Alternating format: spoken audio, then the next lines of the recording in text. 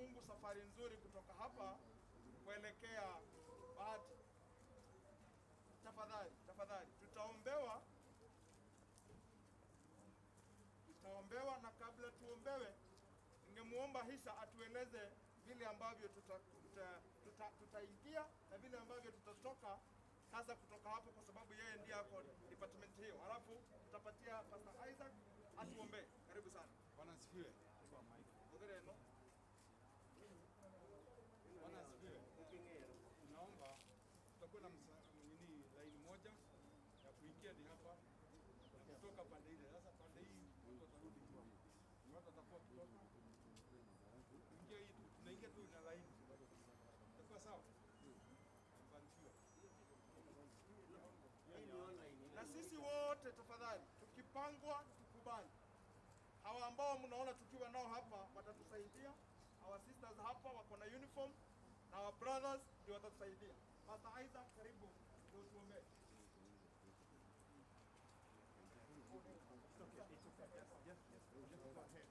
Okay, tunaenda kuomba sasa. Tunamishe uso zetu. Asante Mungu wa mbinguni kwa sababu ya asubuhi ya leo, maana umetuleta Bwana. Wengine wametoka mbali, Mungu wa Israeli, tunasema ni asante kwa sababu ya umbali umetutoa. Tumefika katika hii mochari Bwana wa mbinguni. Tunaomba nguvu zako, tunaomba neema yako. Tunaomba kibali chako katika jina la Yesu. Bwana wa mbinguni, fariji familia, fariji na kanisa, fariji na marafiki. Simama pamoja nasi maana unatupenda. Na maana hii kazi Bwana wa mbinguni umetupa, tunaomba muongozo wako. Tunaomba Bwana wa mbinguni hata tunapoenda kuona mwili, tupe nguvu kila mmoja wetu katika jina la Yesu. Tunakatana na mipango yote ya shetani katika jina la Yesu. Tunaomba Bwana tunapoendelea kuona mwili ukijipanga kuelekea kule nyumbani, Bwana wa mbinguni, ukatuongoza, ukatupa neema ya safari, tuzingine na damu ya Yesu na malaika watakatifu katika safari zetu na magari yote tutakayotumia katika jina la Yesu. Asanti maana wewe ni mwaminifu. Kila jambo tumeliweka mkononi mwako. Na ni katika jina la Yesu Bwana tumekuomba. Amen. Amen. Hisa tafadhali tupange. Na tutafuata line tafadhali. Tutafuata line tafadhali. Bishop and pastors kwanza. Bishop and pastors. Bishop and pastors. Thank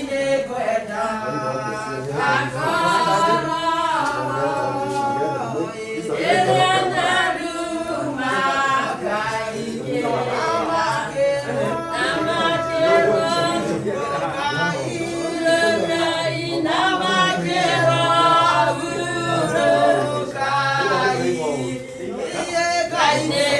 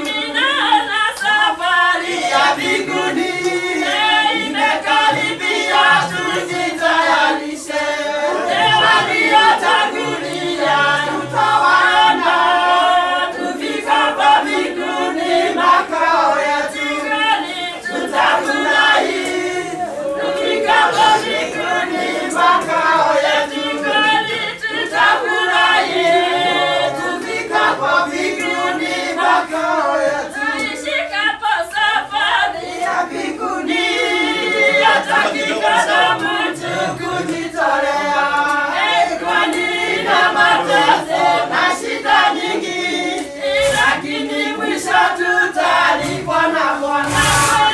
Tutafurahi tufikapo mbinguni.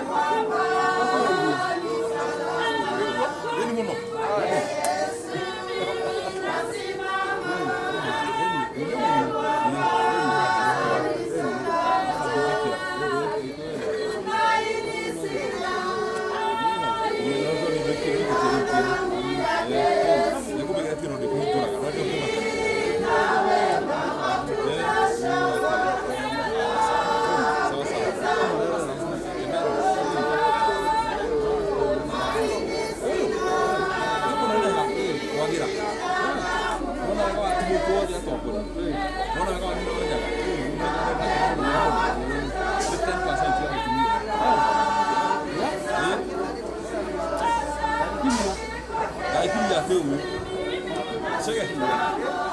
Kariuki na Sege. Oda wa atere. Wewe ni mtu mmoja yule. Unaona hata ndio wewe mwaka 20% hiyo. Damuna no comparison. Na mama akifuna atano. Wewe ona tikano. Wewe she's just a wonderful woman. Mudu mwana. Ule oya mwana. Ona ka Sege na aduti na tai. She's just a wonderful woman. It's a big group wako Imagine. Sasa ndio mtaki imagine hata kwa ruhusa. Ni da kwa ndio mimi. Ni da kwa ndio ndio bila baba. Ndio kapu ya kitu. Sasa kwa sababu ndio ndio. Hadi kai tuleta au gari leo. na vile vile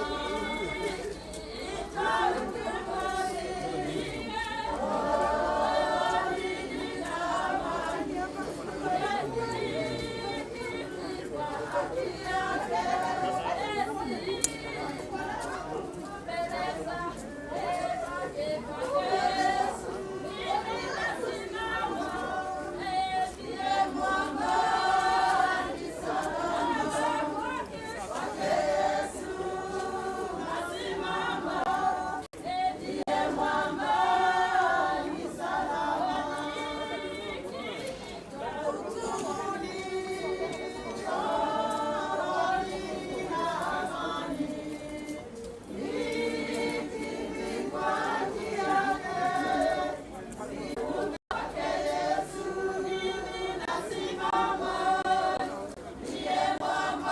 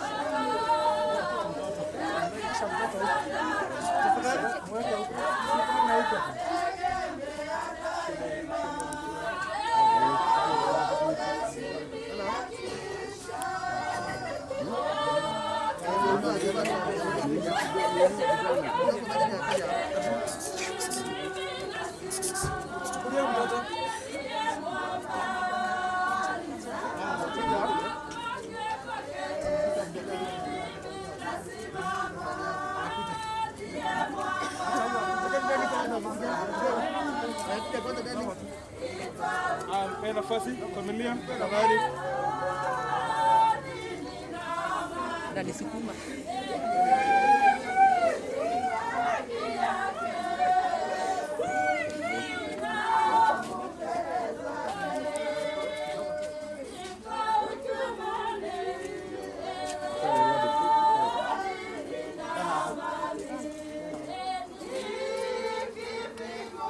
Tukimaliza hapa watu waende kwa magari zao tafadhali. Toima hadu mego ni gari nesiao. Nare matare gari mona pasta eto pasta macharia. Ya gari ni azuko.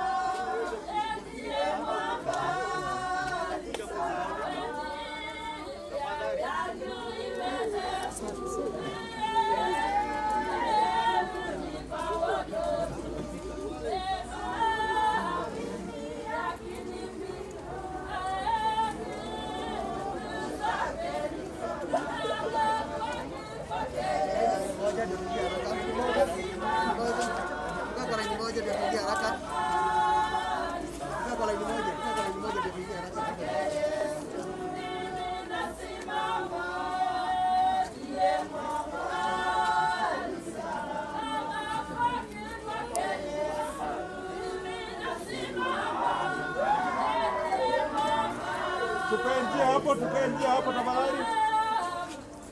Pasta Macharia tueleze mambo ya magari. Wewe kama huna gari tafadhali tunauza unaenda pale. Kama huna gari ukimaliza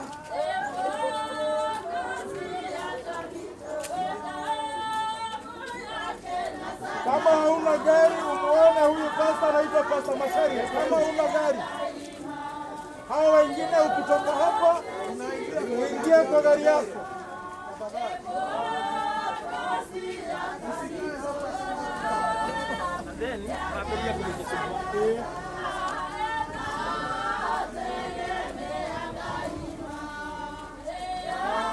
Tuna dakika kidogo sana tafadhali. Dakika kama 10 tumalize. Kwa hivyo wengine waende kwa magari zao. Dakika kama 10 tumalize.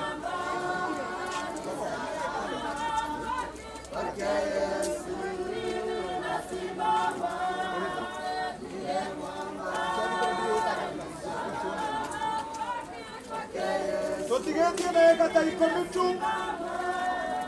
Na kata ikomitu na ikiato hike.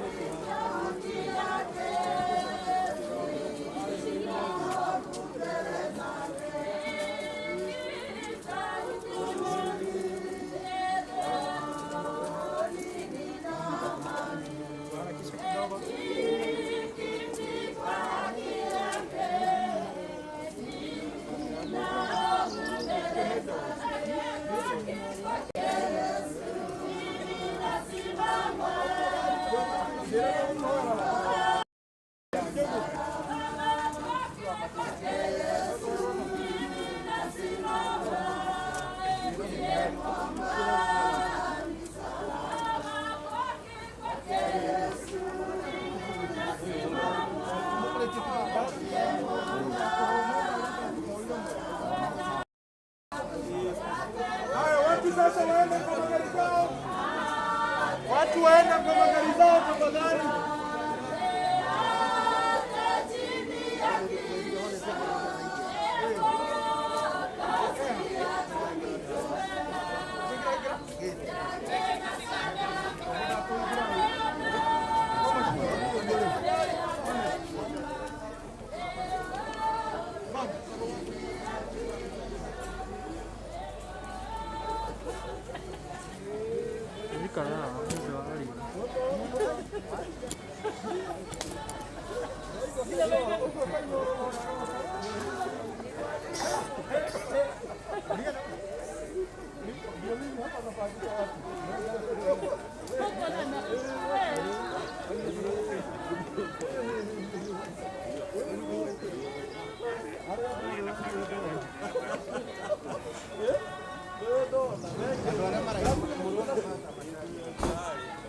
Kama huna gari tafadhali unione.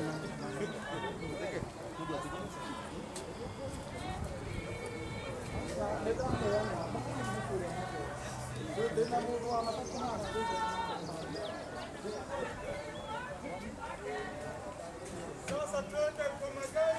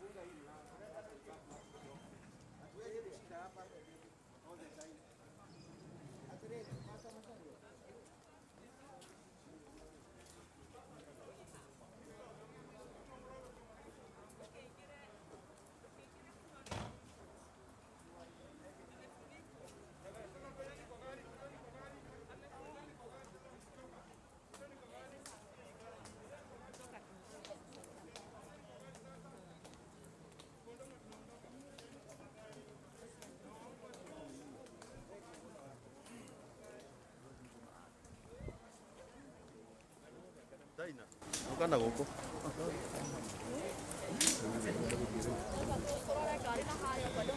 Ngari nĩ nyingĩ harĩa.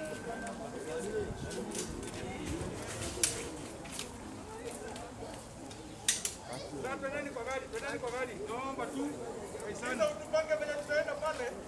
Tutatusaidia. Mama. Nini kiki?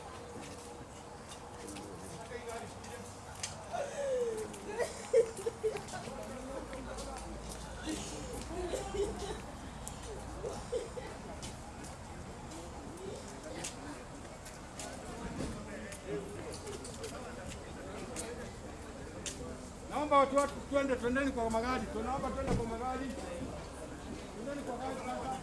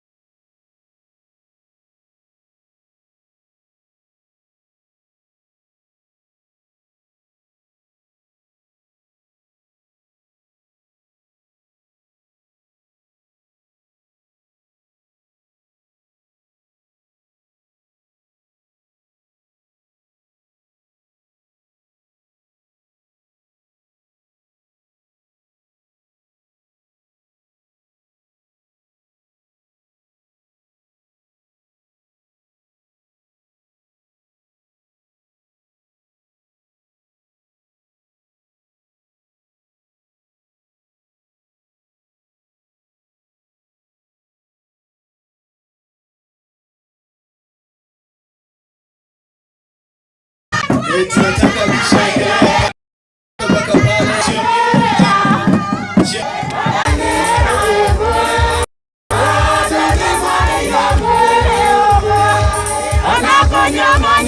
Ili tuwe na mwanzo hadi mwisho mwema.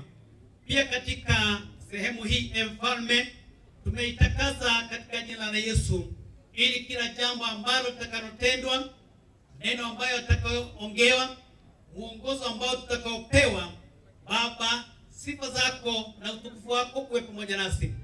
Hivyo tunakuomba siku hii ya leo iwe siku ambayo ni ya baraka, ili watu wengi wapate kubadilishwa na neno lako. Pia siku hii ya leo iwe ye Baba na Mwokozi, tunakuomba na kuamini. Amen. Okay. Asanteni sana. Askofu wetu barikiwa sana. Sasa kile tutafanya, hatutaketi chini, tunataka tuwe na kipindi.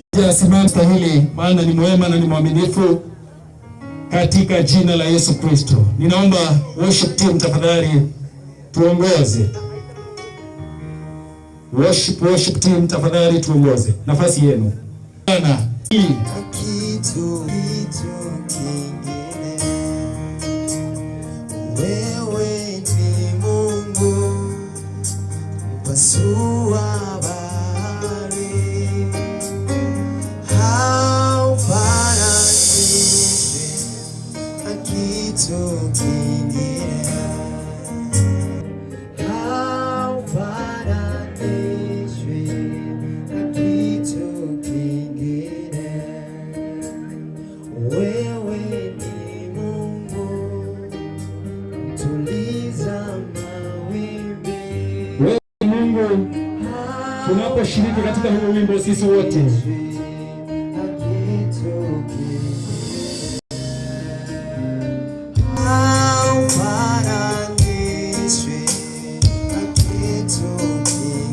mwambie wewe ni Mungu, wewe ni Mungu pasua bahari, pasua bahari, haufananishwi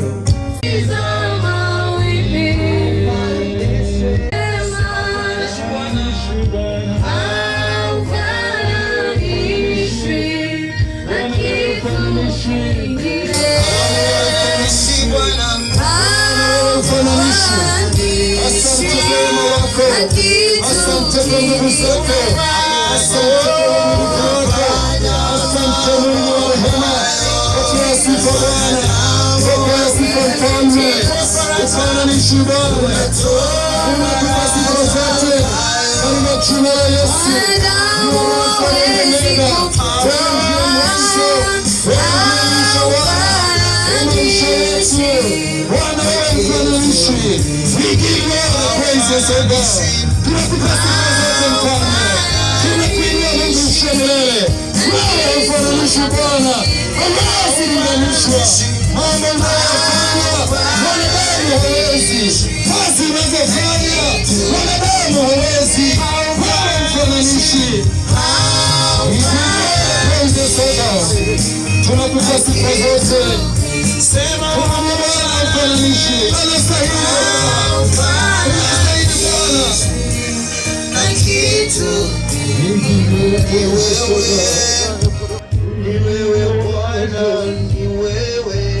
endelea kumwambia Bwana ni asante, endelea kumwambia Bwana ongeza, endelea kumwambia Bwana,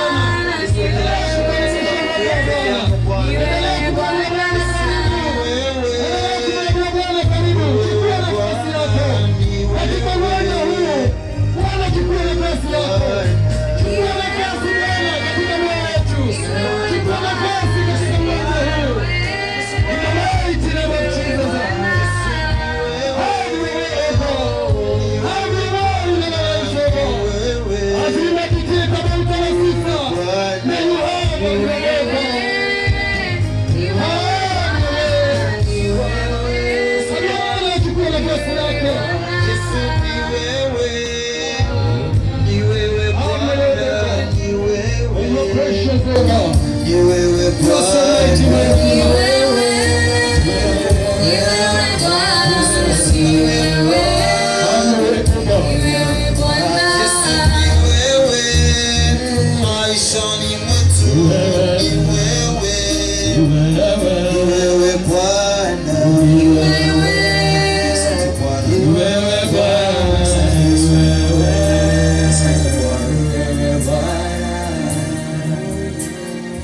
tuombe. Everlasting Father, we give you all the praises. We honor you, Father, we bless your name. Thank you for being our Father. Thank you for being our Lord. Thank you for being everything to us. We give you all the praises. Regardless of what the Job has happened here, but we give you all the praises. Because the Bible says that you are the Lord. You started and you shall accomplish whatever you started. We pray and we invite you here, God. Your presence to... Wengine nimeomba tu utulivu kidogo, tunaletewa viti na tumepewa viti za shule na pia zinakuja hapa. Kwa hivyo kwa dakika chache tutakuwa sawa na tutakuwa tumesettle hiyo mambo. Nikiongea hivyo, naomba ambaye atakayenena kwa niaba ya familia ili atushike ugeni. Kwa niaba ya familia tuko na Mrs. Mohia Gedhi. Mrs. Mohia Gedhi, tafadhali ukaribia hapa. Tafadhali. Ambaye anashughulika viti, Mama Murege, viti ziharakishwe sana. Wageni already wameanza kuingia. Ambaye ananisaidia mambo ya microphone, patia Mrs. Mohia Gedhi atushike ugeni kwa niaba ya familia. Asante.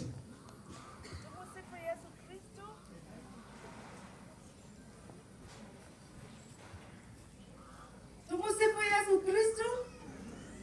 Ingia mkono hata kukiwa kuko hivyo. Tunasema Mungu ni mwema, si ndio?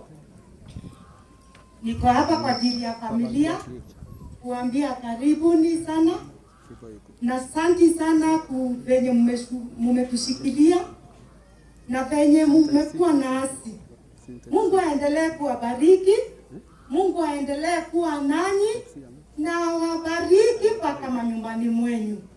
Na tunawashika mkono na tunaomba muwe nasi mpaka mwisho. Na kwa kwanza tushikilie hii familia ya Mishe na watoto, tuwe nao kwa maombi na kwa kila jibu na kwa kila jambo. Tunaomba muwe nasi na mbarikiwe sana. Asante sana Mrs. Meregevi.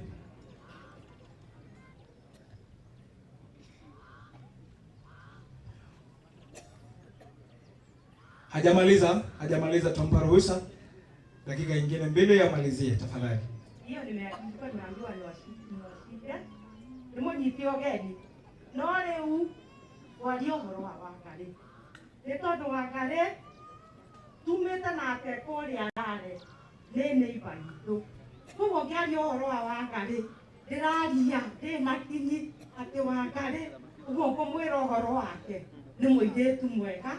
Tondu na twetanaga atiriri ati wanyina reta kuga atiriri wakariri kumugania maita matatu tuge atiriri wakare ni muciari na ni mutugi tondu wakare ona ngithie kwao mucii ukore wakare akonyitaga ugeni wakare ni mwana wikio wakare ginya uteithio wa uria ungienda ndangiaga gukuhe wakare thi gwake mucii ndungiuma utanyuite kana utarite wakare ona ni gukuria atiriri ukwenda gukua ki wakare ni mwana wi ngoro nene twitanaga nake atiriri wa nyina Isa na nikio ndina hinya wa kwaria iguru riake ndiraigua hinyiririkite muno tondu na ria turaria na wakare tungithie tukorwo na function ya njira atiriri nyina acikukira we ni wokwaria tondu nyina wakare abakaga mibango na guku thi na ndari hindi agakorwo haria mbere tondu andaga kubanga na mibango ibangike riu ithuĩ ona nithuĩ tuonekaga tarĩ tũrĩ a bata tondu nĩ ithuĩ tũbangira ti ithuĩ tondu na ndĩmũragia atĩrĩrĩ tarĩu ona ngũragia atĩrĩrĩ Ngai mwathani niĩ wakare ngũragia atĩrĩrĩ gũthiĩ kuga atĩ we no uga thurwo njukenjagie ĩ nĩ wega mũno no gũthiĩ kuga atĩ wakare acokaga akanjĩra atĩrĩrĩ inaciku ũgũthiĩ kuga ũũ na ũũ na ũũ rĩu nĩ ona angĩaria mũkwĩra ta ndĩ wa bata mũno tondu niĩ nĩ kwĩrwo njĩri mũtingĩmenya nĩ kwĩrwo njĩri onakwa no mũmenye mũndũ ũraigua gĩkũyũ ta nĩoe guoko na igũrũ ningĩ twendi nĩ kĩahĩngĩca kauga atiriri Wangari nĩ mũtumia wĩkĩo.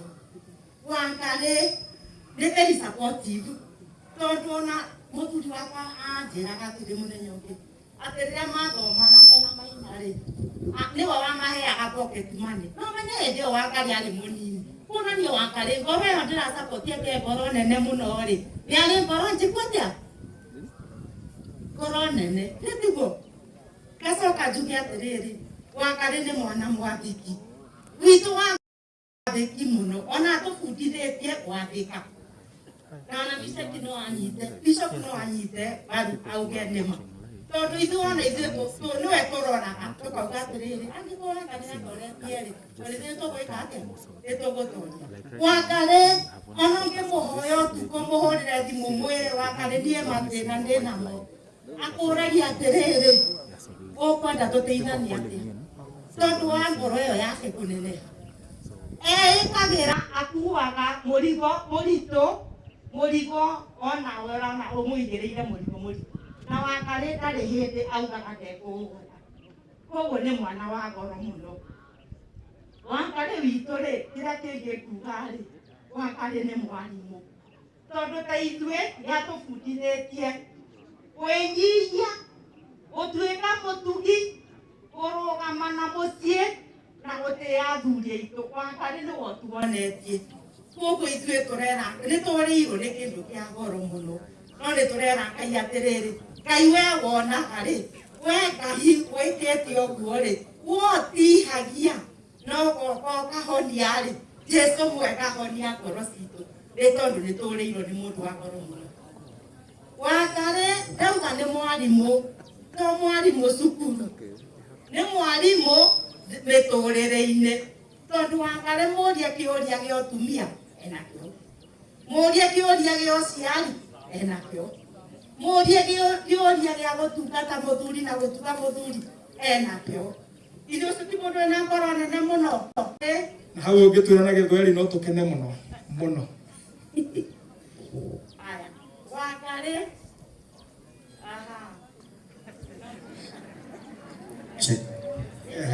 Sawa, tuendelee tu. Rĩngĩ na Gĩkũyũ sawa. Wangari is very supportive.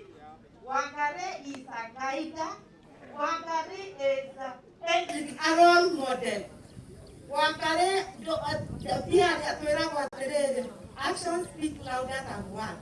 Wangari nĩguo ahana atĩ mawĩko make na ciĩko ciake itũrĩte imumĩte thutha na ona ũmũthĩ nĩmũtirona imumĩte thutha ithe mũtirĩ gũkũ tondũ Wangari mawĩko make nĩmamumĩte thutha tondũ ũrĩa mwana mwega tondũ ũrĩa mwathĩki.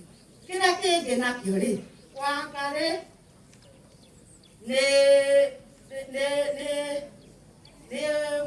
ũteithio kũrĩ andũ othe tondũ Wangari ithuĩ na kanitha-inĩ mũtiramuonaga. Wangari is a good example tondũ ona nĩ atumia a Bishop nĩnjũĩ nĩaheanĩte gũtuĩka example njega na nĩkĩo ũguo ahana. Wangari nĩ ibuku Wangari nĩ ibuku atĩ wona Wangari harĩa arĩ nĩũmenyaga nĩũgũthoma. Wangari nĩ ibuku na wega kũria atĩrĩrĩ ibuku rĩa Wangari andĩkĩte na nĩkĩo ndĩrathiĩ ona ngahĩngĩcano gĩthweri gĩkarema gĩthũngũ gĩkarema na nĩnjũĩ tondũ Wangari andĩkĩte ibuku kuma rĩrĩa aciarirwo ũheagwo kabuku ũheo kabuku-rĩ kabuku kau gaku-rĩ wĩkagĩra kĩ wandĩkaga kĩ kabuku-inĩ kau gaku nĩ tondũ ibuku rĩu rĩaku nĩrĩo ũmũthĩ tũrathoma rĩa Wangari nĩrĩo tũrathoma tũkageria kwaria tũkageria atĩa no tũkageria kuona tiga nĩ Ngai okire tũrĩ anyihanyihĩre no tondũ Ngai ena hinya-rĩ gũtirĩ ũndũ tũkuga nĩ tondũ nĩ Ngai mwĩhokeku. Wangari nĩ ibuku rĩega ibuku rĩaku wandĩkĩte kĩ wandĩkĩte na mwandĩko ũngĩthomeka-rĩ wandĩkĩte na mwandĩko ũtaroneka-ĩ wandĩkĩte kĩ kana wambĩrĩirie ũgĩkinyia gatagatĩ ũgĩcoka ũkĩũrĩrwo nĩ ũrĩa kwandĩkaga atĩ kia kufungo kia mbere na gia kere na gia gatatu itihanaine. Yes. Wangari andikite ifungo ciothe irumaniriire uria ciagiriire. Na nikio Ngai akenetio ni mwana uyu. Tondu ni turamenya ani ndiratekia ati Ngai kuri ari ni mukenu ni mwana uyu. Ni mukenu tondu nikio amwitite athie amuru. Na ithe twĩyũria atĩrĩrĩ, hihi eheria Wangari onekana ithuĩ mawĩko maitũ nĩ megũkinyanĩra ta ma Wangari, tondũ nĩ atũthomithĩtie akorwo nĩ atumia a kanitha, akorwo nĩ ciana cia kanitha, akorwo nĩ ciana cia cukuru ĩno nĩ atithomithĩtie na kũrĩa kũngĩ, no rĩrĩ nĩ ũgũkinyĩra ta Wangari, nĩ mũrakobia example ya Wangari. Ibuku rĩaku-rĩ kwandĩkĩte rĩ kana nĩ mũthokotanio? Tutige gũthokothania buku yaku ũngĩrĩ ũrĩ mũkristiano wandĩke ibuku rĩaku ũndũ Ngai ona rĩrĩa ndungata cia Ngai ikarũgama haha nĩ ikanĩrĩra ciuge atĩ ũyũ nĩ andĩkĩte ibuku rĩega. Yes. Tondũ nĩ atuĩkĩte an example to everybody. Niĩ nguga Ngai arathime Wangari o kũrĩa arĩ na muoyo wa Wangari ũhurũke. Wangari witũ ũhurũke. Thank you.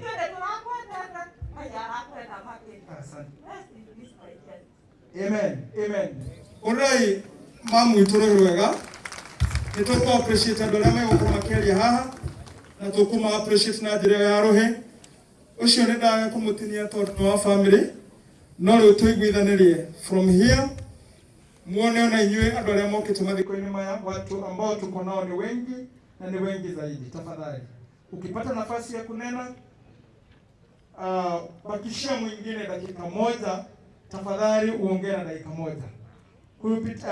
Kumaliza pale tutaenda mnenaji wa marafiki, naye ni Cecilia Wairimu. Cecilia Wairimu akimaliza, Samuel Nduati ajikarishe, yeye ndiye atanena kwa majirani. Cecilia Wairimu, tafadhali yuko pande gani? Cecilia Wairimu? Mnamuona? Oh, thank you. Microphone ni jega. Oyo mehudhire. Huyu ananena kwa niaba ya marafiki kwa dakika chache, tafadhali. Wana nyagosho ya mwete na murathime na muturia njĩra-inĩ ciake. Amarĩtwa makwa njĩtagwo Cecilia Wairimu, na nyina wa Toni wa mũthuri wĩtagwo Oscar Njoroge. Ndiaria ũhoro wa Margaret kana Wangari-rĩ, ndĩmwĩta Wangari tondũ nĩguo tũmenyeranĩte gwĩtana. Anjĩtaga Wairimu na niĩ ngamwĩta Wangari. Wangari tũreretwo nake kũrĩa gwitũ rarĩ Bagaria, kuma tũrĩ anyinyi nginya hau tũkinyĩte nake. Rũgano rwa Wangari rĩrĩa ngũrũroraga ũguo-rĩ, ona ndona na itinĩ iria ciandĩkĩtwo-rĩ ciuma mũtwe wakwa. Hĩndĩ ĩrĩa twathomaga nake na ngĩrĩkia mbere yake-rĩ, ndandĩkirwo kwa Jesi, nake anjĩrire niĩ tũrĩikaraga nawe, ndĩmwĩra no gũkũ gwitũ ngĩti-inĩ ũke wĩharĩrĩrie. Thogoto niĩ ndamuonire hakwa atĩ njĩra nĩ ndoka na ndakũrehere mũrata ũyũ wĩtwo nyina wa Irimũ, ũrĩrĩaga gwaku, ũrĩtũheaga kila kitu tondũ ithuĩ tũtirĩ kĩndũ. Ngĩmwĩra nĩ wega. Rĩu-rĩ, Wangari hĩndĩ ĩrĩa ndarĩ mũciari wake-rĩ, twacokire tũkĩobatanwo agĩtuĩka nĩwe mũciari wakwa, ararĩ mentor. Wangari ndarĩ handũ angĩrathire na age gũtiga ngumo njega. Wangari ndarĩ handũ angĩragerire ũguo na age kũmenyeka no agerewa. Nĩ ndĩreyũragia atĩrĩrĩ, hihi-rĩ, Ngai gwathi atĩa? No harĩ ũndũ ũmwe ndĩramenyire, atĩ harĩa Ngai agerete athiaga agĩkaga wega. Njĩra ĩrĩa Ngai aragerire nĩ njega na Wangari athiĩte kũndũ kwega na ahurũke ũhoro. Wathani aroho. Onake tumo appreciate. Rege. Asante sana mama. Samuel Duarte.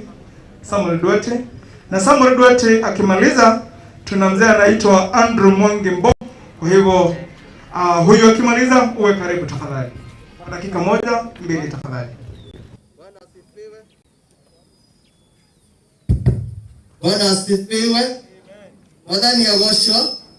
Kwa majina ni kama ambavyo nimetajwa. Naitwa Samuel Nduati ama Baba Wanja. Nimeokoka, Yesu ni Bwana. Kati naongea kwa sababu ya kwa niaba ya majirani. Mimi niseme kwanza, nilikuwa mwanafunzi wa Madam Kariuki. Amenifunza kutoka darasa la 4 hadi darasa la 8. Alikuwa mwalimu mzuri kwangu sana. Na Kiingereza ilipokuwa ni wenye tuko na wazazi wetu, ile Kiingereza ambao huwa naongea ama ambao huwa naandika yote imetoka kwa Miss Kariuki. Lakini kwa sababu nimeambiwa niongee kwa niaba ya majirani, nataka kusema hivi, kama kuna mtu ambaye tumepoteza kama wana Kameroli, mtu wa maana ni Mrs. Kariuki. Nyina wa Filipo arare mutumia wa mwanya itora ineritu. Undu wa kumakania ni ati ono ngitikwa nyina wa tumia kare yothe ndimui mucio cio tie ndakora wi ngui ati no igocokithie mucio cio ngeti ikoragwo yothe ehingure. Andu aitura ni moe ati ungiragire na mai uthiuruke itura riothe wage mai kuria ungiramoneire ni kwa nyina wa Filipo. Undu ucio nuraturagia muno ta itura ni uraikarite wega na andu itura tukaigwa mucio tutiaigwa ngui. Undu uri ungire tutonaga angi maikarite na thita cia muthuri na aciari ao kwa kwina ngui no kwa nyina wa Filipo tutire twaigwa ngui. Ningĩ na family okuingia no njega tondu nyina wa Filipo no akorwo mwega na family igikorwo ĩ njũru no mari mucogotha no tutire twaigwa itwe tũrĩ tũrĩ riega. Niĩ nĩ aranjĩra kanjĩra mwana rĩrĩa twacemania nake nĩ aranyũmagĩrĩria mũno no ndi mtenda kasi kanitha-inĩ witũ na wa full gospel. Na rĩrĩa ndamũrirwo nĩ anjĩrĩra akĩnjĩra thabarĩ ya ũtungata ti hũthũ na akĩnyũmĩrĩria na akĩciugo cia bata mũno. Koguo rĩrĩa tũrorirwo nĩ nyina wa Filipo nĩ tũraigure tũrwo nĩ mũndũ wa bata mũno. Family ya nyina wa Filipo nĩ ĩkoretwo family mũtanda mũnene mũno kũrĩ itũũra ritũ. Nĩ tũkoragwo na group ya WhatsApp ĩrĩa tũcangagĩra kana tũgacommunicate itũũra-inĩ ritũ. Na family ya nyina wa Filipo matirĩ matigwo na thutha. Rĩrĩa othe hakorwo na msaada ũrabatarania makoragwo marĩ mbere. Ũndũ ũmwe ũngirie mũno, kwĩna mũtumia jirani witũ wĩtagwo nyina wa Elija. Rĩrĩa arakuithĩtie ũriũ Bishop maroka gũtwara thibitarĩ mwena wa Nairobi, no tũramati-inĩ Bishop yahũrĩire thimũ na akĩndũmĩra mbeca msaada wake wa kũrũgama na family ĩyo. No kwa nĩ mũndũ ũngĩ angaugire atĩ acugũrĩkĩre mau tondũ ndoĩ nĩkĩ igũthiĩ gũbatarania na kũu. No ona ene mũrigo no araigua nĩ ekũrũgama na itũũra. Ũndũ ũcio watũkĩra ngoro na njĩra nene mũno na tũkaigua tũkĩgirĩka.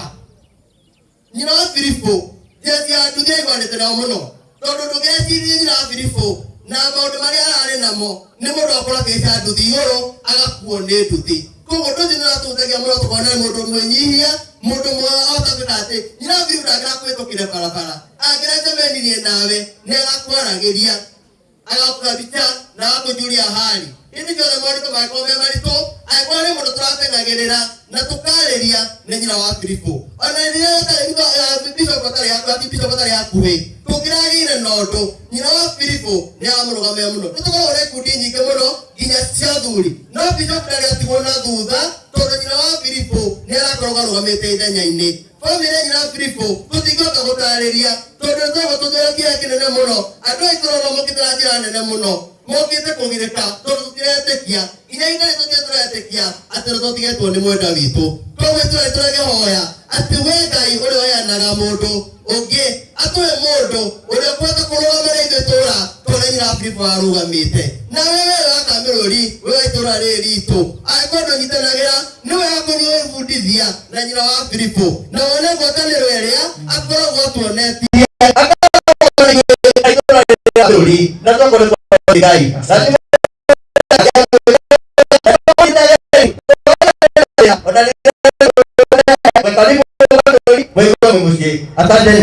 Asante sana.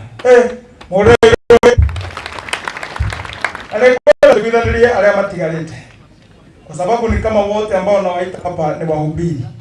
Tafadhali nikikupa dakika moja, wacha iwe dakika moja, kwa sababu masaa haya yamebaki ni machache sana, na tungeomba kila mmoja ambaye amepangiwa kunena akanene kwa njia fupi. So Andrew Mwangi Mbogo, wewe ndiye utaonyesha wengine vile watanena. Andrew Mwangi Mbogo yuko wapi? Tafadhali wewe utanisaidia kuonyesha. Ukisipomaliza dakika moja itakuwa msaada kwangu.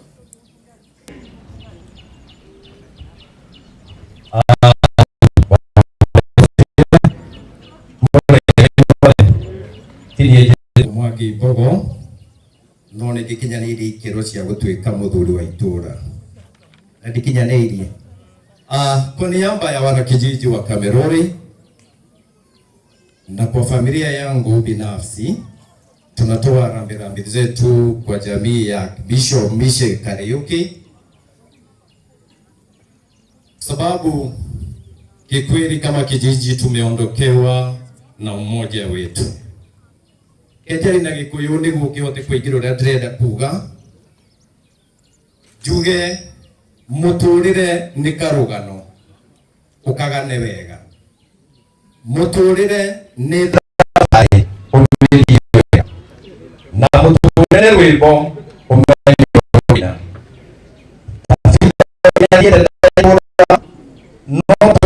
Ngai atwara ta vithogi nende mwenda itwa hagwa mwene tumenya na mundu wa itwa ni muciari hari nie ni anderete na nima turi aguthe na tondu icoki na matamu ihoreragia barathiri na gutwana wa Ngai uhoreragia ngoro. Ngai uka uhorerie ngoro cia itura riri cia family ino tondu ni ngugo MC mundu toyo wangihuruka ti wa kuheo mathaa macio ke tugacamania taira tugathikana umuthi ona ni ndathie ni nginyaneirie hau ndikana thiko na ihenya. Ngai amurathime na muthina thayo. Ucio oiga athie aria tugakorwo twikuo tuguko turi guku na kana thiko na ihenya.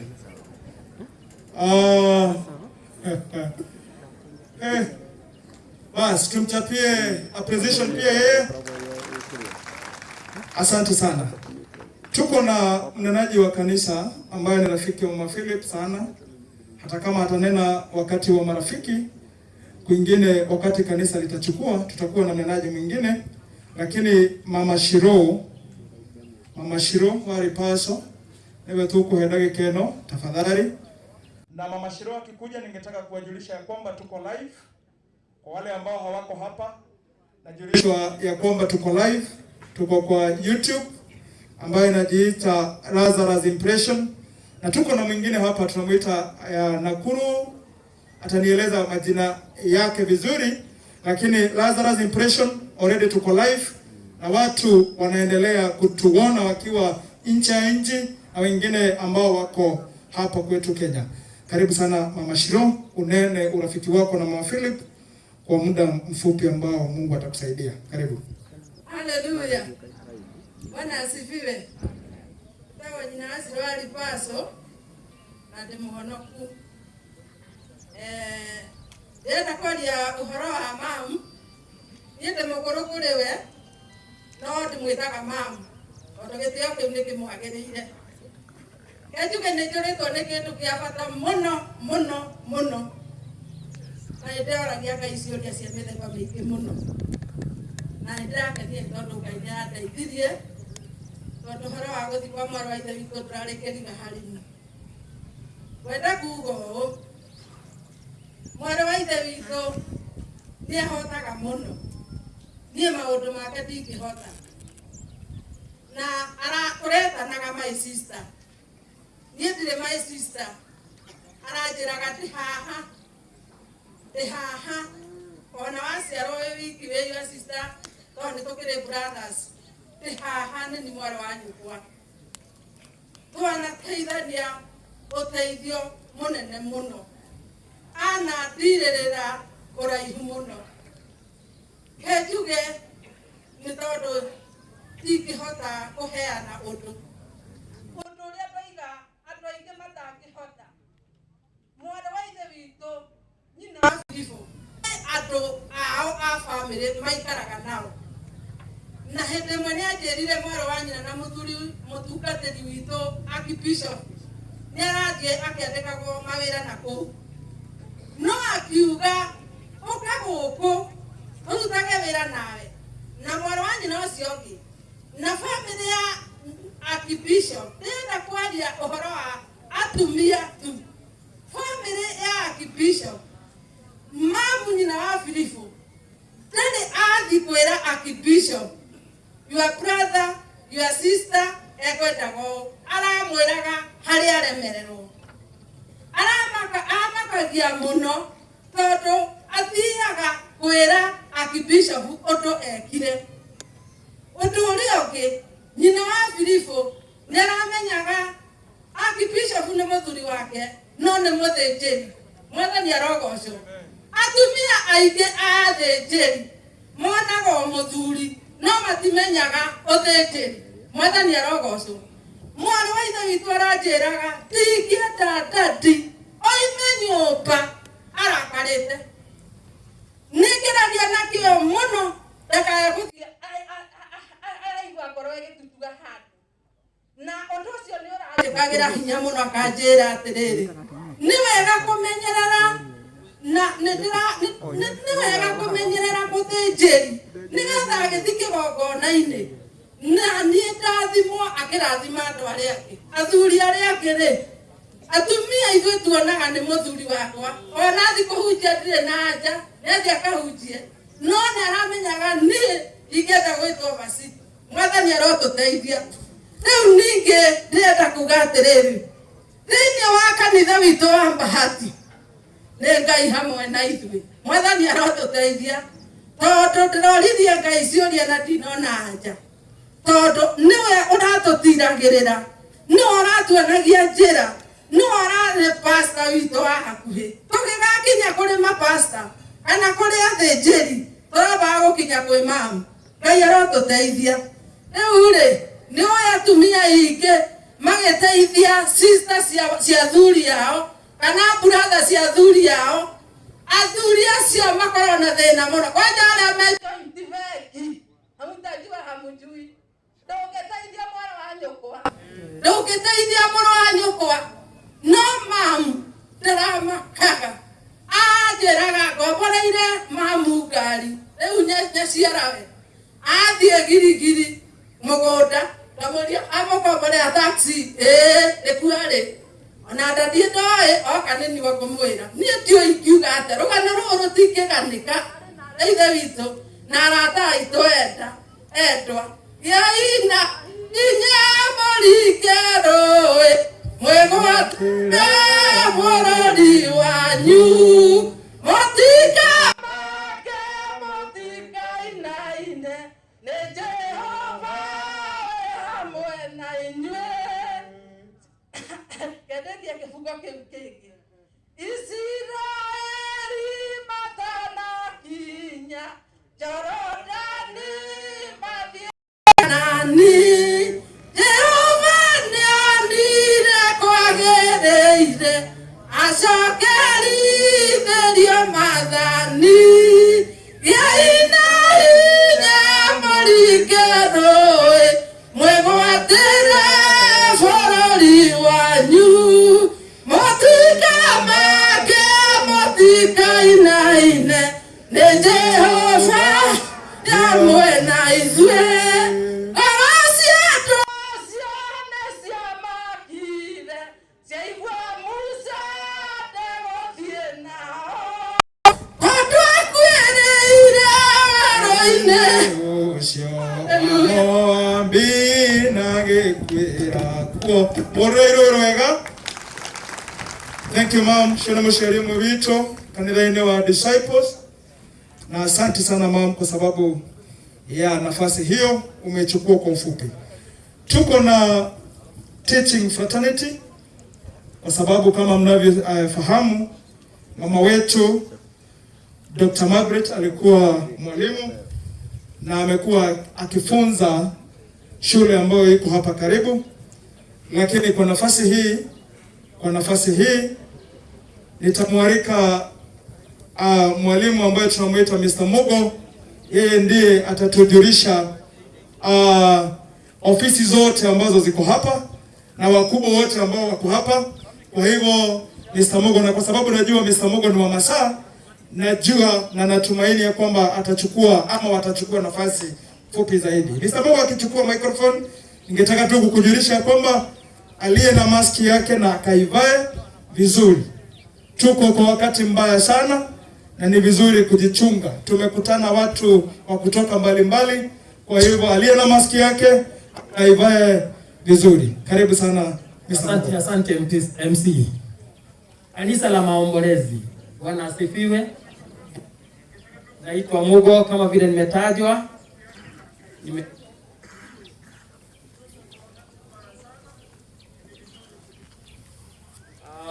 Consultation inakubalika. Nasema naitwa Mugo, nimeokoka, nampenda Yesu kwa sababu amenipenda na alinipenda kabla ya kumjua. Kama vile imesemwa, nitaita teaching fraternity. Mwalimu alikuwa na boma mbili ambazo walikaa sana. Boma ya kwanza ni ya baba yetu anapoenda nyumbani, na boma ya pili ni mahali alishinda na watoto. Na kwa sababu ninataka kugawa muda huu kwa nafasi ambayo nimepewa kwa kifupi sana, ninaomba wale nitakawaita hapa tafadhali watii na waweze kutumia muda mfupi iwezekanavyo. Nitaanza na mwalimu mkuu wa shule ya Muringa Primary. Bwana Kiabati, karibu.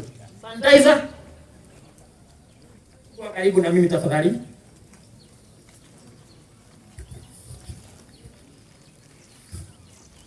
Okay, asante sana MC. Mimi ni mwalimu mkuu wa shule ya Muringa na nataka nichukue nafasi hii kuwajulisha walimu wangu kwa waombolezaji.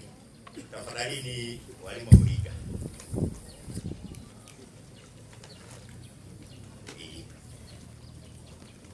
Okay. Na pia watoto wakaribie.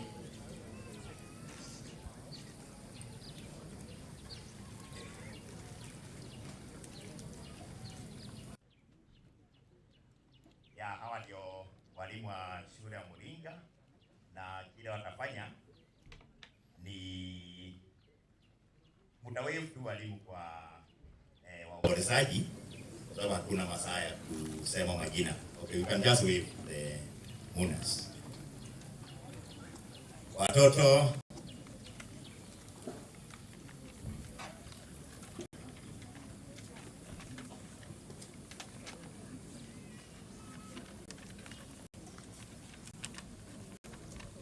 okay, watoto hatukuwaita wengi kwa sababu ya COVID protocols.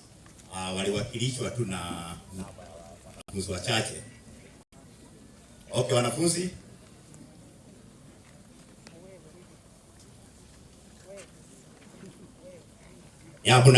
Mna wave kwa waombolezaji. Sawa.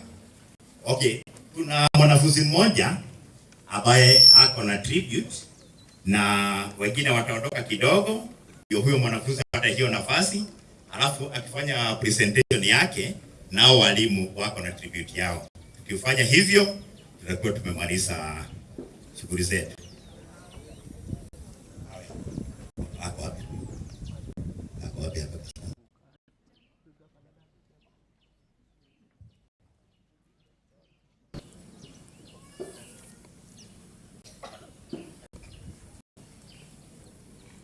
Msifu Yesu Kristo.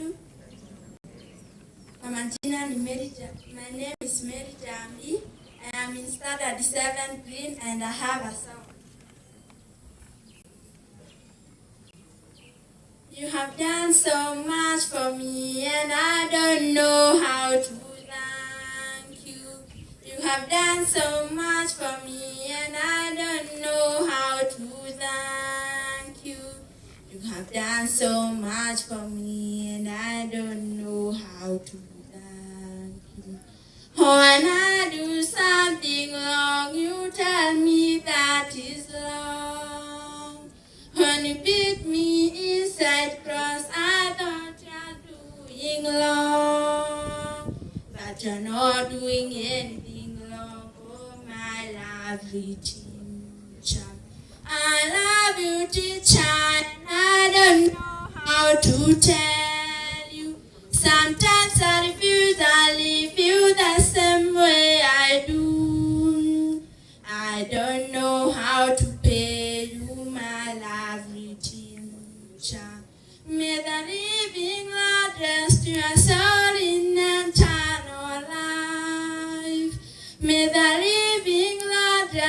your soul in eternal life. May the living Lord rest your soul in eternal life. Teacher, and I don't know how to pay you. Sometimes I refuse and leave you the same way I do. I don't know how to pay you, my lovely teacher.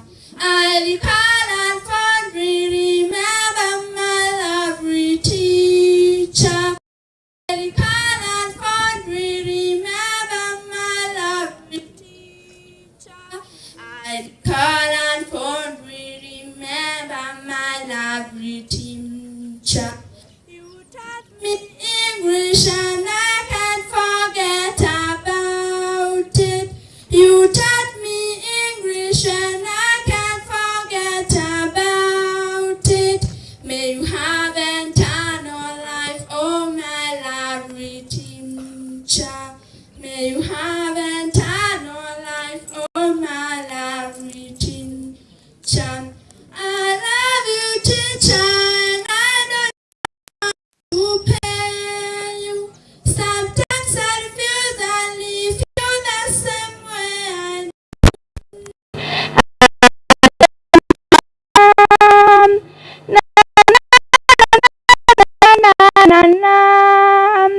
na na na na na na na na na na.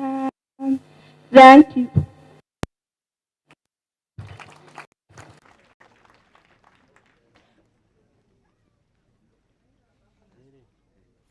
Now, this is the Moringa fraternity.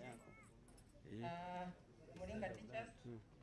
We have a tribute for our colleague, and it's a very short one.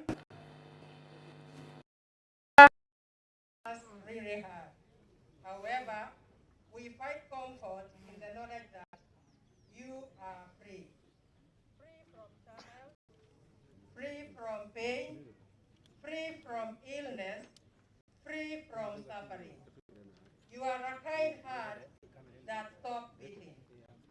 You are two tired eyes closed to it and moan, for you are not there. You are 1,000 winds that blow, 1,000 stars that glow, 1,000 lays that glitter. As soon as you heard your Maker's call, you found your angelic wings and flew to your eternal home. And since that is where you always strive to be, you are so rested in its lightful praise. This is a gentle whisper to us that indeed Nekorale andale wake matuko makwa mothe mathina ndikamari rikanare nekorale matuko makwa mothe mathina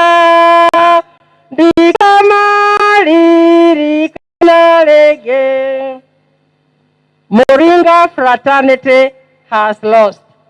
Moringa is the same again. Your unique character is second to none.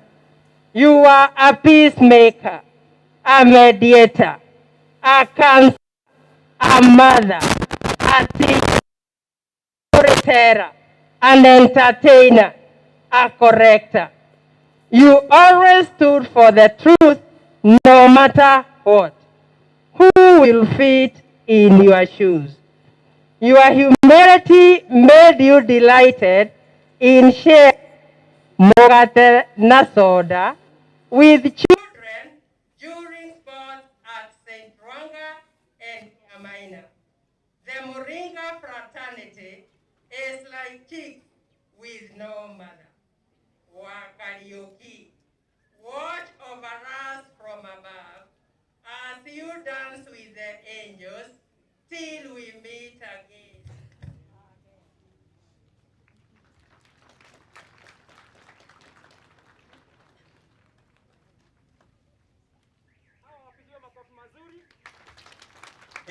Iwe makofi. Tumesema bomba mbili, hiyo mmeamini kabisa ni bomba moja ambaye na alikaa kwa muda mrefu. Kutoka sasa kwa wale wengine ambao nitakawaita hawatumii muda mrefu, hao ndio tulikuwa tumepea share time yetu. Kumwona mwajiri ambaye anaitwa Mr. Geshohi ambaye ni ESO in charge wa area hii yetu. Wako wapi bwana? Tafadhali. Bwana Geshohi. Ninamwona pale anakuja.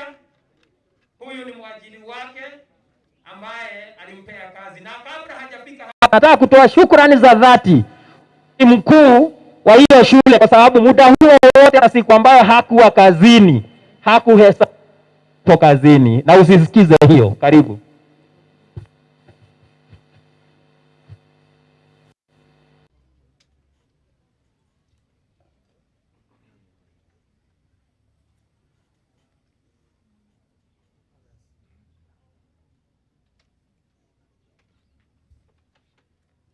God is good and all the time.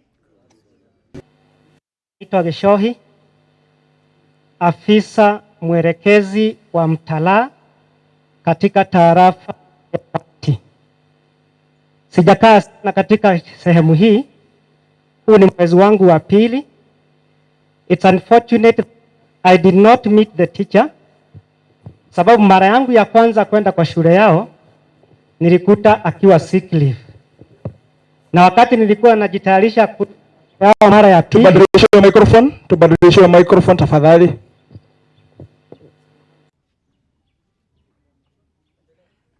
Wakati nilikuwa najitayarisha kwenda katika mara ya pili katika shule hiyo, ndio nikapata habari ya kwamba mwalimu ametuaga. Kwa niaba yangu na familia yangu, napea familia ya mwalimu rambirambi zangu, na sasa nitasoma rambirambi za mwajiri ambaye ni Teacher Service Commission, mimi nikiwa ndio nimesimamia tume hiyo.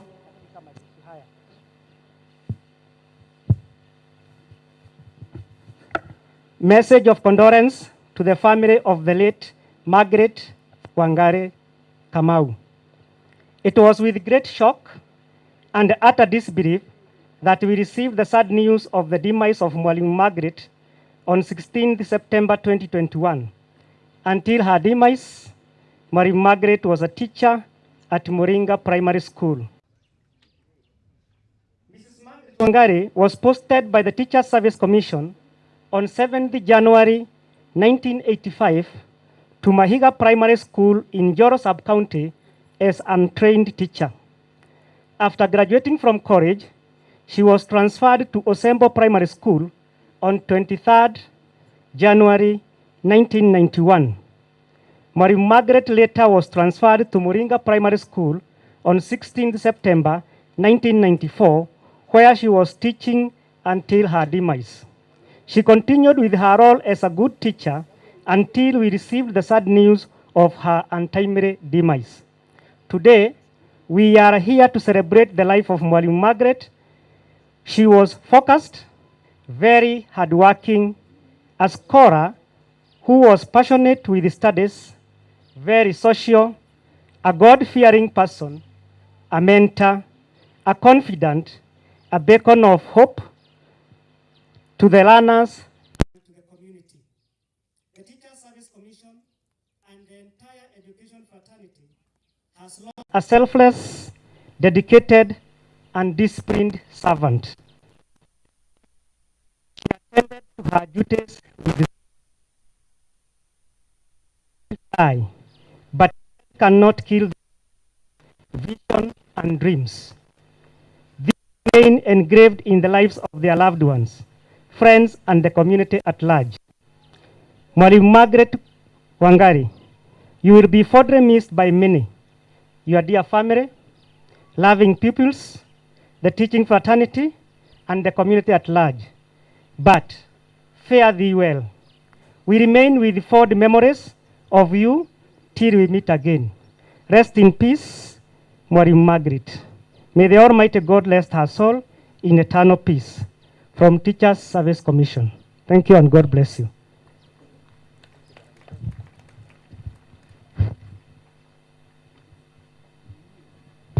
Thank you. Bwana CSO, huyo ndio mwajiri wetu kama walimu. Tunafuatia kutoka hapo na Bwana Mihari ambaye ni wa chama cha BBF. Hatuna watu wengi kutoka huyo, nitaita mwingine mmoja. Na kabla hajafika hapa, ili niokoe muda, kuna madam ambaye anaitwa Madam Gakenia. Sijui amekaa pande gani. Ningetaka huyu madam asimame. Oh, where are you? Wave to the crowd please. Huyo madam amekuwa madam wa maajabu, amekuwa link between family, neighbors na walimu. Asante sana, ubarikiwe. Karibu.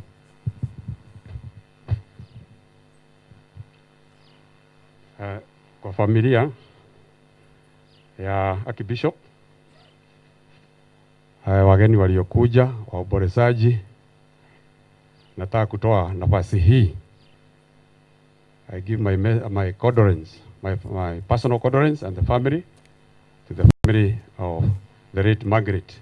I can say that Margaret, many a times we do go to burials, but sometimes when you come to buries to somebody whom you know, whom you have worked with, one who has helped you, you feel sometimes very weak, even very hard to address the congregation. Madam was very close to me personally, very close. Even I can attest here and say that when I had challenges in life and required prayers, I could call her and then tell Bishop, there is somebody who is in need of prayers. And he's insisting that you pray to him and you mention him by name. And after that, anytime we could meet with Madam Kariuki, with Archbishop, she could tell the Archbishop that this is the man who had called and insisted that you pray to him and call him by name. I'm feeling very much touched by the death of Madam that I have no words. I'm from Nakuru Teachers Burial and Benevolent Fund, where Madam was a member. She greatly supported me, all her duties in church and in school, and come and vote for me. So she was so close like that, and even when I'm here, I'm feeling very much touched. So I have the official message of condolence from the organization. So the family of the late Margaret,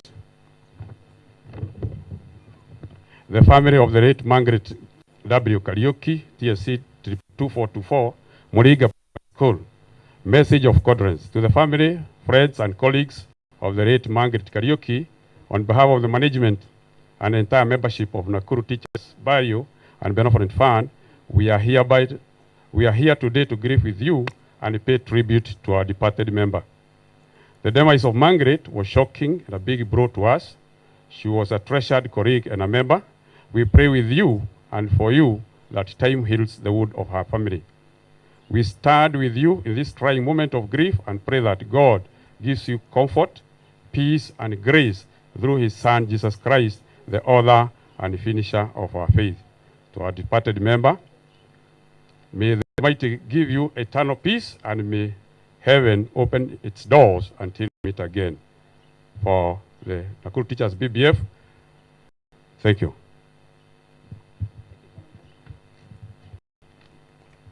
Thank you very much, Bwana Mihari, for that good condolence. Niko na mtu wa siasa. Leo nawaomba mseme tu mwalimu. Nikinyenyekea nikiwa pia mwalimu. Bas, mtetezi wa mwalimu karibu, Bwana Kavuli.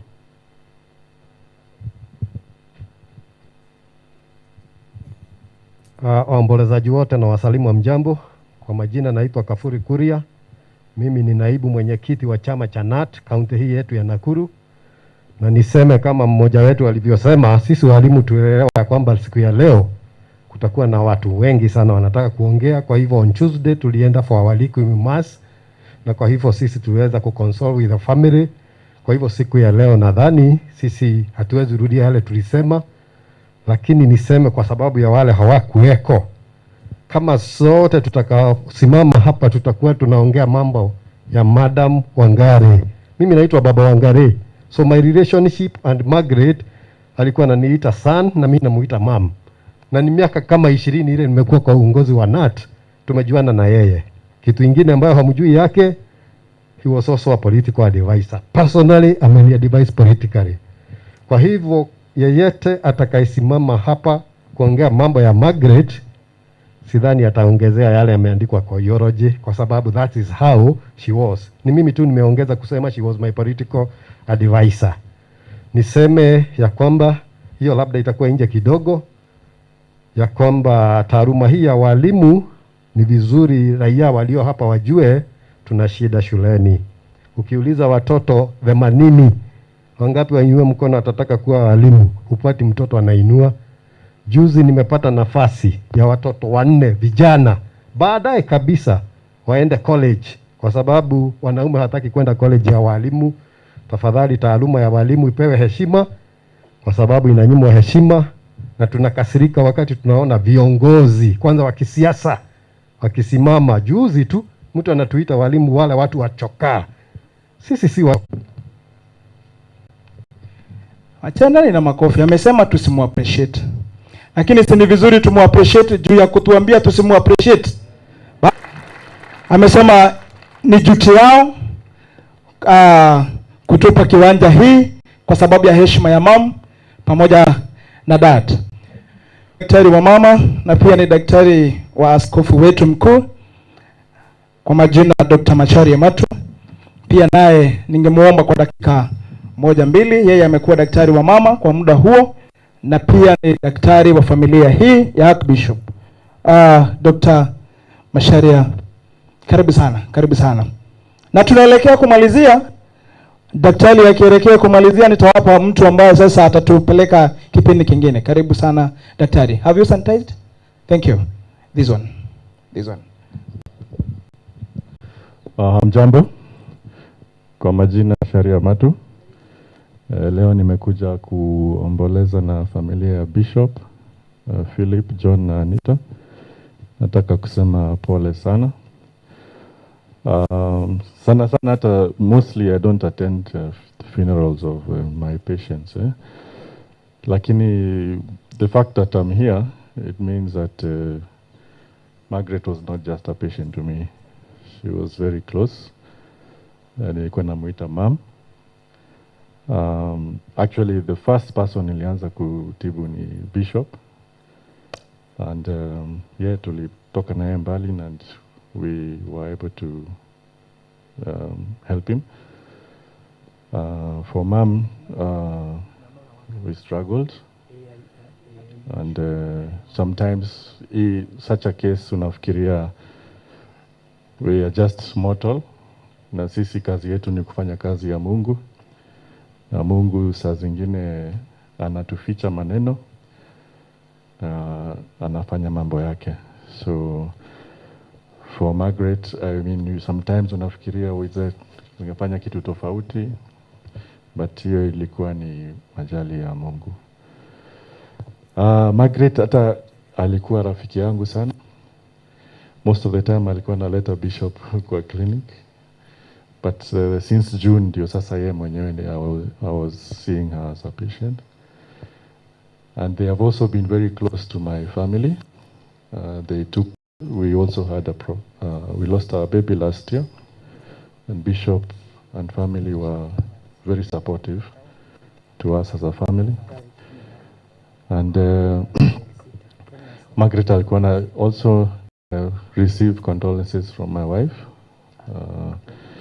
Alikuwa anamuita say hello to my friend. You remember akitoka alikuwa anasema salimia rafiki yangu. So pia yeye amesema niwaambie. Pia sisi tumeshukuru. Tumu-appreciate vizuri. Merono igwa daktari.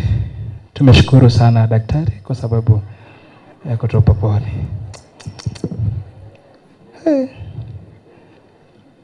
Basi tumu-appreciate vizuri daktari.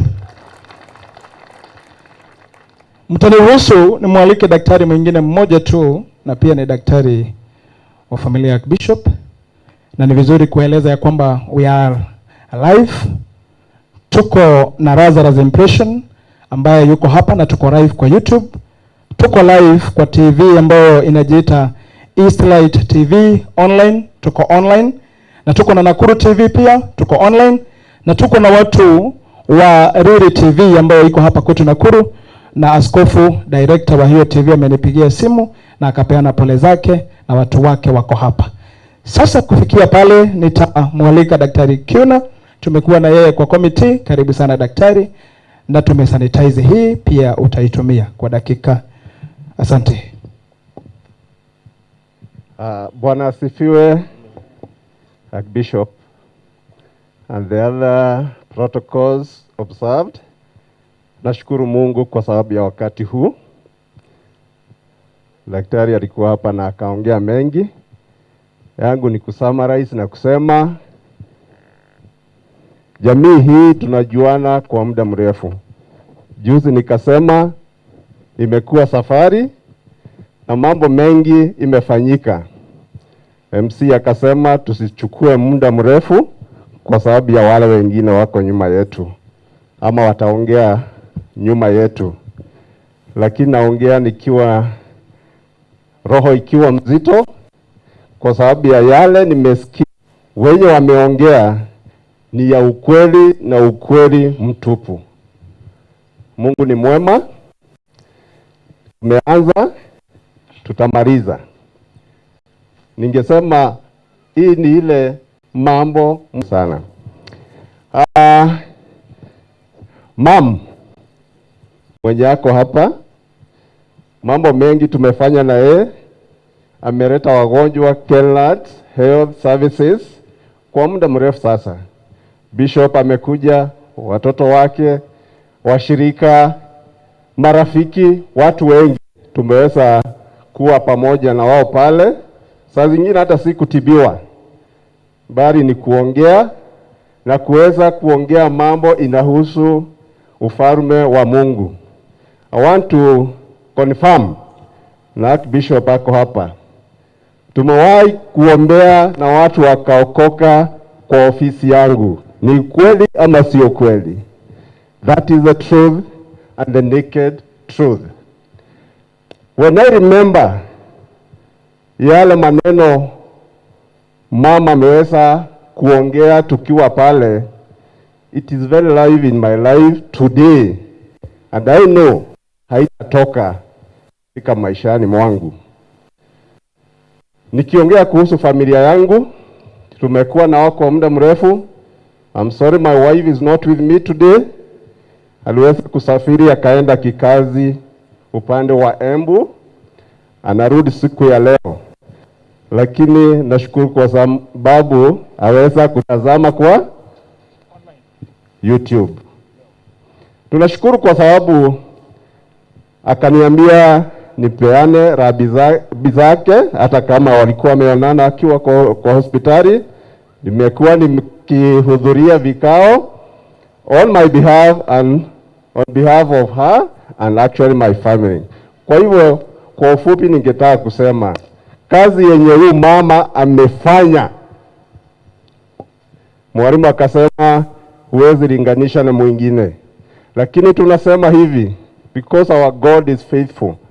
Na dariagira nguru kana tiguo ako na yeye atatulipa wenye wamewahi kufanya ile kazi alikuwa anafanya. Ako na watu wengi wako walikuwa anafanya kazi na yeye. Wira wa Ngai ndwagaga muruti koguo uria tiga no kugia na andu angi meguthie kuruta wira ucio.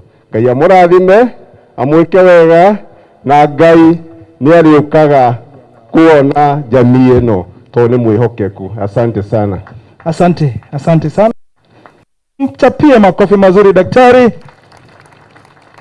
Kuna gari KCQ 302L, tafadhali uende uone security wetu.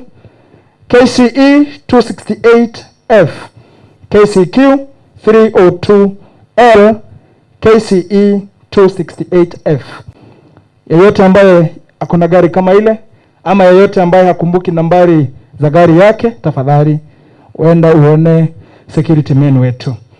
Kufikia pale nitaomba nafasi hii mkiniruhusu kidogo tu nika consult Archbishop kidogo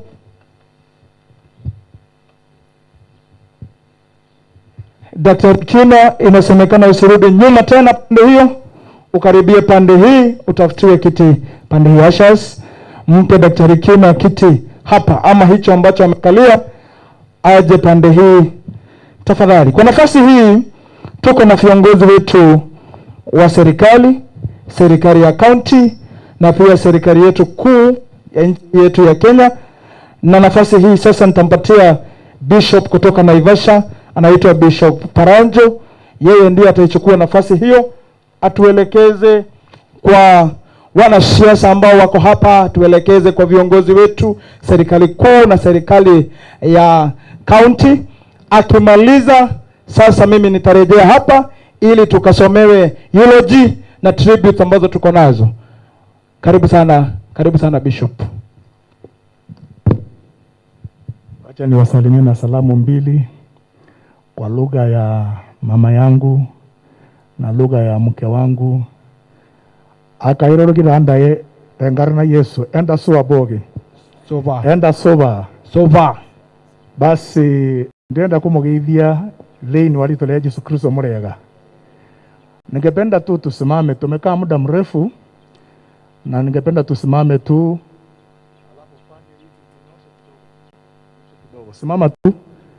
Simama tu na watu wengine wamekaa saa karibu limoja.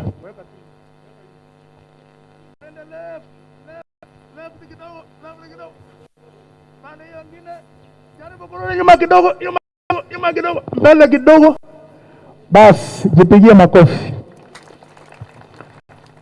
Basi naomba tukae. Nasimama hapa kwa niaba ya Archbishop wetu aliyefiwa na mke wake. Yeye ni cousin yangu, first cousin ya mke wangu, na pia ni rafiki yangu, si cousin peke yake, lakini tumejuana tangu 1990s tumetembea na yeye. So nimemfahamu hata kabla hawajapata Philip ama Kihara ama Anita wakiwa vijana, tulikutana tukiwa vijana. Mimi ni kijana na yeye ni kijana. Nimesimama hapa kwa niaba yake ili niwakaribishe, na ameniuliza nifanye hivyo kama yeye mwenyewe angefanya. Niwakaribishe viongozi wote wa ngazi za national, wa serikali, ngazi za national, ngazi ya county, ngazi ya chini, ili kwamba waweze kuzungumza. Request yake ama ombi lake ni kwamba hawa wote wanasiasa ni marafiki zake na ni marafiki zetu, na tumekubaliana ya kwamba hata yeye mwenyewe kwamba wanasiasa wote ni washirika wetu, ni bwana wa mama ya mtu kanisani, ni baba ya mtu, ni ndugu ya mtu, ni mjomba wa mtu, ni shangazi wa mtu. So kwa hivyo kama vile walimu walisema, tuache kulebo walimu na kuita watu wachokaa. Tunataka pia tusilebo wanasiasa wetu na kuwaita majina mbalimbali, maana ulimi uko na power ya kuroga watu. Tunataka tuzungumze vizuri juu yao.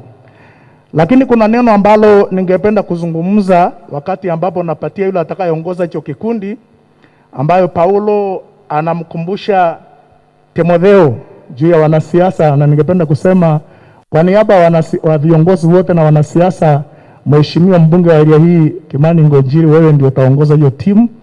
Kwa hivyo ningependa uwe pastor wetu kwa pande hiyo ama bishop wetu wa pande hiyo. Paulo anaandika barua hii kwa Timotheo. Timotheo mlango wa 3 mstari wa 1, remind them to be subject to rulers and authorities, to obey, to be ready for every good work, to speak evil of no one, to be peaceful, gentle, showing all the humility to all men.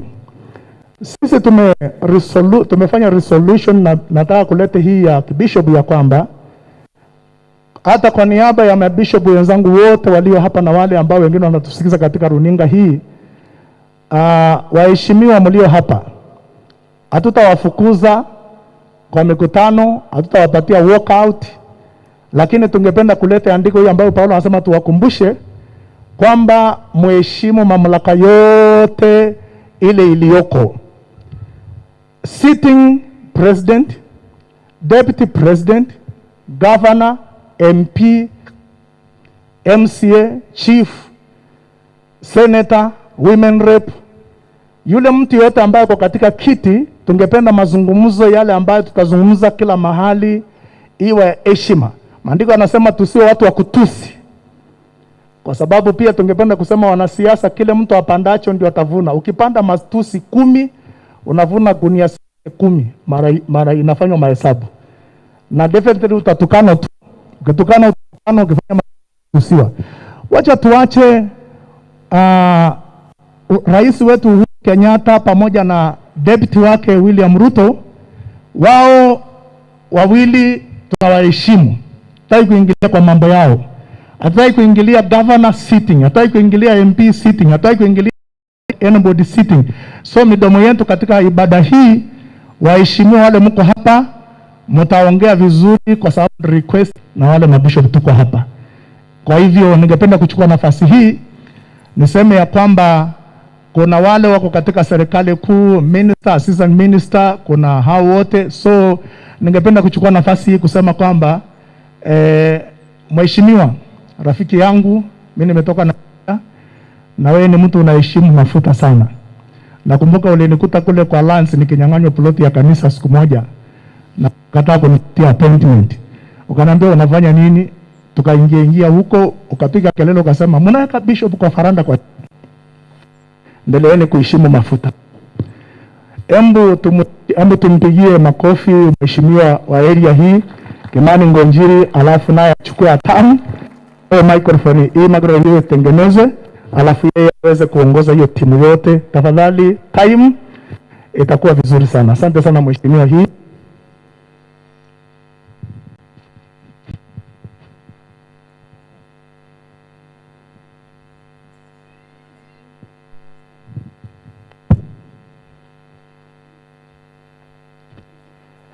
God is good and all the time.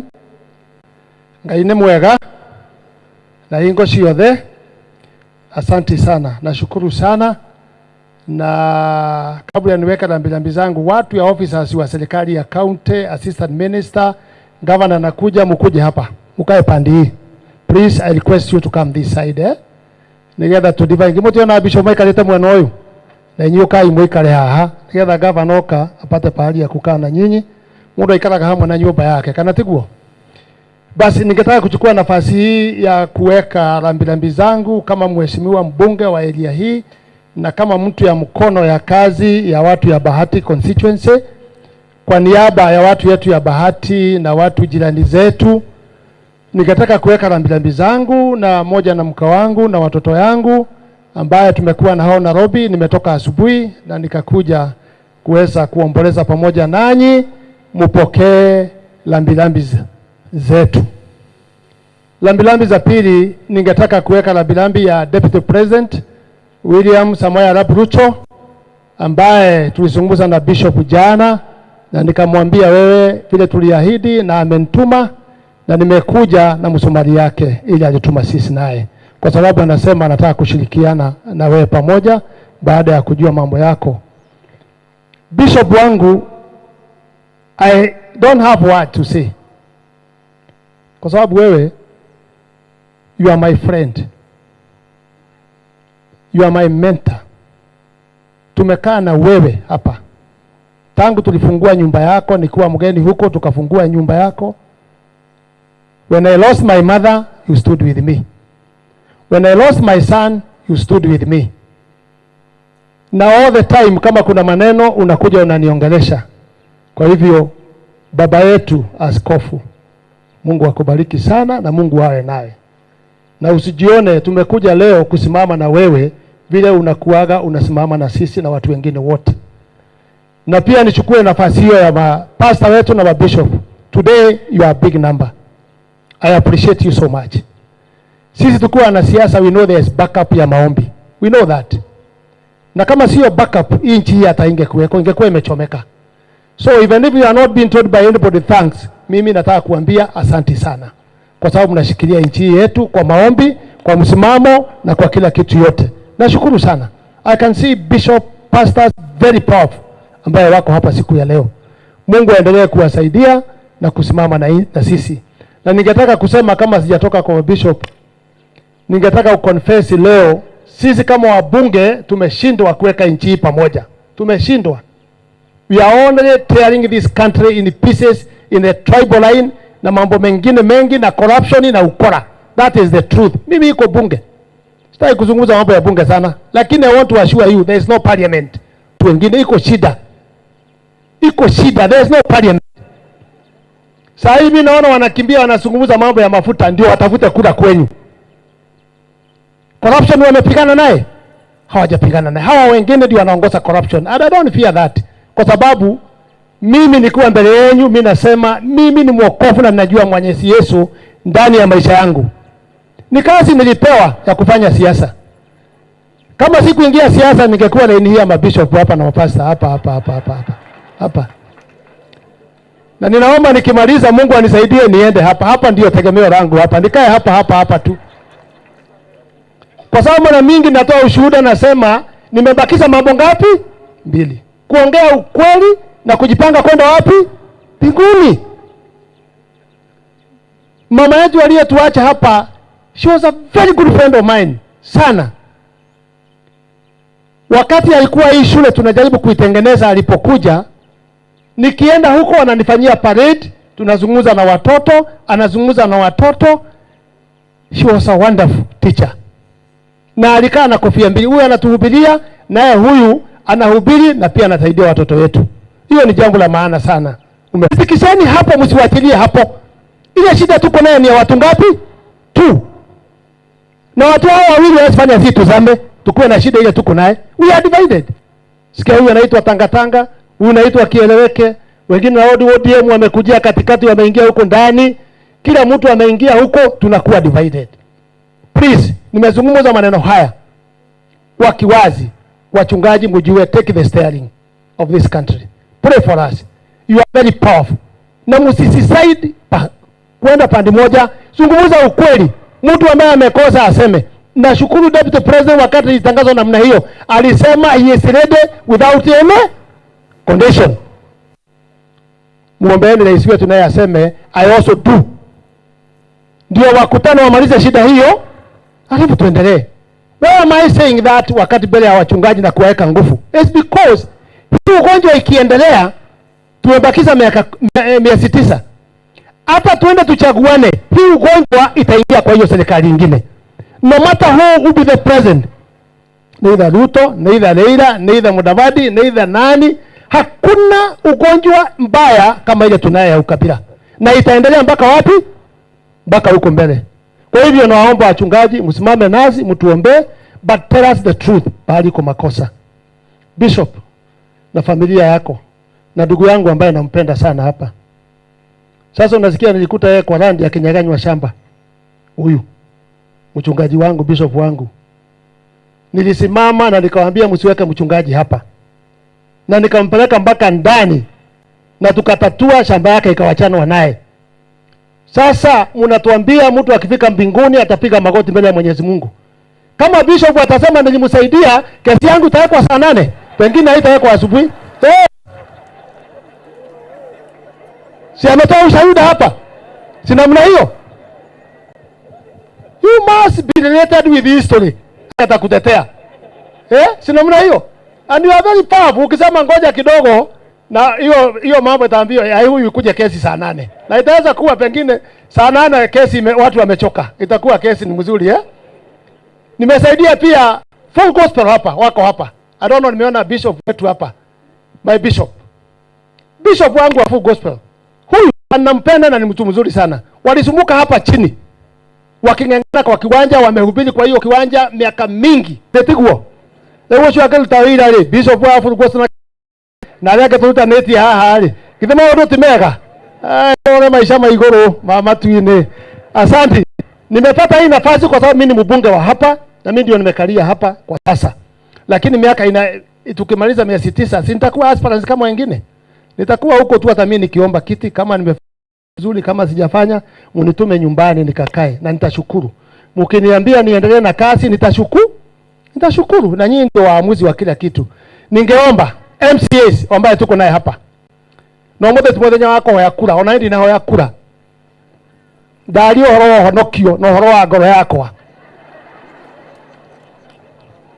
Sasa wale wako hapa MCAs, tafadhali mkuje.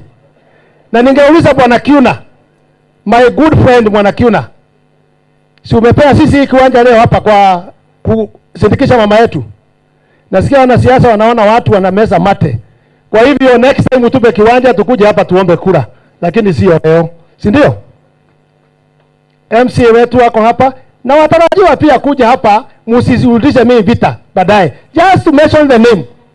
Ule ataongea ni MCA the sitting. Sina namna hiyo. Yeye aongee tu peke yake ili tuchukue time. Na noiga mukolino yugo guo. Mukolino ni arotete. Na akolino mangerotire matiacokagilio. Igitiguo. No he andu mwacoraga guo. Mukauga ati muroteire ngania. Na gwathire guo nitwatigire. Ni mwatigire. Asante sana. Thank you so much. Kama kuna aspirants iko hapa, muonekane muje hapa, just the name. Ndio wachungaji waombee pia. Muweze kuwa watu, tutaenda safari moja kwa njia mzuri. Asante. Huyu kijana anayekuja tutaanza na yeye. Huyu kijana wakati kulikuwa na crashes 92 walikuwa affected pale walikuwa nakaa na baba yake. Niliwapea pale ya kukaa.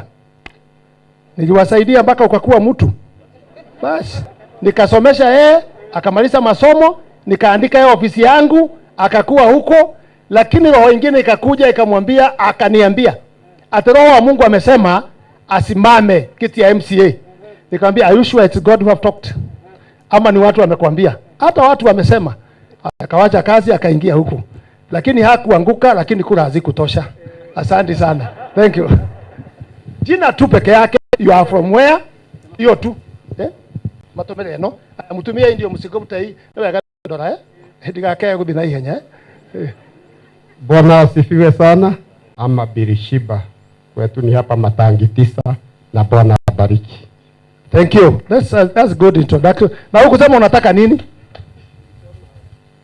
Hapana, wewe unataka kiti, si kuongea. Unasema unataka kiti ya bahati, watu wanajua. Mimi nilikuwa MCA sitting 2013 mpaka 2017, lakini nilisegeswa na nikakubali. Atuma ni marafiki. Bwana wabariki. Asante. That's a good introduction. Yeah. Muroti, ukaha muroti. Na nwaigwa tutirahenyo na korota riu.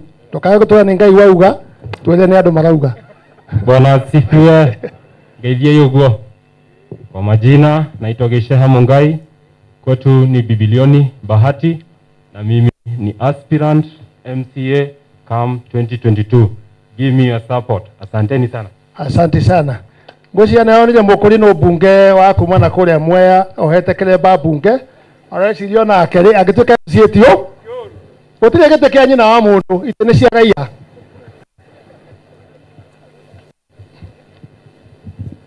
Mwathani agocwo. Njitagwo Ngugi wa Wainaina na angĩ magĩtaga Tetemesha. Turauga Tetemesha nĩ kũinainia, matunda makagwa magekĩrwo kĩondo magatwarĩrwo andũ mĩciĩ. So onani nĩ ngakorwo ho next year Ngai atwĩre ho ngĩhoya gĩtĩ MCA gũkũ Bahati. Gwĩ family ya Bishop nĩ family friends itũ mũno. Poleni sana on behalf ya family ya Wainaina. God bless you. Asante sana. Ucio nĩ arĩ Tetemesha matunda makagwa. No ni kidogo gitoteke tandu wa Mombasa gukira haha thi twetere ati munazi weke atia munazi ugo akatoina inagio gwa uga. Asante sana. God is good and all the time. Naitwa Simon Mutongu Mwiruri. Langu la kwanza ni kuleta lambi kwa mama. Walinisupport wakati wa harusi yangu. Niseme pole kwa sababu dad ni rafiki yangu, ndugu zangu mahala pale. Mungu kuwatia nguvu na kuwasimamisha. Labda nilisimama 2017 mahala hapa, nikauza maono yangu, nikakuta dadi, nikamweleza dadi na maono. Ninaomba ya kwamba ninapofanya kazi mahala hapa, nitakapotoka naomba baraka zako. Kile ambacho ni cha muhimu aliniruhusu nikatembea Bahati 2017 kama vile amesema kura zikutosha, lakini naomba Mungu ya kwamba kwa manufaa ya Mungu atusaidie ya kwamba 2022 nitakuwa pamoja nanyi. God bless you so much. Asante sana. Asante. Just jina ndio tukimbie, tumepewa nafasi na Baba Bishop ili tuweze kuwaheshimu. God is good. Tika kushare makura ulia ni rugame wega nikega. God is good all the time. Mimi ni Mheshimiwa Kalista Zayodi, nimetoka Vihiga County. Wewe umechaguliwa? Na nimechaguliwa kutoka Vihiga. Na umekuja hapa. Pigieni yeye makofi. Huyu ni mtu mzuri huyu kutembea. Ningependa kuchukua nafasi hii kusema pole kwa mjane. Sisi tumekuja hapa kutoka Vihiga County na tuko hapa na General Secretary of Friends yearly meeting. Tuko na sub chief kutoka area hiyo, na tumekuja hapa kwa sababu ya kijana wa ambaye anafanya huko Kaimosi.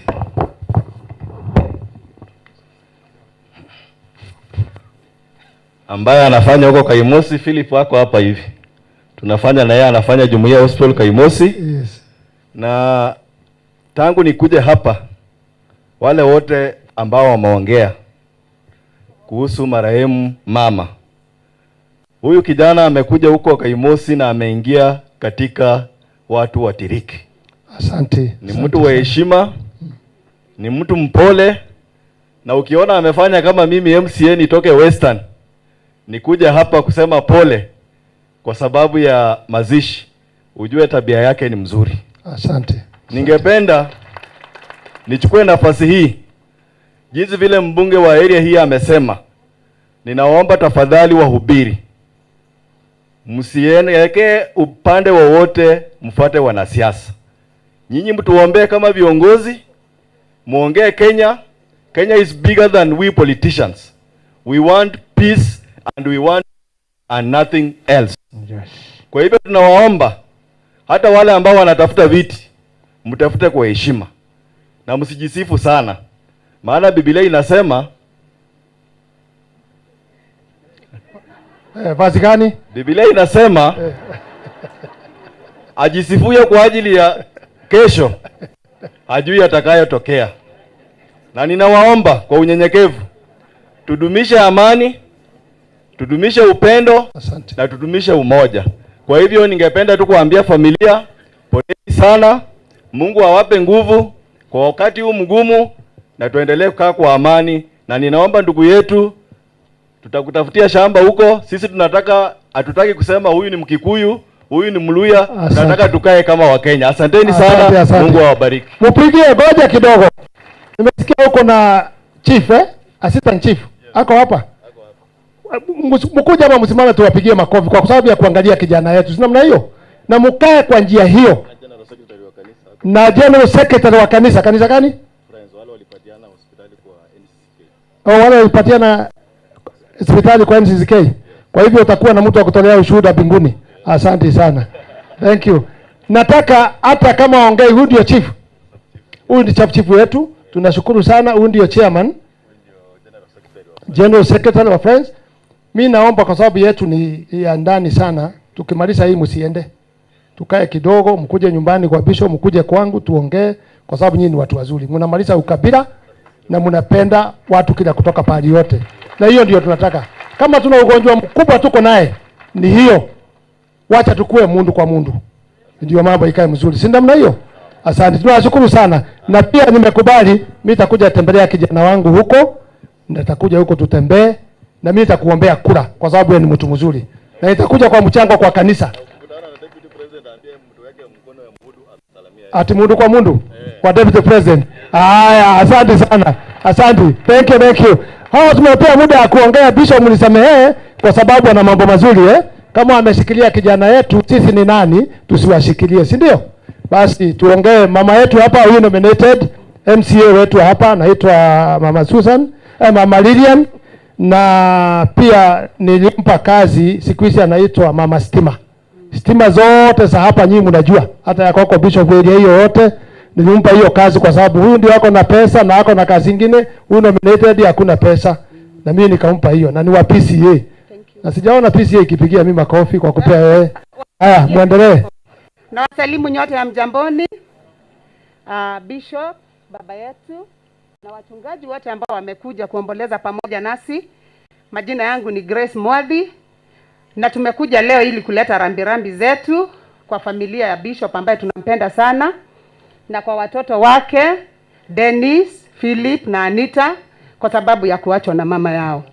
Kile ambacho ningependa kusema ndio niketi, maana hatutakaa sana, ni kwamba huyu mama alipenda amani sana. Na ningeomba wakati huu ambapo tunaelekea tuweke amani. Maana kutakuwa na amani na maisha even after elections. Si sasa tu, tunaelekea mwaka wa uchaguzi na hata baada ya uchaguzi kutakuwa na maisha. Kwa hivyo kwa sababu ya kumkumbuka mama Philip, mama yetu, hebu tuweze kuweka amani. Mimi ni nominated MCA na yule ambaye ameongea Mheshimiwa Kimani ndio aliyenipa huo wadhifa, na huwa nashukuru sana kwa sababu kulikuwa wengi lakini Mungu akamuonyesha mimi. Na wakati ukifika 2022, sisi bado tuko Daudi wa pembe akuje ili amwage mafuta. Wale wote mumeona hapa tukaoka rohia roiteke no wira wa mane atiriri uria Ngai akakorwo athurite niwe rohia rugetikira guitikirira. Bwana asifiwe. Tuteithie, tutafute viti kwa amani, tutafute viti bila kusingiziana na bila kuchafuana majina. Mungu awabariki. Asante sana. Thank you. Sasa huyu ndio MCA sitting, anazitaka wasegeza maji bila doro na muju. Lakini usisegeze leo. Sisegezi. Hata wewe ungeongea kwa sababu uko kwa kiti. Sasa uko kwa kiti unaomba kula gani nyingine? Halo. Tuinue mkono tuseme Yesu ni Bwana sisi wote. Oya guoko tu ni tondu Yesu ni mwathani hau uri. Ni tondu ni akurekiria uke. Bishop, mimi ndiye nguga atia tondu ni ngwendete na nawapenda wachungaji wote haria hothe maroma. Nimenyaga ati mundu athurwo nigetha atuike ndungata ya gutungatira Ngai. Nikoragwo yehinyanirire ne hinyiria inene muno tondu ni etikagira kugwo handu hothe. Akagwa kuria riu, akagwa kuria nyuia bangi, akagwa kuria aria taithie MCA kana mundu ahote. Ndugamite mwathani ni ahonoketie. Ona rire ndahoyaga giti ndari muhonokia, ona ndire ndagwa na ndire ndageria. Na njirite mwathani kungikorwo no gutuike muthamaki thiini wa itura ngwe ni tondu wa kuona maundu, njiraga Ngai witu athare ni tondu ni ngenda kuona mucii wa iguru hamwe na aria theru. Ndiuragia manene no njugaga atiriri ngirikia wira kaba ona njege maundu mothe no maritwa magitanwo njitwo ngwe ona ndire tinagio ndi kuu thiini uthamaki-ini. Asante. Thank you. Niĩ ndikwaria maũndũ maingĩ ndina tondu nĩ njũĩ nĩ ũkũmahe hinda, no njugithie atĩrĩrĩ, bwana MP nĩ auga kiugo, niĩ ngĩrũgama haha njarie maũndũ wĩkĩte tondu ndĩ thirikari-inĩ thĩinĩ wa itũra rĩrĩ ritũ, no njarie ũhoro wa milioni irakinya 300 kana 4 tutige guthi na njĩra ĩyo. No rĩrĩ Ngai atuteithia ri, Ngai akuhutia tondu niguo nie njugaga ri 2022 ĩngĩgĩkinya ri uhutio ngoro ri wigue ujokie gĩtĩ-inĩ ngauga ni haleluya, waigua nyinuke ndĩtiarĩ nĩ tondu nĩ Ngai ũkaria. Ngai amũrathime. Asante sana. Asante sana. Ucio wa project ni tũrĩoka haha tarĩ atungatĩri twari ũhoro wa project gĩtiguo, no ningĩ ndirikania andũ othe arĩa ateti ndĩrĩ ũmwe reke ũhonokio waku na ciĩko ciaku, tondu mũndũ ũrĩa ũĩ ciĩko ciaku no nĩ raia gĩtiguo. Ũhonokio ũtwarane na ciĩko kĩ katiguo mũtũraga atungatĩri. Rĩu reka tũhe twĩna assistant minister gwĩciria nacoka mwena ũyũ, assistant minister witũ wa trade oke atwĩre nĩkĩ kĩratũma kana ũtige kwaria mũno mũthĩ ona no ningĩ akũria kĩũria nĩkĩ kĩratũma, no ningĩ tondũ mũrata wakwa no mũthĩ tũkire tondũ nĩ njũĩ kiuna nĩ mũrata witũ na haha hamwe na ithuĩ onawe warie ciugo igĩrĩ tondũ nĩ tũkũhete gĩtĩo na wĩmũitĩrĩrie maguta na gĩtĩ kĩrĩa wĩ nakĩo. Asante sana Mheshimiwa Gojiri kwa rafiki yetu Askofu Meshak na familia yako. Kwanza ni kuleta labilabi zangu mimi mwenyewe na za familia kwa kuachwa na mama yetu mpendwa. Mimi naitwa Lawrence Karanja, na vile Mheshimiwa Gojiri amesema nafanya na serikali kuu ya Mheshimiwa Uhuru Kenyatta kama naibu wa waziri wa biashara na viwanda. Siku hizi wanaitwa Chief Administrative Secretary ama CAS. Kitambo alikuwa wanaitwa Assistant Minister. Kwa hivyo Bishop na mama tumejuana na wao kwa miaka mingi sana. Mheshimiwa Bishop tulijuana nikiwa kijana chipukizi, wakili wa mwaka mmoja. For the last 20 years we have been journeying together. And last week wakati alinipigia akaniambia Bishops, sasa mimi nikashindwa, how do you una kodol aje na askofu? Lakini nikampigia na tukaongea na nikampea pole na risala zangu. Pia Bishop, kuna rafiki yangu mwingine kutoka Nairobi, Berambi, ni vile alishikika sana na angekuwa hapa leo na wewe.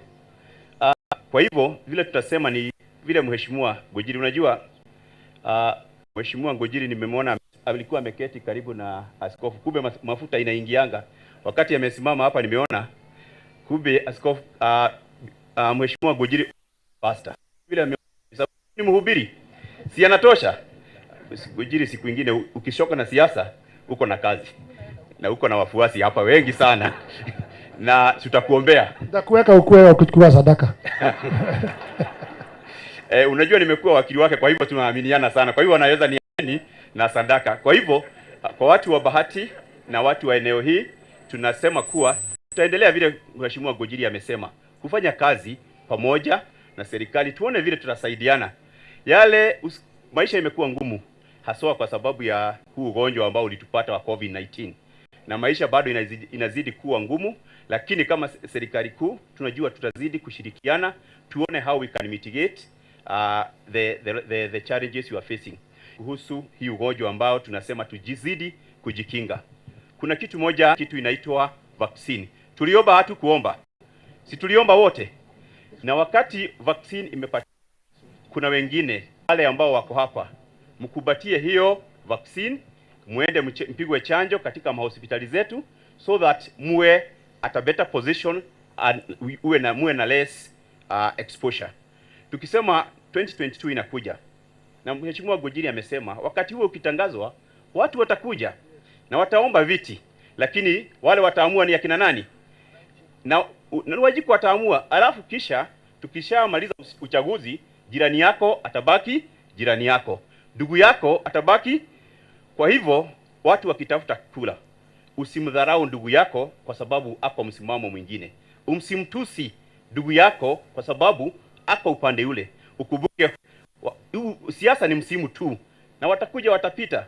Unaona hata ukisikia wakisemekana kuna wako Kieleweke, wako Tangatanga, wako wapi, ukiwakuta Mheshimiwa Gojiri na wengine wakikunywa chai, hutaona hiyo tofauti, lakini tofauti iko kwenu sisi wananchi. Kwa hivyo nawaambia na tunawasihi wananchi, wakati wa siasa ukifika, tufanye siasa za amani na kuunganisha watu. Kwa kumalizia nasema tena pole sana askofu, na tujue kuwa mama na hapo mahali pema poponi, tutakutana hiyo siku. Please what your county. Governor akikuja ataongea yake. Your officers, you can see the problem we have here. Hii mambo ya COVID bado hatujafikia kiwango yake kabisa. Na lazima tupe kanisa heshima, tusitoke hapa. Na ningewaambia mabishop wazi kwa roho yangu nikiwa mheshimiwa, wale watu wametuacha hapa wengi na familia najua COVID kwa maombolezi. Walipata ugonjwa wa COVID kwa mazishi. So we must be very careful on that. Na ninaona hapa mmejaribu sana kuweka laini hiyo. Asante Kiuna, upe jirani yako ili tuweze neno moja kama natakuja kuongea yake. Kama ni mambo ya pesa na mtaongea ofisi. Lakini hapa ni mambo tu ya kuweka lambilambi. Kana tiguo matumele no mundu ni mwega mukorino ni wagota wega. Ona mange bataka mathiage ndimakore kue Asante sana. Umesanitize hiyo? Okay. Asante sana.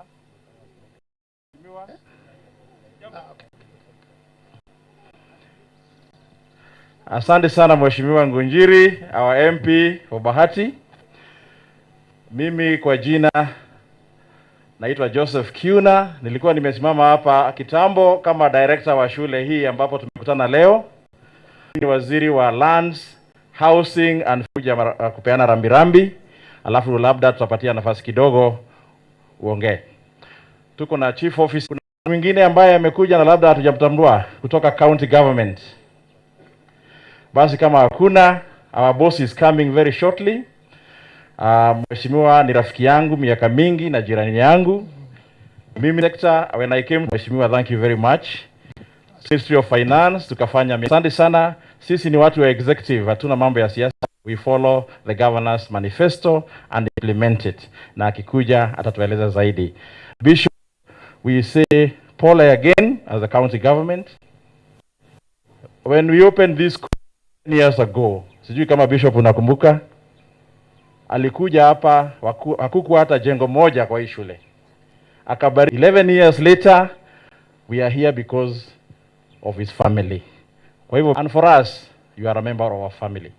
Na Mungu atawasaidia. Zirudishe kwa raia ili tuweze kujenga mambo mengine.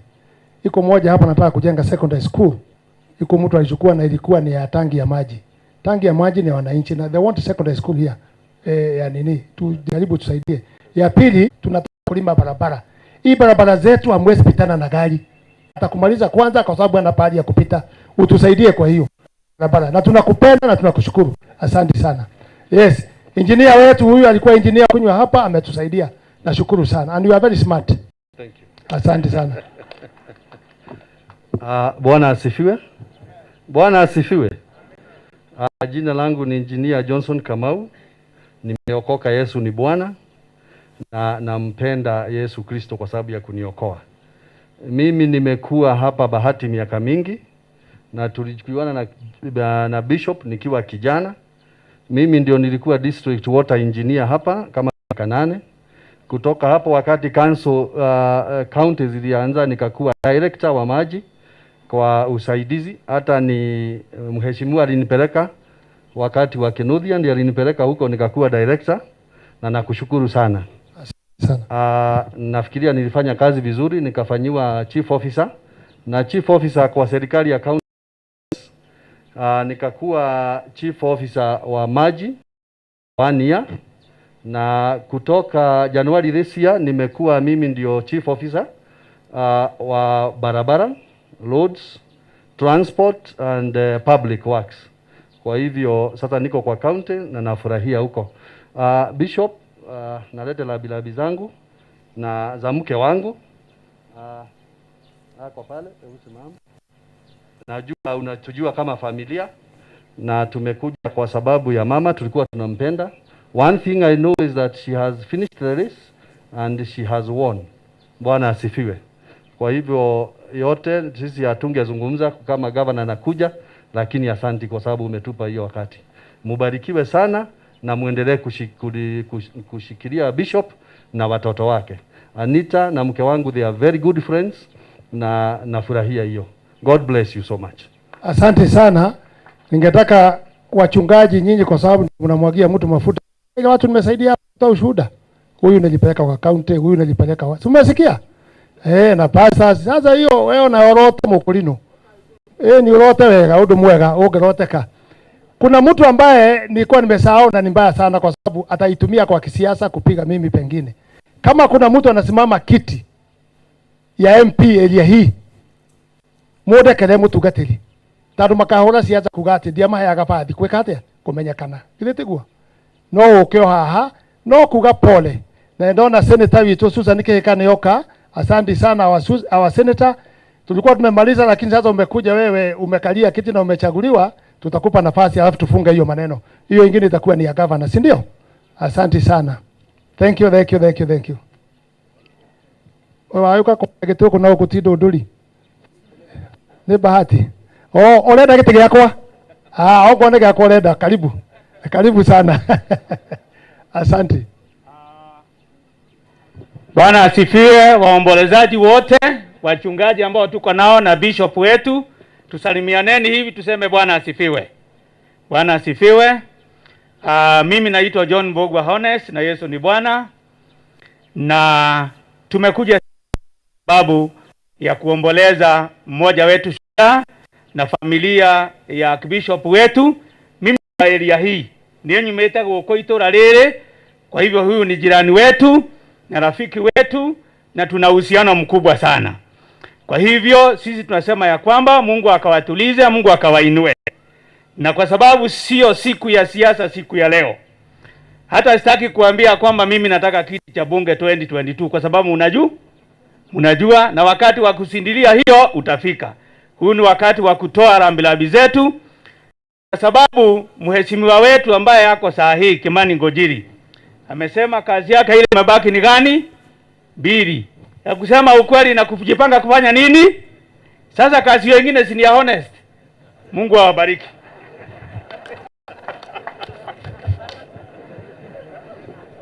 Vipi?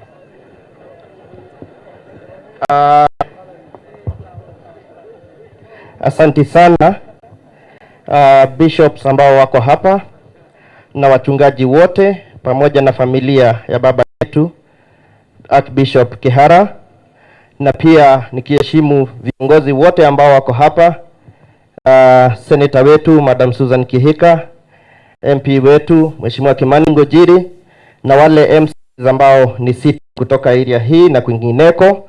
Bwana asifiwe. Mwadhani agosho. Asante sana. Majina yangu naitwa Steve Kihara, ni first MCA kutoka ward ya Dondori na naishi kule Wanyororo, na nikiwa na huzuni kuja kuomboleza na kumsindikisha mama yetu. Na mheshimiwa, my firstborn, mimi ni Mkatoliki, lakini my firstborn dakoreiro ni Archbishop na ni ndi Mkatoliki, so tumetoka na mbali sana. Na baba yangu pole sana, mama ameenda, sisi ndio tutakao kwenda tupatane na yeye mahali amekwenda. Tunaombea mpate faraja na neema yake Mwenyezi Mungu. Niseme kwamba wakati wa siasa umefika, na mheshimiwa hapa ni Bahati, na mimi pia ni mgombea wa kiti cha MP hapa Bahati. Wewe nikiwa university nikakuombea kura, tukaanguka ya 2007 13, nikachagua 2017. Umesema unataka kustaafu, uwe na kanisa lako, uwe mchungaji hapa. Mimi sitaki unipe position ya kuchukua sadaka, mimi nataka ubariki mimi. Na nilisikia juzi umesema mahali kwamba hata mlevi ambaye anajua kurudisha mkono, si ndio? Sasa mimi naomba wewe, nimepigia wewe kura mara 3, wazi wako raogagirirwo ngi, rudisha mkono baba. Asanteni sana, Mungu awabariki. Asante. Ni aria wega muno, no ndanauga atiriri, ni ndamuthomithirie university kaga wabici-inĩ gwakwa kũrĩa nyamũ ĩtagwo hamburger, ngĩkarĩra gĩka atĩa. Thoguo ti mũkũrũ gũtirĩ kũndũ athiĩ, weterere kidogo, thoguo ti mũkũrũ kana tiguo? Nyambe ndĩkie wĩra wakwa na ũke kahora. Nĩ aingĩ mũno mena ndĩmarathime. Ũrenda kũrathimwo nĩ mwana wao ũrĩa wokire yohete rũa rwa kĩrĩa? Kwĩ Nicodemus maroka gwakwa ingĩ onao bangere-inĩ ya gũka nĩgetha tũmenye ũhoro ũcio tũgũcira, githĩ tiguo?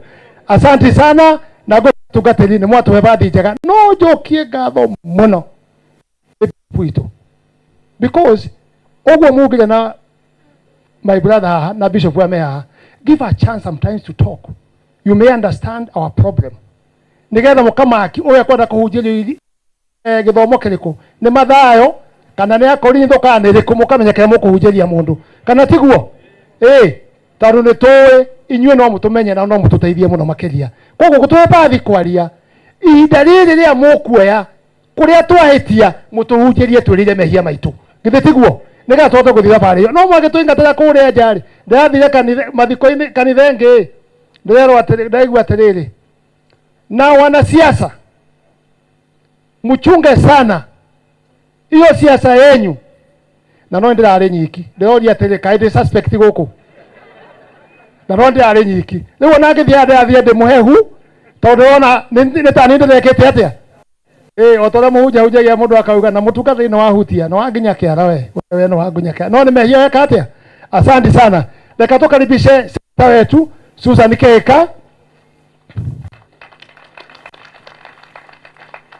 Na ndimwire atiri kwina luma mongari nyingi ciakwa na Susani na ke no araceirio mwana uyu githinda araceirio igikimwaria rimwe hande renda wikio iyo ni haro, iyo ni haro kweli.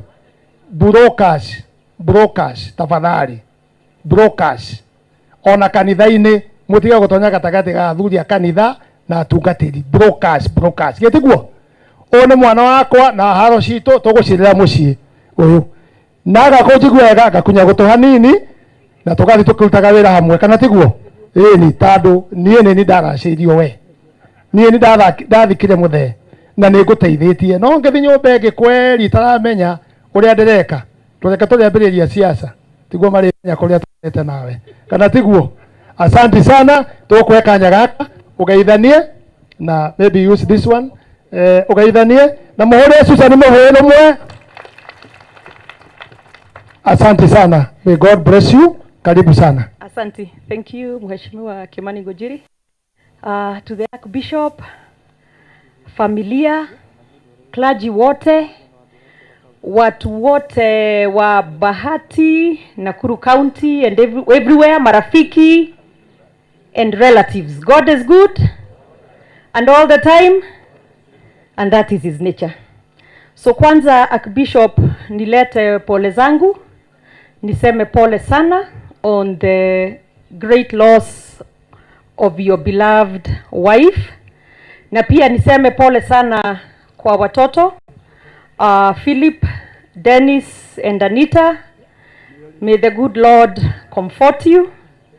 May he give you grace at this time to be able to bear the loss. Shida tu moja ya kukuja kama umechelewa kidogo, haushiki network. Sasa nimeingia nikaona, si mumeona Mheshimiwa Kimani Ngujiri akinikaribia pale.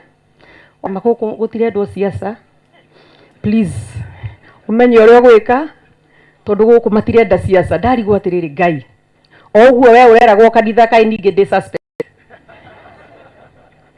oguo muthi ona nie ndigukorwo na siasa na ndire na siasa. Ndacererwo hanini tondu nyuma kuria bunge kundu turahurana no horo uyu wa maguta kuongererwo.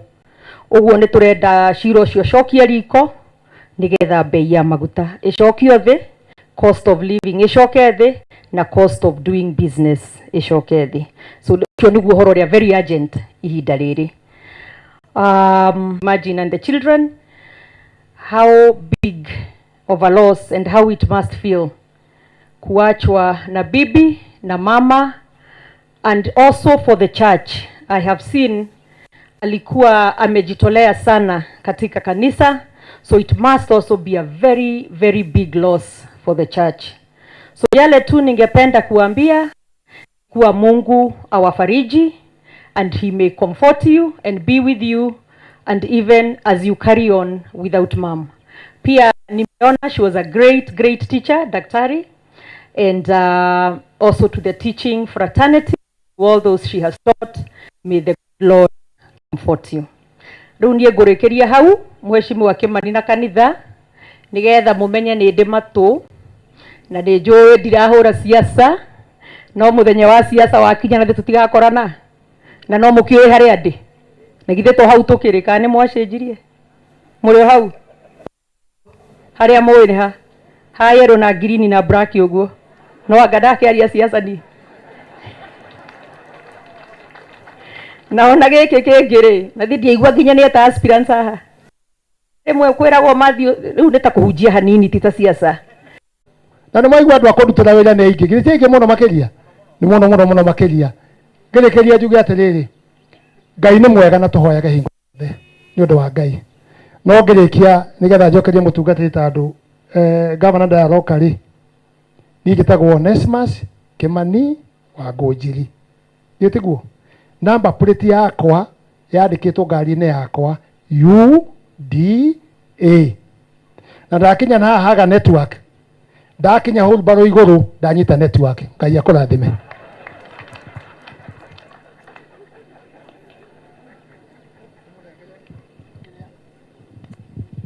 Ĩno nĩ message ya Deputy President ũrĩa tũrarĩtie na nĩanjĩrĩirie nĩ gũkũhũrĩra thimũ arĩkia wĩra ũrĩa wĩho. Asante sana.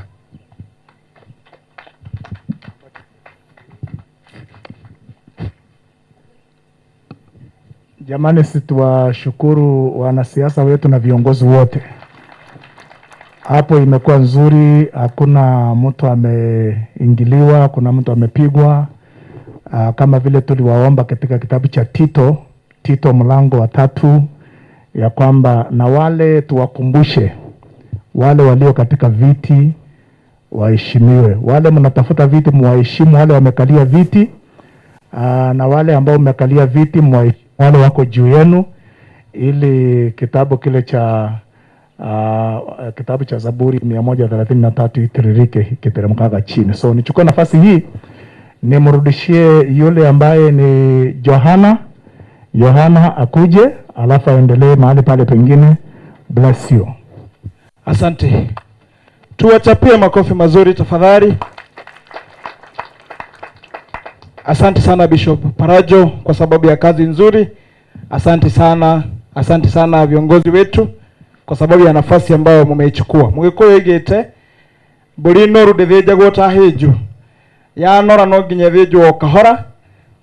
Tondu ungithija uru ni ugutemanga rwa muno, ni ugutinagia rwa muno ni undu wa maguta. So ni murona ona inywe ati wabici ciake ni nyingi muno. Riu no wega tuthie uguo, lakini tutajaribu kuharakisha kidogo. Ni kwa sababu tunataka kubakishia kanisa nafasi nzuri ili tupeleka pale kumalizia kazi wawe na nafasi. Karibu. Kiria tugwika tutaenda tu kuwaita ambao watatusomea tributes, lakini tutaanza na eulogy na natumai ya kwamba tuko na hizo vikaratasi popote ambapo tumekaa, na yule mwenye hana pengine hakupata siku ya leo, lakini kwa online tuko pale ambao wanatufuata.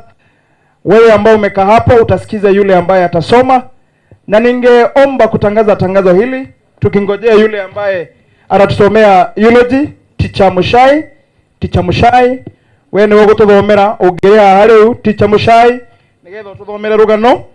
Tuna tuko na watu ambao wanatusaidia, na pengine ni vizuri kutangaza hivi.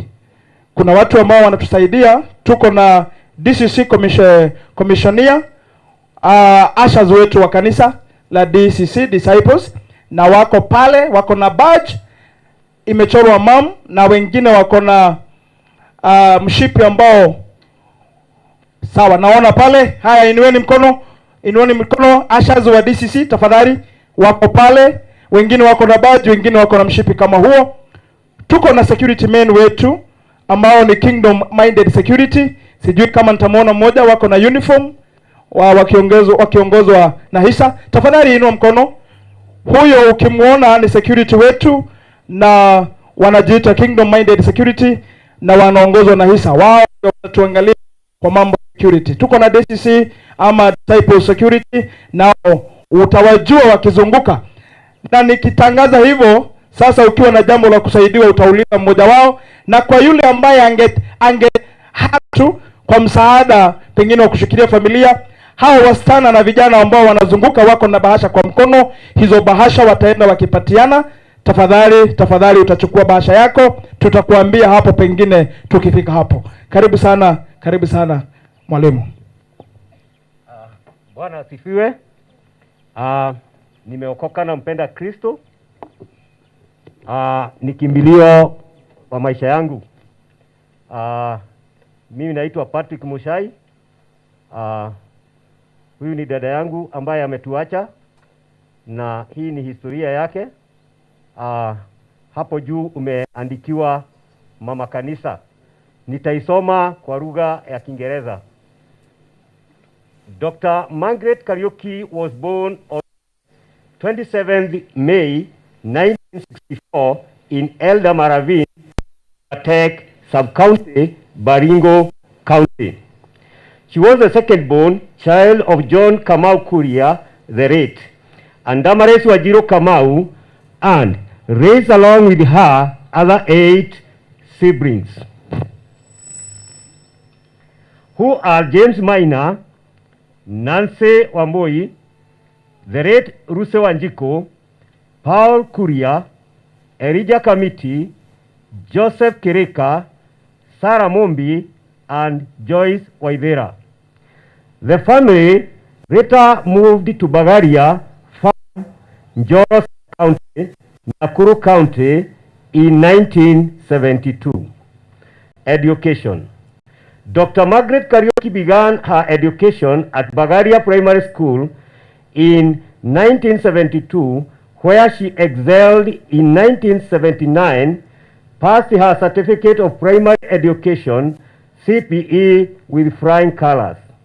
She was admitted to Njoro Girls High School in 1980, where she once again performed exemplary well, and in her Kenya Certificate of Education, KCE O-Level, in 1983.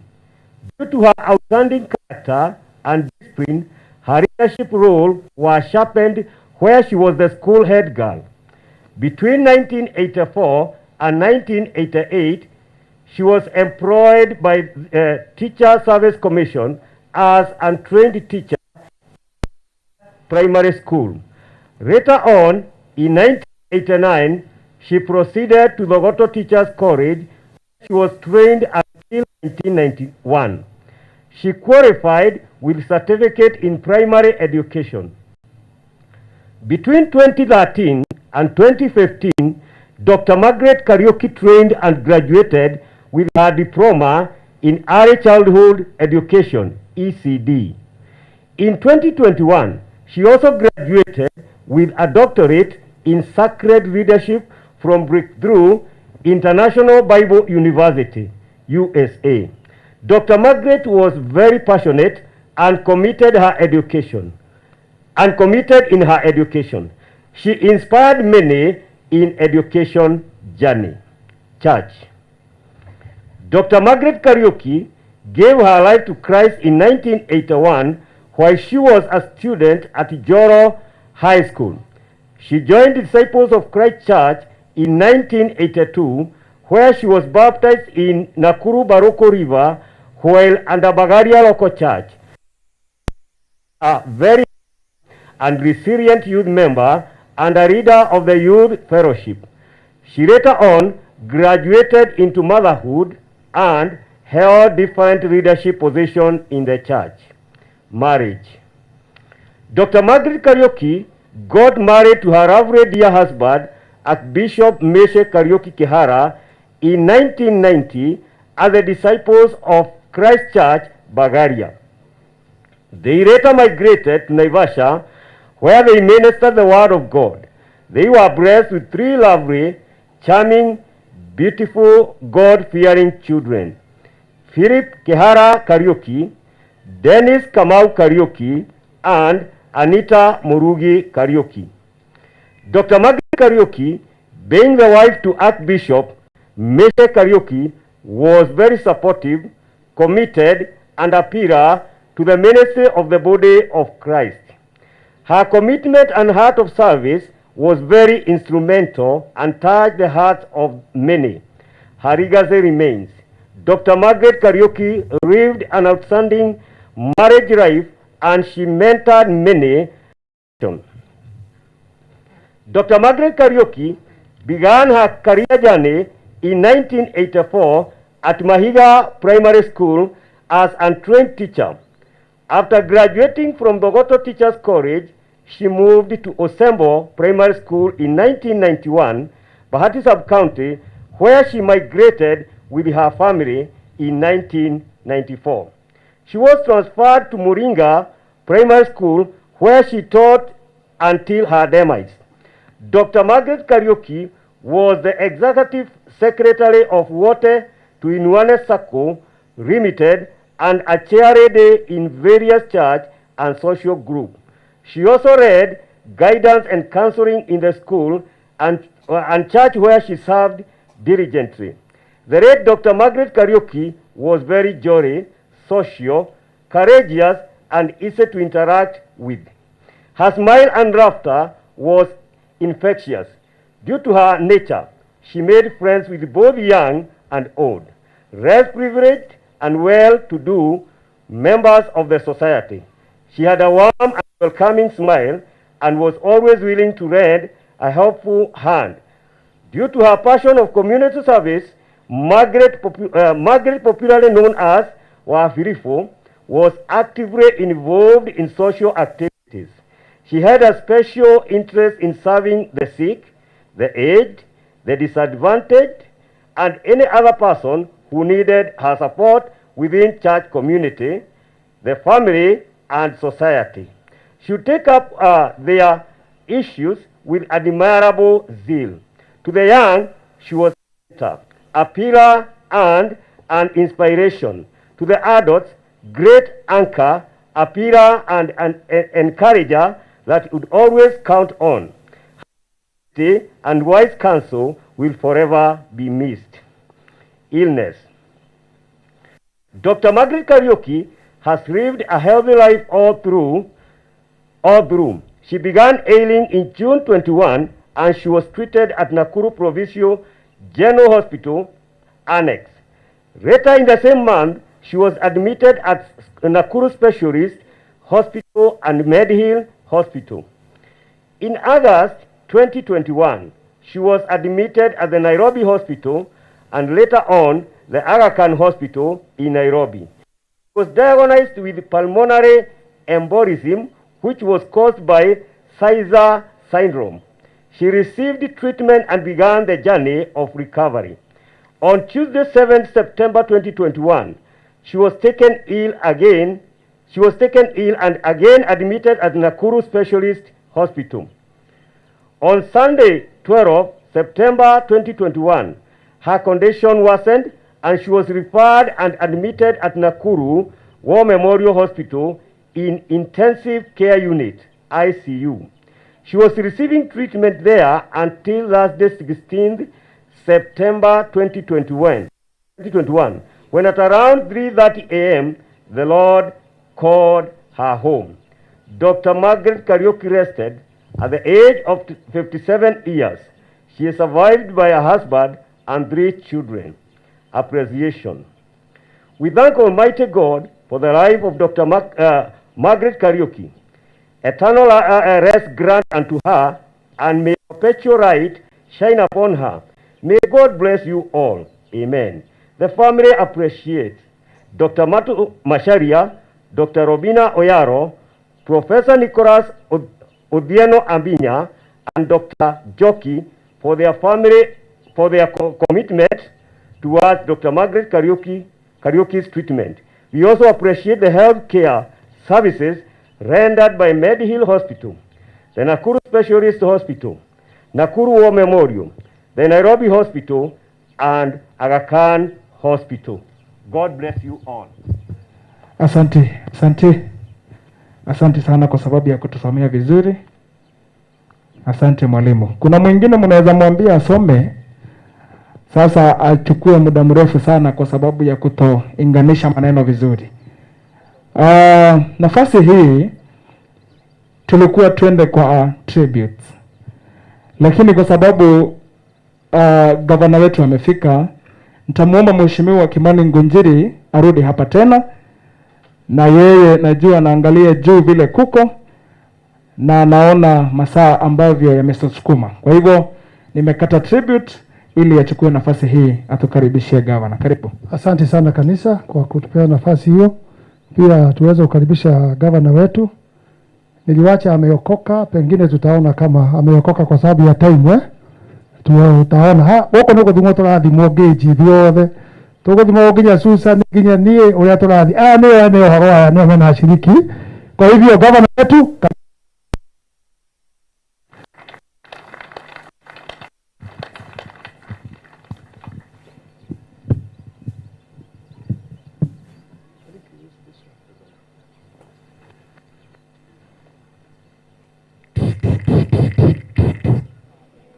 Asante Mheshimiwa Kimani. Bishop Kariuki, familia ya marehemu Dr. Kariuki ambaye pia tumekuja kumlaza hapa, viongozi wa kanisa, the political leaders, our senator, members of parliament, I can also CAS ambaye amekuja hapa siku ya leo, na waombolezaji wote. Bwana asifiwe tena. Asante. Mimi nataka tu kusema kwamba pia kuja hapa na jamii na familia kuomboleza kifo cha mama na pia kuwafariji wakati huu ambao ni wakati mgumu sana tunapomuaga mama. Na kwa bishop na kanisa, naona pia viongozi wote wa kanisa ambao wamekuja hapa kwa niaba ya kaunti yetu ya Nakuru, tungetaka kuwakilisha rambirambi zetu kikamilifu. Na kama vile tunajua tuko wakati mgumu, familia mingi, kumekuwa na vifo mingi hata katika our community, na hata vile Kimani anauliza tumechelewa kwa nini, ukweli ni kwamba nadhani mambo ya vifo na magonjwa imekuwa mengi sana. Na pia kama viongozi wa kanisa, we also call upon you to pray for our society. Pray for us, pray for our communities, kwa sababu majaribio yamekuwa mengi, lakini tuna imani kwamba Mungu atatusaidia na tutaweza kuibuka vizuri na tuweze kuishi maisha vyema. Hasa wakati huu wa COVID ambapo tumepoteza pia wazee wetu na watu wetu wakongwe, na tukakuwa pia na mashida hayo ambayo imeletwa na COVID. Ya pili tu ningetaka kusema kama kiongozi wa hapa Nakuru, hapa Bahati ni nyumbani pia, na kama vile mnajua mambo ya matibabu iko katika county, na tumekuwa na mipango mingi ya kusaidia community hapa, na ile ambayo tumeshikilia kwa karibu ni hii hospitali yetu ya hapa Bahati Center, ambapo kama county tumeweka a total of 150 million shillings kuweka hospitali hapa. Na katika hiyo hospitali tukiweza kuinua juu wale wote ambao wanaenda Nakuru town kwa matibabu, kwa mambo ya specialized treatment, yote tutakuwa tukiweza kuimalizia hapa. Na tunahakika kwamba tukifanya hayo na pamoja na yale ingine yote ambao tunafanya, tutakuwa tukishirikiana vizuri katika mambo ya maendeleo ambayo inahitajika. Tunapoendelea wakati wa uchaguzi, mimi pamoja na viongozi wengine, we also ask and pray for a peaceful election, because we know that peace must precede everything else we do. Na hata wale wanatafuta viti kuanzia MCA mpaka juu, tuombe kura kwa njia ya amani. Kila mtu aseme ile kazi amefanya na ile kiti anataka, wananchi wakiamua atapata. Na kama wataona mambo tofauti pia itakuwa hivyo. Lakini pia sisi kama watu wa Nakuru, ikifika wakati pia tutakaa chini, nitoke ita kama shemanio kado. Todo githurano gitithiagwo gwa andu mathambite gucira. Na nitugacira na tuone ara mangihota gututeithia, matuteithie kurangira indo citu na kwirangira, na muno makirio na matuko meguka, tumenye ura tungihota guikara na tuthii na mbere. Na nindi kwenda gukiria hau ni muthenya wa kiha, no niturikorwo na giikaro, na tumenye ura tugucira na tuikare muno muno, tumenye ati ithuĩ especially tuikaraga ruguru, tuikaraga ni undu wa kwivanga na kumenya ura twagirwo guikara na andu aria angi. Na ni undu wa gitumi kiu ndikwenda gukiria hau, no hindi yo no irigikinya. Mimi nataka kufikisha hapo, niseme pole kwa familia na kila mtu, na niombe pia wakati Mungu apatie faraja na amani wakati huu. Thank you and may God.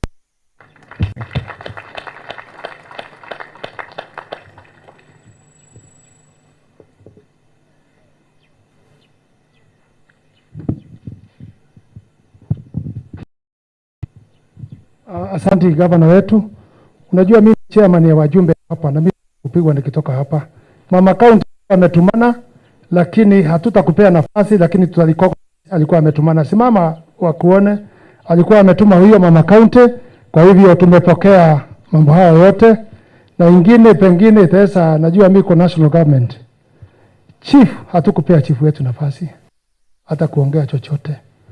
Ndio serikali mkono wa kulia Mwigai Kenyatta, ama sina mna tumpe nafasi aseme moja. Yes, you are accommodative very much chief. kwa sababu DC wetu aliniambia yako mbali. Chifu wetu useme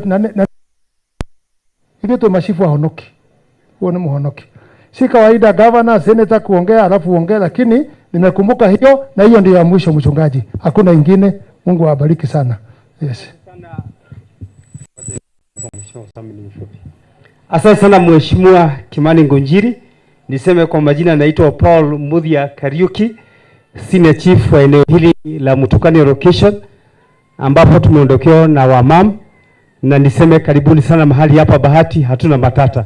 Hapa ni pazuri, mjisikie mmefika na ni mahali ambapo pana amani. Niseme ni ya kwamba ni sehemu ambayo ina baraka sana, maana mimi kama Senior Chief wa sehemu hii nikihitaji maombi ninaenda kwa baba yetu Bishop na ni mmoja wetu katika gatekeepers. Nikitaka nyama kutoka Ufaransa ninaenda kwa Mheshimiwa Kimani Ngunjiri. Onaona mwiri utari munene ndikurarega kuneneha no ndo ani madoaga na gaikara wega na ndo aya. Kwa hivyo cash crop yetu mahali hapa tuna kahawa, tuna mahindi, lakini vizuri kusema ni ya kwamba pia tuna uongozi wetu ambao ni wa Mheshimiwa mahali hapa na spiritual leaders ambao wako mahali hapa. Niseme pole sana Bishop baba yangu kwa kuondokewa na mam. Nimejifunza mambo mengi mahali hapa ya kwamba mlienda mmoja upande huu, mwingine upande huu. Hakuna wakati mliachana. Na kama mchungaji katika hiyo timu yetu tumejifunza mambo mengi. Amekuwa very accommodative, amekuwa very generous. Tukifika nyumbani mara yote tumekuja nyumbani, tumekula chakula, tumekula matunda. Hakika we shall miss her, lakini kwa sababu tunahubiri injili ya kwamba kuna mahali huwa tunaenda tunakubali. Bishop ni mmoja wetu, nimesema gatekeepers, baba ambao anatuongoza kiroho na tunashukuru. Sio mko mahali pema, tunapenda wageni, viongozi wetu. Mungu wazima awabariki tunapoendelea. Asanteni sana. Asante Mheshimiwa, ukiniruhusu nitaendelea. Thank you very much kwa sababu ya nafasi hiyo. Asante sana kwa walio mema. Sasa tunaelekea kumalizia pande letu kanisa. Kuna tributes na tributes zetu zitafuatana kama hivi kwa sababu ni za familia. Kuna tributes ya nephews na nieces na itasomwa na Magi, tafadhali ungekuwa ukitokea Magi. Alafu yule mwingine atakuwa ikijipanga ni Joyce kwa sababu ndiye atasoma tribute ya siblings. Karibu hapa Magi, tafadhali. Tutajaribu kwenda haraka kidogo. Hao ni nephews na nieces. Na wote kabla Magi asome, ni vizuri kama wewe uko kwa hiki kikundi kuja hapa, hata kama ni mmoja atasoma, mtakuwa mkisimama hapa na mkisaidia. Kwa hivyo tukimaliza hivyo, siblings wote nao watakuja wote, lakini atakayesoma ni Joyce. Yes, naona hapo. Basi. Sawa, sasa tutaruhusu Magi atusomee tribute. Karibu Magi. Asante sana familia, kanisa na marafiki zote ambao mmekuja kuomboleza pamoja nasi. Hamjambo. Naitwa Margaret Wangari. I'm honored to have shared a name with a great woman of faith, a heroine, and today here we are celebrating her life. Maita maige maratoragia na tata Margaret hihi thimo-inĩ kana gũcamania nĩ ndĩramũragia namesake ũhurũkaga rĩ, nake akanjo mwana ndĩmwĩraga wĩra woneka nĩ ũrutwo, rutai wĩra na mũrute wĩra na kĩo, tondũ na Biblia nĩ yugaga igũta cikare thĩ ikwe nĩ ng'aragu ciarega kũruta wĩra. Rĩu rĩ ihinda rĩrĩ Ngai nĩonete arĩ wega hurũkie Dr. Margaret na wĩra wake ndũrutagwo mahĩtia. Koguo rĩa tũngĩka no kũhoya Ngai atũteithie, na especially Archbishop Anko Meshek Kariuki, Kihara, Kamau na Murugi. Ngai amahe hinya nĩgetha mahote kwĩyũmĩrĩria na gũikara matarĩ na mam tondũ ndarĩ ho. It's the reality. Ihinda rĩrĩ amarũgamĩte na niĩ haha nĩ nephews na nieces a Dr. Margaret Kariuki, na nĩngwenda gũthoma tribute yao kwa niaba yao wote. Karibuni. Tribute to Auntie Margaret. You loved more than a mother. You mentored more than a teacher. You guided more than a shepherd. A million times we missed you when you departed. Our hearts couldn't explain the pain. You never left alone. A small piece of each one of us left with you. For all your nieces and nephews, you called us Moana, and truly we felt at home. You were there for even the smallest of us all, and never in our wildest thoughts had we imagined that we would one day wake up and not have an aunt who was praying and fasting on our behalf, so ready to be anyone's mentor, truth even when it hurts, an aunt whose house was always open for anyone who was in need of a home. When you laughed, it was so contagious. Your smile was so infectious. We thought in our hearts that we had you forever, but God had other plans for the world. Is for humans and heaven for angels like you. Your spirit lives on, Auntie, for you taught us how to pray, how to care, how to listen, and how to love without judging. How we wish that tears would bring you back to life and we'd get a chance to hear the words, Sasa mwana, besti habari, fafa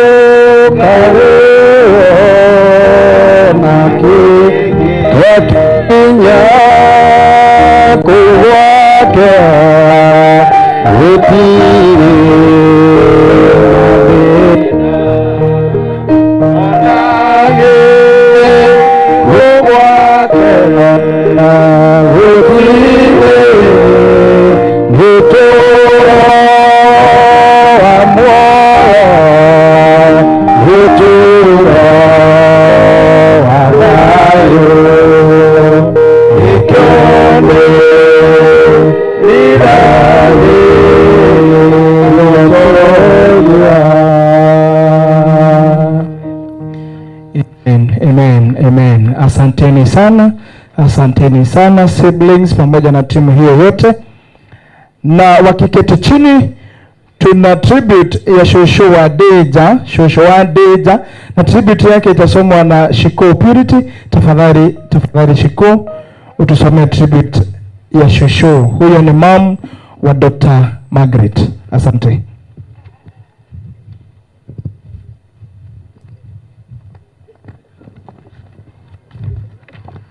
Praise God. Amen. My name is Purity Wanjiko, and I will be reading this tribute on behalf of my grandmother, Damaris Wanjiru. Tribute to my daughter, Margaret. Dear daughter, if you had left this world before fulfilling your purpose, then I'd be sad and easy. But I am at peace because I know you did what you were called to do. Your service and devotion to God really made me a proud mother, and your prayerfulness was just astonishing. Irigithathiria kwako reiretu. Ngai arokũrathima nĩ wĩra mwega ũrĩa ũrarutaga wĩ gũkũ thĩ na ithuĩ. Nĩwe ũratũnyitagĩrĩra na mahoya. Arĩ wakwa ũrarĩ mũirĩtu wĩ mathekania. Hihi no kuoya ithenya rĩaku bamĩrĩ-inĩ ĩno mawega ũranjĩkĩire rĩrĩa ũrarĩ muoya ndikariganĩrwo na ũgũtũũra wĩ wakwa wa Ngai. Nĩ haritũ mũno gũkũrekereria no ĩndĩ reke wendi wa Ngai ũhinge tondũ ũcio ndũragio kĩũria. Hurũka thayũ wa Ngai wakwa o nginya rĩrĩa Ngai agatuonithania wĩ wakwa na ũgũtũũra ngoro-inĩ yaku. Amen. Asante sana Purity. Sasa tutaenda kwa tribute ya watoto na tutasomewa na Dennis, kwa hivyo wangekuja hapa. Tutasomewa na Philip, tafadhali. Philip, samahani. Philip, karibuni sana. Hao ndio watoto wa mam. Tuko na Philip, tuko na Dennis na tuko na Anita. Asante sana. Na pia tuko na Esther ambaye yuko hapa pamoja nasi. Karibu sana. Mama, my sister, rest in peace. I look around and see the tangible impact you have made. Your love for God, for ministry, love for everyone, passion and commitment are the blueprint of who you are, Mom. I have seen you give yourself wholeheartedly to your family, to your church, to the village and the society at large. The gap you have left, Mom, in the Keharas, the Kariukis, the Kamaus, and the disciples of Christ Church families can never be filled. I can't wrap my head around the fact that you're no more, Mom. But a friend told me that in this mourning period, I should focus and reminisce the good memories I have of you. And so, Mama, I celebrate you for showing me to know and serve the Lord. Thank you for being an amazing mother, teaching me to love life and live it to the fullest. You're the backbone of our education, our individual walks with the Lord, and the reason we have grown into young people of integrity. And for that, Mom, we say thank you. Thank you for encouraging and supporting us all, and especially Dad in his calling and ministry. Thank you for graciously accepting the call into servanthood, because you helped Dad and yourself to live purposeful lives and impact thousands of lives and generations. We'd have wished that you stayed longer to enjoy the fruits of your labor, Mom. We are encouraged. We are encouraged, and we will honor her life, and we will live a life that emulates our mother. God bless you so much.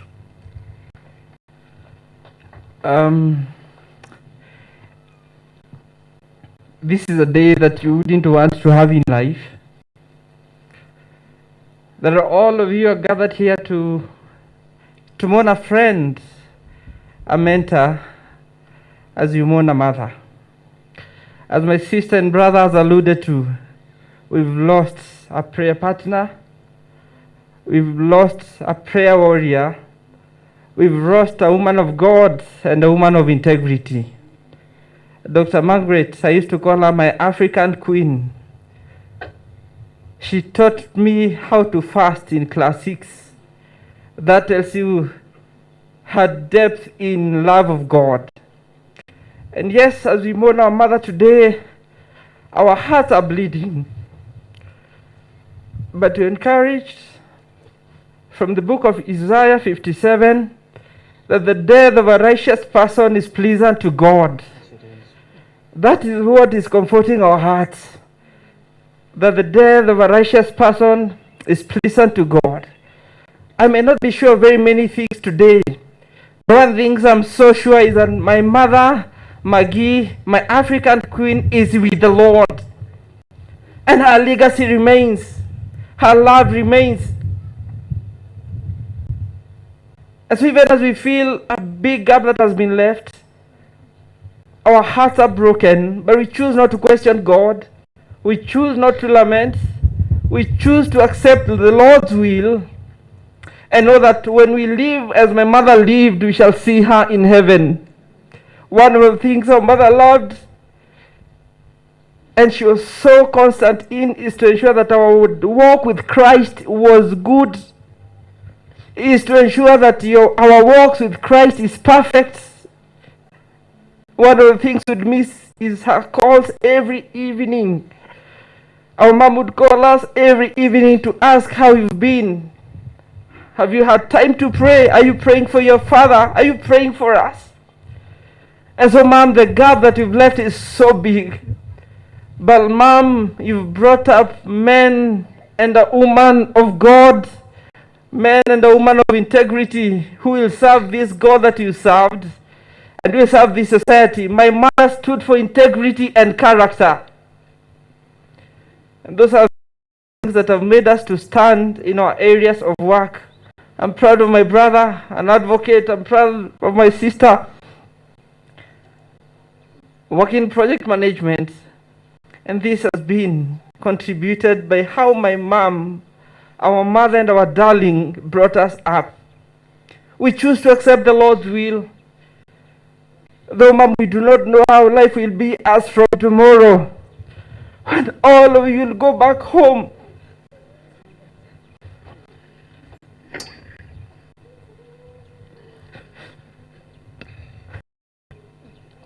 But the Lord is faithful. That we want to promise our allegiance and love and unconditional love.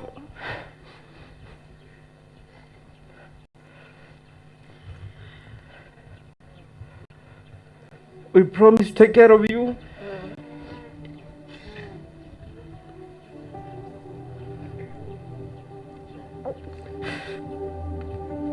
And to make you a better man, a better servant of God. And as you promised us that you serve the Lord fully, God will support you.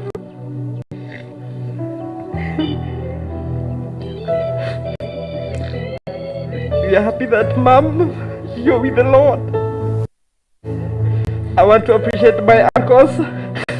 We took Mom to the best of hospitals. We invested a lot, our everything. And as a family, we are proud of what we did for Mom. Dad, thank you. You gave your best. We gave our for Mom. And even as she's resting, Mom, we are proud that we gave the best. We are proud, we are not lamenting. Mom, we are proud that we gave the best for you. And even as we saw you this morning, Mom, you are still smiling. That's an Mom, we shall see you. Mom, wherever you are, watch over us.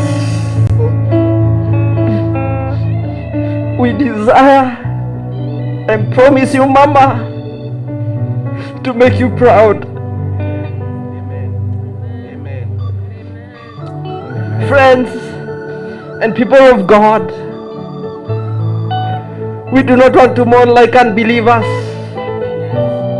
But friends, we are human. It's paining us, but we leave it to God.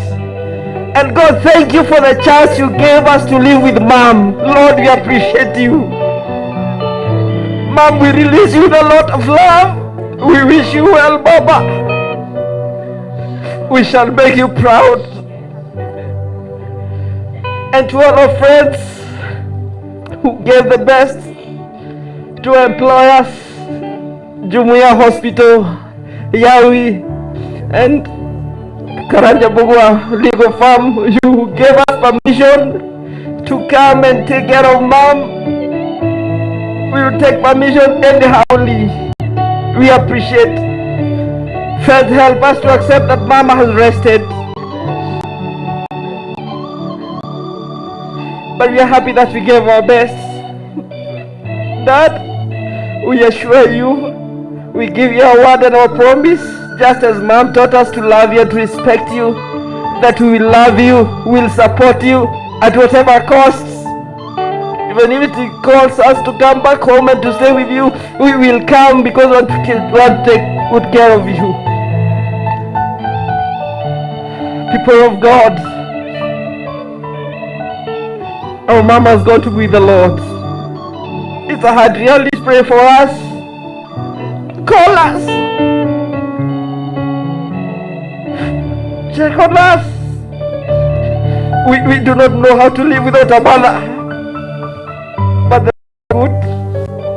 And he says that his grace is sufficient. Our mother taught us to say, it is well. It is well. Yes. It is well. It is well. Aliadhigu marigererio mao. And mom loved this song. Nitoka kiugo ki aliadhiru. And mom, we know that you're righteous. We thank God that you rested in the Lord. Yes. Amen. We love you. Thank you.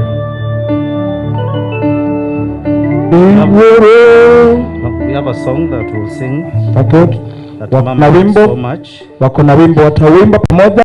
Tung'oine kĩarĩa theru arĩa mahotanĩirwo nĩ Ngai, arĩa matuĩte matua kũrũgama na kiugo kĩa mana kĩa ũthingu, aya matiũĩ gũtiganĩra na njia rũgendo matitiganagĩria, aya matiũĩ gũtiganĩria na njia rũgendo matitiganagĩria, mwathani wao aya matiũĩ kũtwo nĩ take, aya mana mwathani wao aya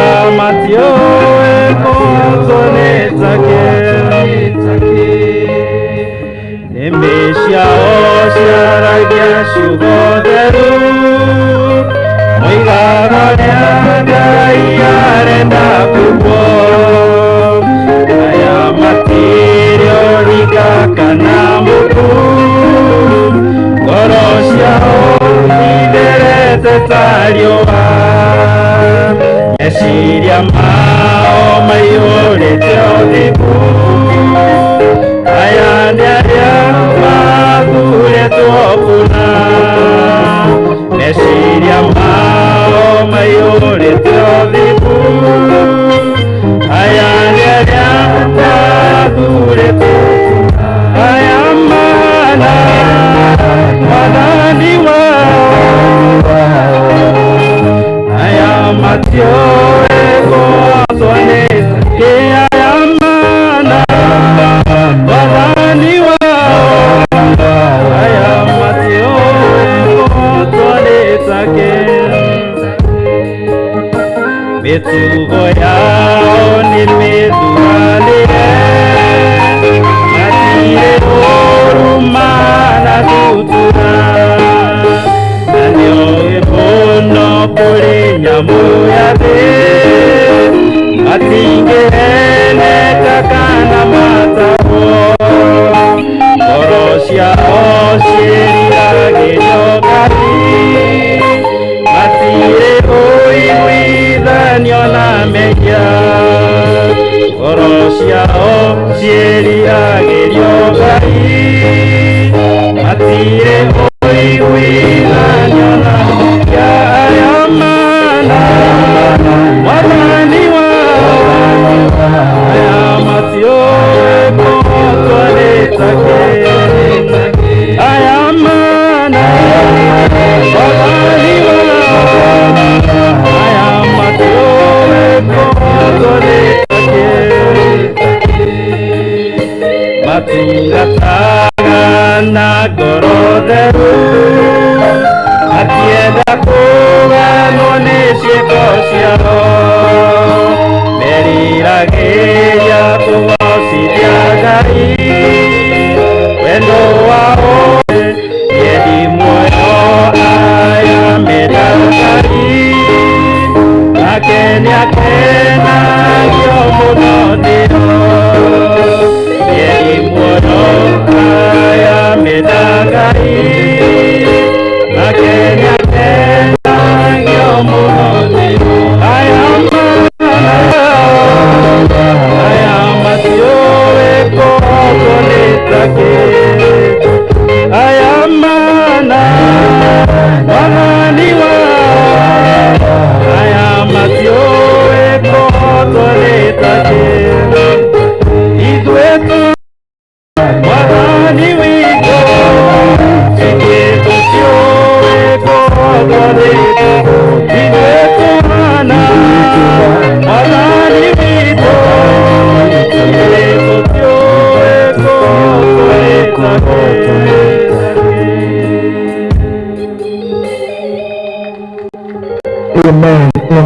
Let us appreciate them zuri. Ni asante sana watoto wa mom kwa sababu ya nafasi hiyo. Yangu naendekea kutamatisha kwa sababu tribute tunayo sasa ambayo imebaki ni tribute ya Archbishop wetu, tribute ya Archbishop Kihara kwa mpenzi wake, lakini hiyo nitakubarisha kwa sababu ya masaa yetu.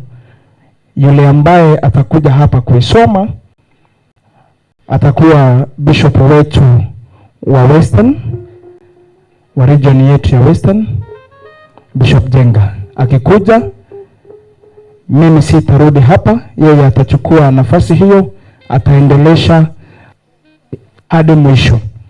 Nikimalizia ningesema majina yangu naitwa John Che na ni mhubiri wa Injili ya Yesu, na nashukuru komiti ambayo tulikuwa naye pale Conste pamoja na familia ya Archbishop kwa sababu ya kunipa nafasi hiyo ya kuwaongoza kwa wakati huu. Mimi na mke wangu pamoja na watoto wangu ni marafiki sana wa karibu na familia ya Archbishop pamoja na watoto wake. Nikiketi chini ningemwomba pengine mke wangu pahali ambapo alipo angesimama tu awevu watu. Mke wangu, namuona yuko pande ile, yuko pale. Kwa hiyo huyo ndiye mke wangu, na kwa sababu mheshimiwa alisema tulikuwa tunaopewa dara otero uyo ni wale wa mwisho kana acio angi ni marotagirwo nori guciria dara otero na teirwo mundu muru. Thank you very much. Gukinyia hau na onani tambarata wa family no no gwenda kuga poleni sana, na Ngai uria utathiaga uria utatiganagĩria andu ndekutiganĩria family no nĩ ũkũra hamwe nao hĩndĩ ĩno mamũbataire mũno. Rĩu moro mũrathima na aromwĩka wega. Asante.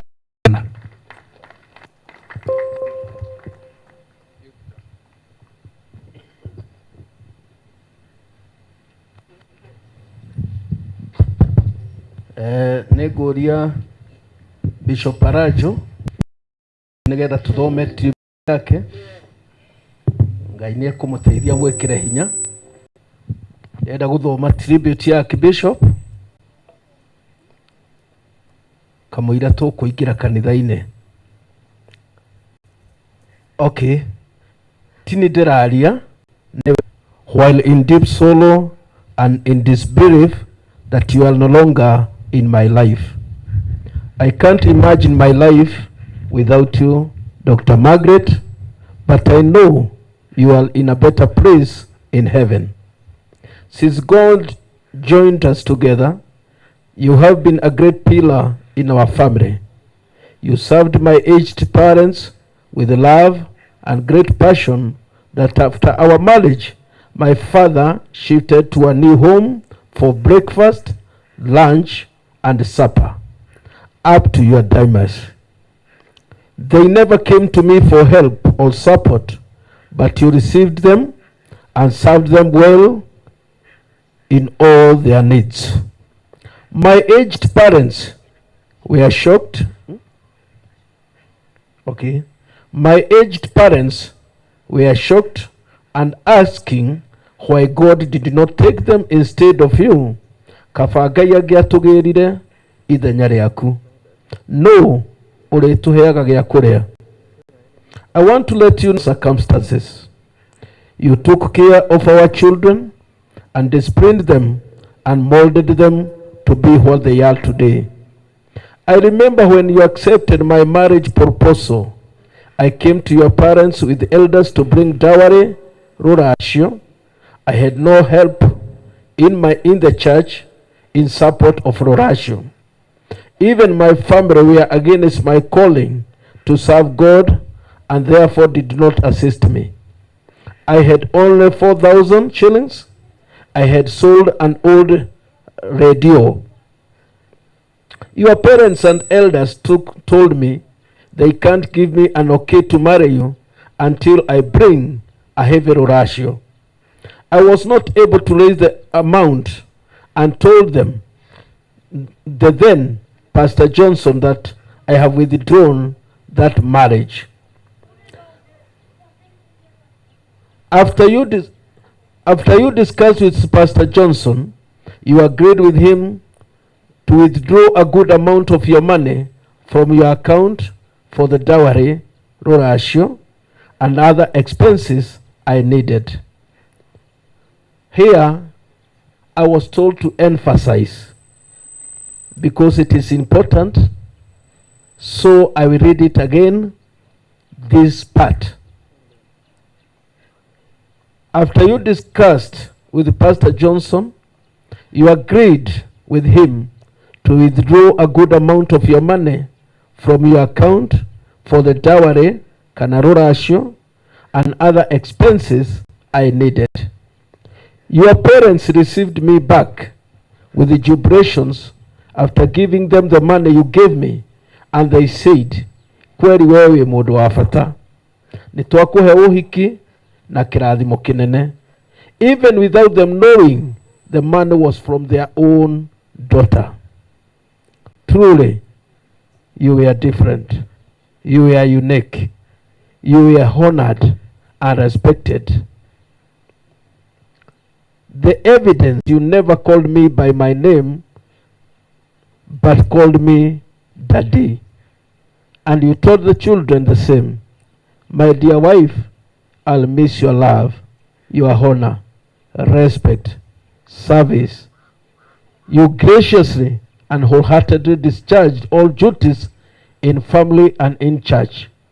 I am now lonely, but I'll serve the Lord more than before, so that I'll meet you in heaven. May the name of the Lord be glorified. That is Archbishop Meshach. Help him to go back. Msaidieni tu kidogo. I know the pains. Tunajua vile anajisikia, lakini Mungu atamtia nguvu na atampa msaada wa karibu.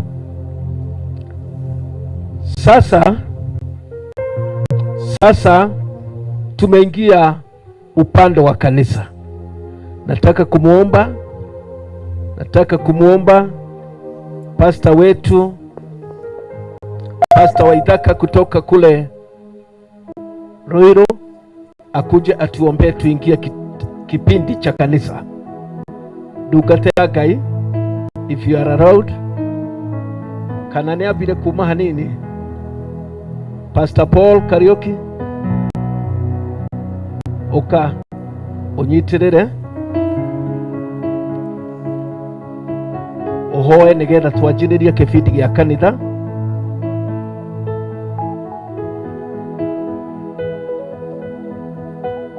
We request you to get strong. It is well. It is well. Pastor, tuombee tuweze kuendelea na mambo ya kanisa.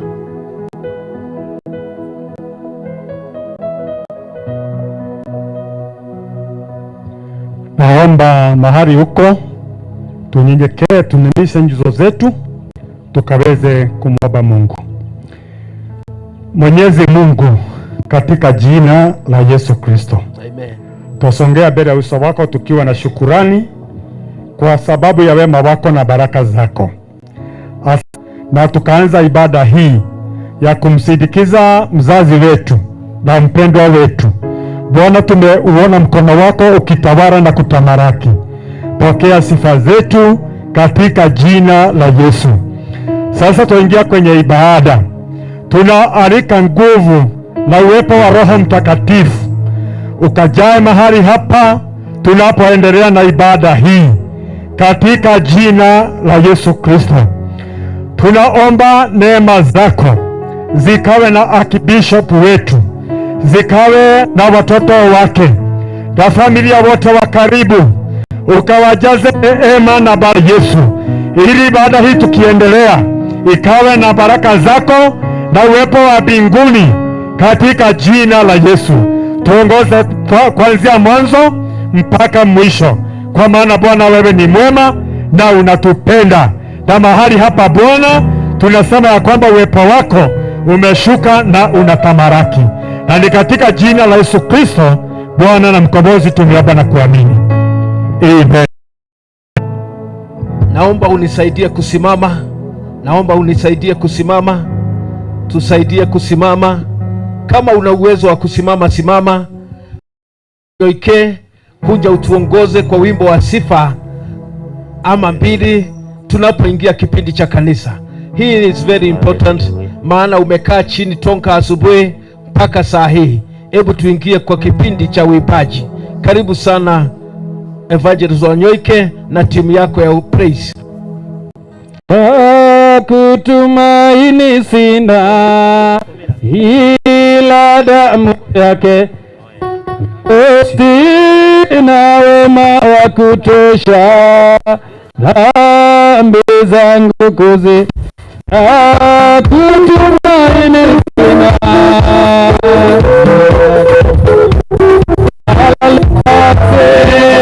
wema wa kutosha, kutumaini sina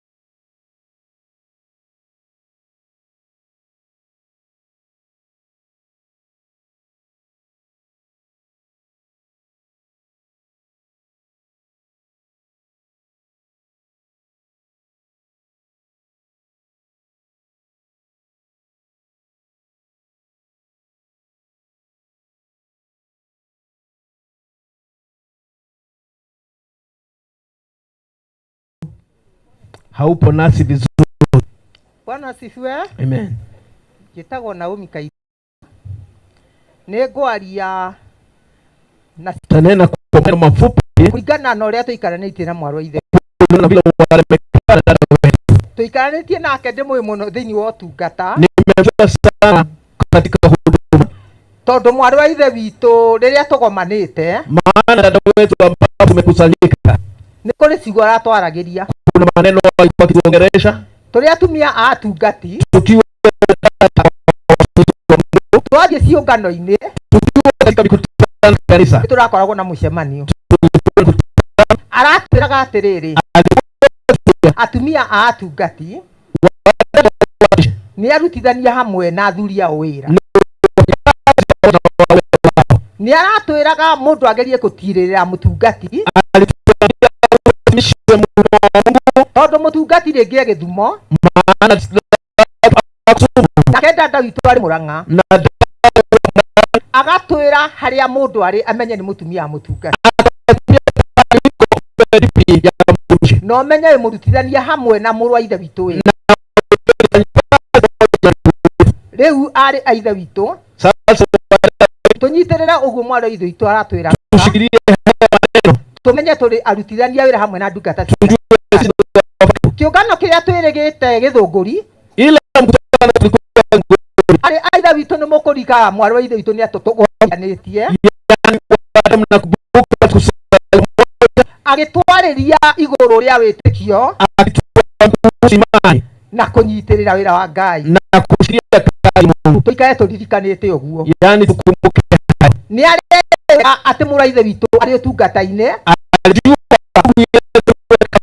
nake mwena ũngĩ arakoragwo anyitĩrĩire wĩra rĩrĩa arakoragwo twarĩria mũcemanio-inĩ witũ atumia atungati mũrũ wa ithe witũ twĩ nake agĩtũruta nĩ tondũ nĩ aroĩ wĩra wake wega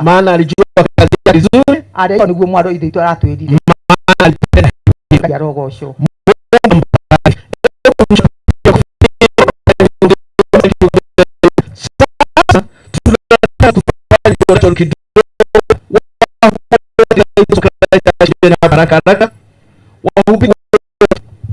si mapasas wahubiri. Hakuna wahubiri, nyinyi ni watu very ona ũngĩtenda ndũrĩ kĩndũ kĩngĩthũka wahubiri na waona wakiwa kule uwanja wahubiri baraka wachungaji mjitika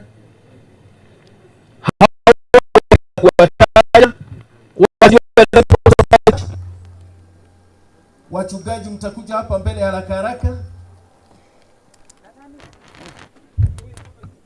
mtajipanga hivi, mtajipanga hivi tu mkiangalia kwa watumishi wa Mungu. Huyu tutamfanya nini sasa? Ingekaa pale ifidi wale hata wakianza kuimba hii. Onogirirwa hani ni hati tena. Haya. Sasa wewe ukoka hapa. Nitawataja mimi, hawatajitaja. Huyu anaitwa Pastor Elias kutoka Githunguri, barikiwa sana. Pastor Kennedy Kariuki kutoka Remuru, barikiwa sana. Pastor Daniel Mwai kutoka Naivasha, barikiwa sana. Pastor Joshua Dongo kutoka kule Loitokto, barikiwa sana. Pastor Kemodho John kutoka Gilgil, barikiwa sana. Pastor Paul Kariuki kutoka kule Thika, barikiwa sana. Pastor Moses Gitao kutoka Bagaria, barikiwa. Pastor Joyfrey Boro kutoka Njoro, barikiwa sana. Pastor Johnson Kamau kutoka kule Olkarau, barikiwa sana. Pastor Moses Toet kutoka kule Bomet, barikiwa sana. Pastor Lawrence Mureithi kutoka Moro, barikiwa sana.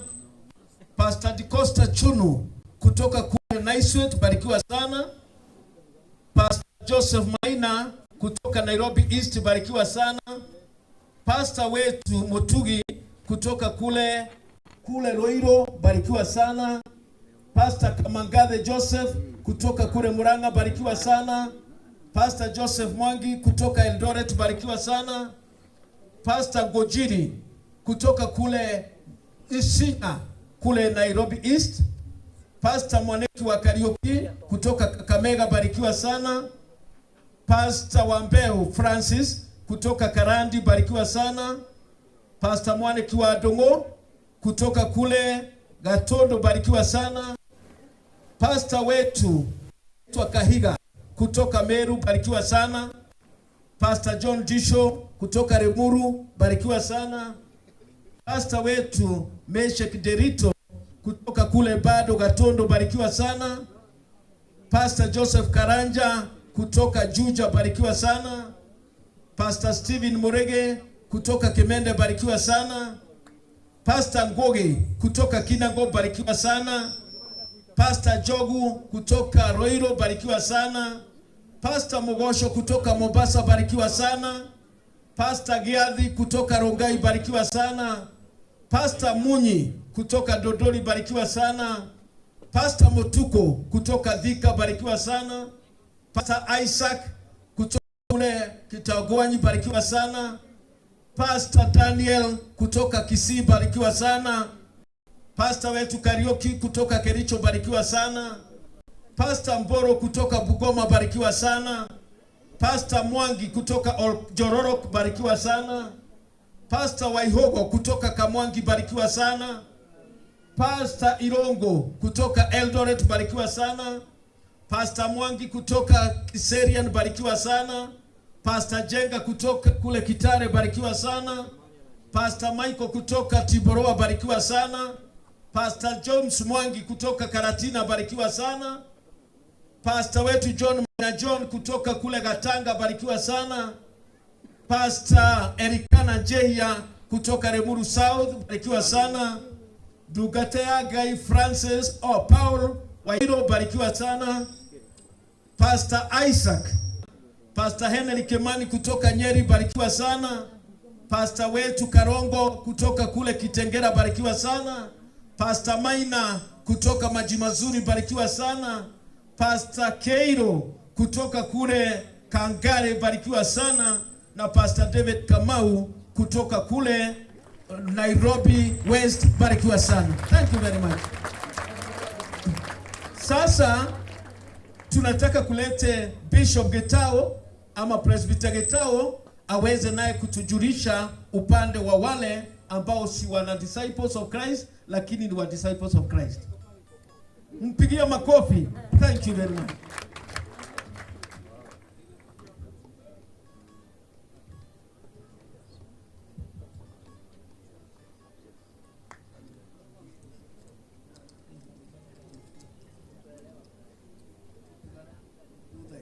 Sawa.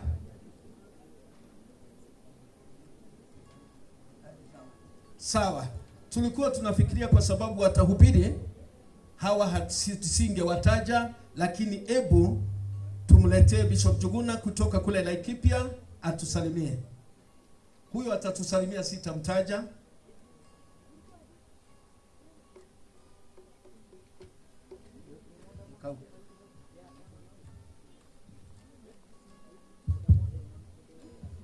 Bwana Yesu asifiwe. Amen. Majina yangu naitwa John Juguna kutoka Laikipia Diocese.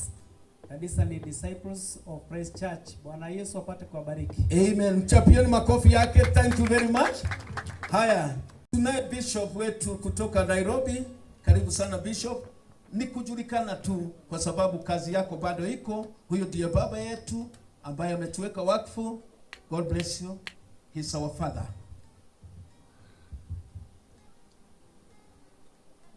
Bwana asifiwe. Amen. Jina langu ni Amos Ngoge kutoka Nairobi. Kwa sababu nitanena pale baadaye kama alivyosema, sitaendelea sana. Mchapieni makofi. Thank you very much. Haya, Bishop wetu kutoka Thika. Ana kazi ingine lakini ni kujitaja. Thank you very much. Thank you very much. Okay, Bwana asifiwe. Amen. Naitwa Bishop John Geshia, niko upande wa Thika. Bwana wabariki. Asante, mchapieni makofi yake. Thank you very much. Huyo mwingine ni askofu mkuu ambaye hatutamwamusha siku ya leo kwa sababu ya mambo yale mnajua. Mimi naitwa John Jenga, natoka Eldoret. Karibu sana Bishop.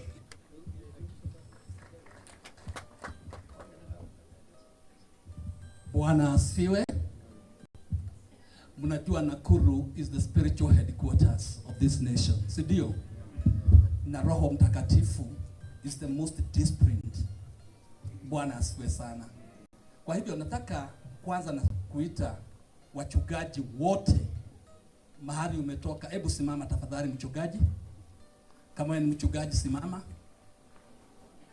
Hebu kujeni tu hapa. Hamutasema kitu, mtawefu tu, alafu kujeni tu hapa wachungaji tafadhali.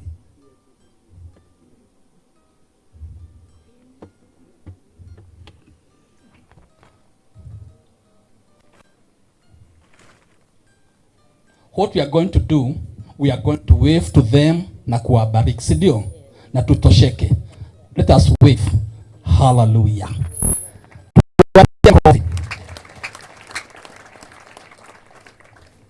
Bwana asifiwe. Tuna evangelist hapa ambaye labda tusimuache. Unajua nimeita wachungaji. Do we have an evangelist? Evangelist? Bwana asifiwe. Now, nataka kuita maaskofu wote tafadhali tusimame. Maaskofu, hebu niseme hata apostle. Wacha niwache apostles. Wacha niseme bishops. Tafadhali kujeni hapa mbele bishop.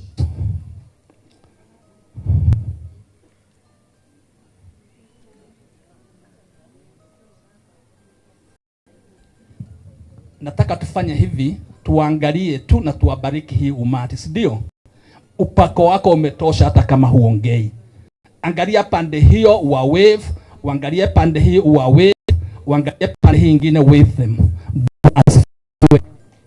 I'm going to give to speak on behalf of the gatekeepers because we don't have time. 2 minutes. Geto, na mimi ni mwenyekiti wa Gatekeepers Bahati Fellowship, na nataka kushukuru kwa sababu ya dada wetu ambaye ametuacha. She has been a pillar. Yeye ameshikilia ndugu wetu wa askofu ambaye ni naibu wa mwenyekiti hapa Bahati, na yeye ameweza kutulink na Nakuru City Church Elders. Tunashukuru sana. Neno tu ambalo nataka kusema ni ya kwamba Mungu wetu ni mwaminifu, atashikilia familia ya archbishop wetu, na msiwe na shaka, Baba atawatazama. God bless you. Karibuni sana. Before I call the apostles, tafadhali mke wangu simama tu ufanye hivi mahali yuko. Asante. God bless you. Watu watatu ambao nimeombwa ni acknowledge. Tuna General Secretary wa EAK Nelson Majanja. Yuko Nelson, General Secretary wa EAK. Karibu.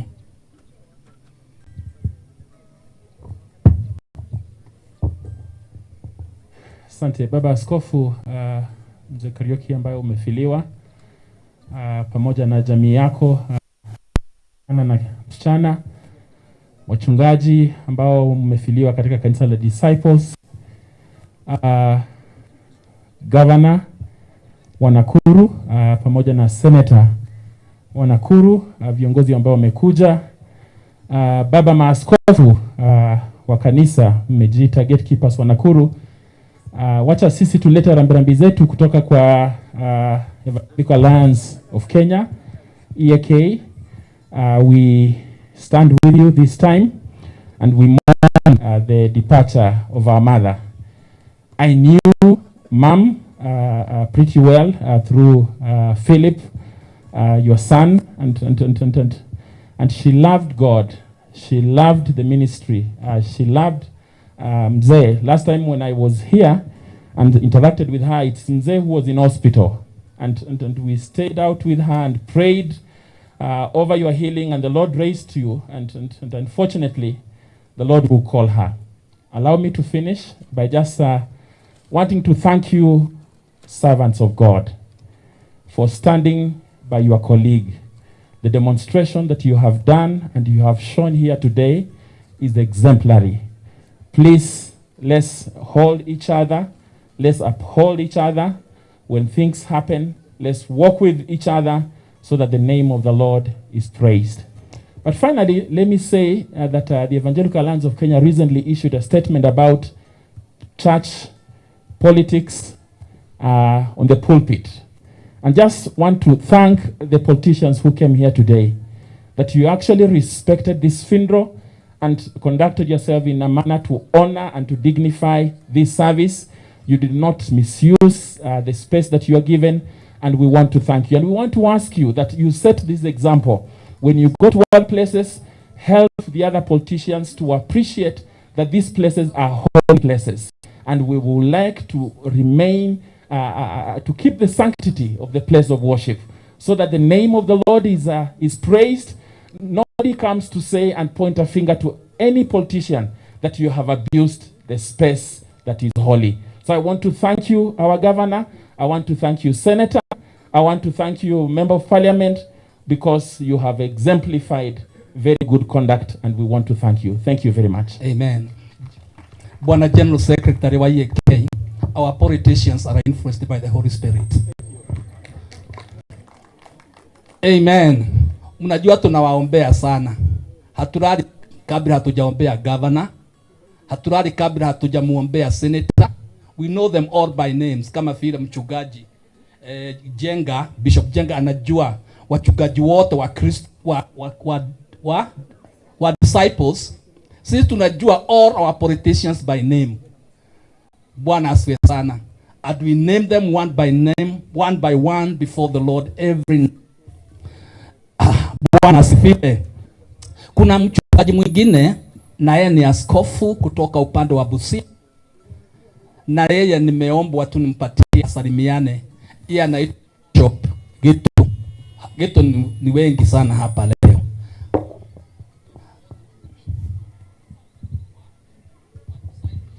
Bwana atukuzwe waombolezaji. Majina yangu ni Bishop Joseph Dongo Gitu. Nimetoka all the way from Western ili kuja kulia pamoja na muongozi na mchungaji. Wakati ambapo nilipokea habari ya kifo, nilipokea na mshtuko, na nikaamua ni lazima nije, kwa sababu ninamjua, tunashirikiana na wao mambo mengi, tunakutana wakati mwingi. Kwa hiyo ni kusema tu ujitie nguvu pamoja na watoto, na Mungu wetu atazidi kukusaidia, kwa sababu Mungu alipeana na ni Mungu atakuwa. Kwa hivyo ni vizuri kubali ya kwamba amefariki. Kwa hivyo mtafadhalika. Ningeomba kutoka Archbishop wetu, Bishop Kariuki, angekuwa hapa lakini ana shughuli zingine, lakini alisema yuko pamoja. Mungu azidi kubariki na Mungu azidi kukupa neema zake.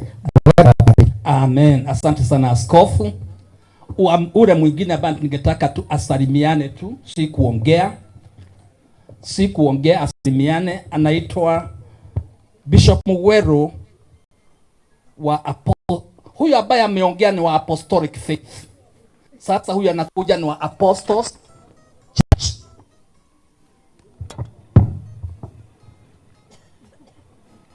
Kusalimiana tu, usiongee kitu kwa sababu ya saa. Bwana asifiwe.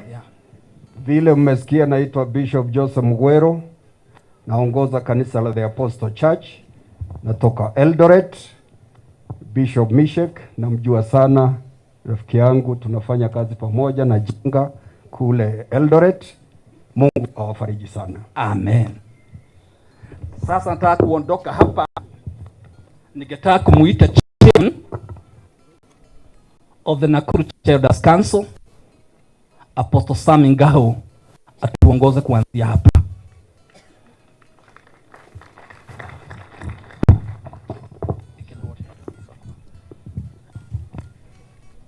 Bwana asifiwe. Kanisa la Kristo, Archbishop na viongozi wa serikali ambao wako hapa,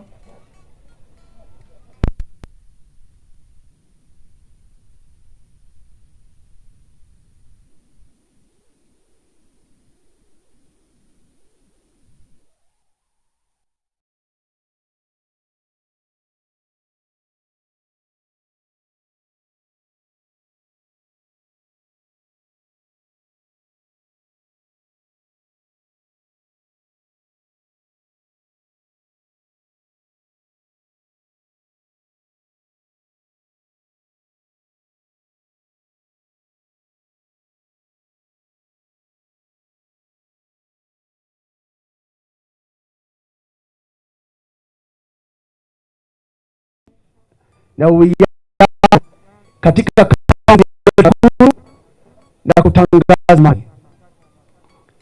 Siku ya leo simama hapa, sitachukua muda mrefu.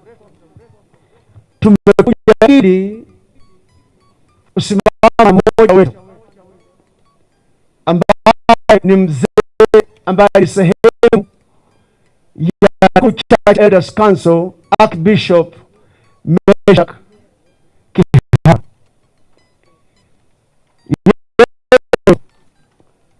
na tumesimama na yeye kidete kwa sababu na tunamshukuru Mungu ya kwamba Mungu ameendelea kutia nguvu ili council wasimame mahali walipo tafadhali kwa haraka ili tafadhali tusimame na tuje. Tuko wengi lakini wao hapa ningependa wajijulishe kwa haraka, na kwa sababu sisi ni wahubiri, kwa haraka tuangalie upande huu. Nadhani upande huu ndio ningependa Elijah na Posukimani tafadhali kwa mwisho. Amen. Wapi hiyo nini mic? We presbyter washikie tu hivi. Presbyter washikie. Wacha wajijulishe tafadhali. Tunaanza na ambaye ni mzee ndani ya Elders Council. Huyu ni askofu, ana miaka zaidi ya 70 na kitu, na ni mmoja wa wazee. Amen. My name is Bishop Wallace Mbogwa Ndachi, mkaaji wa Nakuru. Majina yangu ni Bishop Jim Mwando kutoka Nakuru na ubiri na Solid Rock Fellowship. Majina yangu ni Bishop Bethel Mbogwa na hudumu na kanisa la The Ark Church International Mission. Jina langu ni David wa Mugonda, mimi ni askofu wa JC. Mimi ni Bishop Delitu, ni mchungaji wa Gospel Celebration Church. Bishop Kamore Moya, Talent Revival Churches International. Bishop Hila Mjenga, Oasis Reina New Life. Tutampatia Bishop Apostle Jesse kusema jambo kidogo.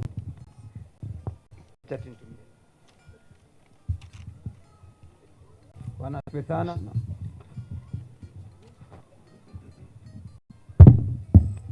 Iko sawa. Bwana asifiwe sana. Na Mungu kwa sababu ya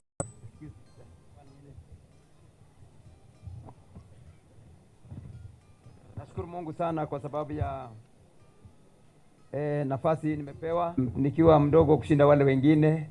Asante sana kwa heshima hii ya kuzungumza machache dakika 3 hivi. Na haya nazungumza ni kwa niaba ya apostle wale wengine na mabishop wale wengine. Nimeshakakiwa wetu, na mimi yangu tu nilipokuwa nimekaa pale chini nilikuwa nafikiria mambo ya siku za usoni, na niko tu na appeal moja kama vile kitabu cha Exodus 17:11 tunajua ni habari ya Musa vile ambavyo wana wa Israeli walienda vita, na walipoenda vita mtumishi wa Mungu akaenda kupigana kule chini Joshua, naye Musa akapanda mlimani kuinua mikono, na alipopanda juu kuinua mikono na Aaron na Uru wakaona akiweka mikono chini wanashindwa, lakini akiinua juu wanashinda. Mimi tu ni ombi langu ya kwamba tuweze kumshikilia Archbishop, sababu yeye yule alikuwa anamshikilia mikono, sasa Mungu amekata kauli kumpumzisha. Mimi nataka tu kusema kwa niaba ya wazee wenzangu, kama vile tumepelekana, tutaongeza nafasi hii ya kuweza kukushikilia mikono na kusimama na wewe katika kazi hii. Na pia naomba kanisa lote la Disciples of Christ, kama kuna wakati ambapo Archbishop Meshek alihitaji kuinuliwa mikono, ni sasa. Na kama katika maisha yako kama katika ile kanisa haujaweza kwa njia moja ama nyingine kumuinua mikono, ujue anapoinuliwa mikono sisi ndio tunapokea ushindi, si yeye, sisi tunapokea ushindi. Kwa hiyo ninaomba sana ya kwamba tuweze kumuinua mikono, na sisi kama wazee apostle kuombea, na ninasihi wale wengine wote waweze kusahau tofauti zingine zote, lakini tumuinue bishop mikono. If he ever needed somebody to hold his hand in prayer, it is now. And on behalf of the other elders, I promise that we shall continue to hold your hand. Na Mungu akubariki sana. Amen.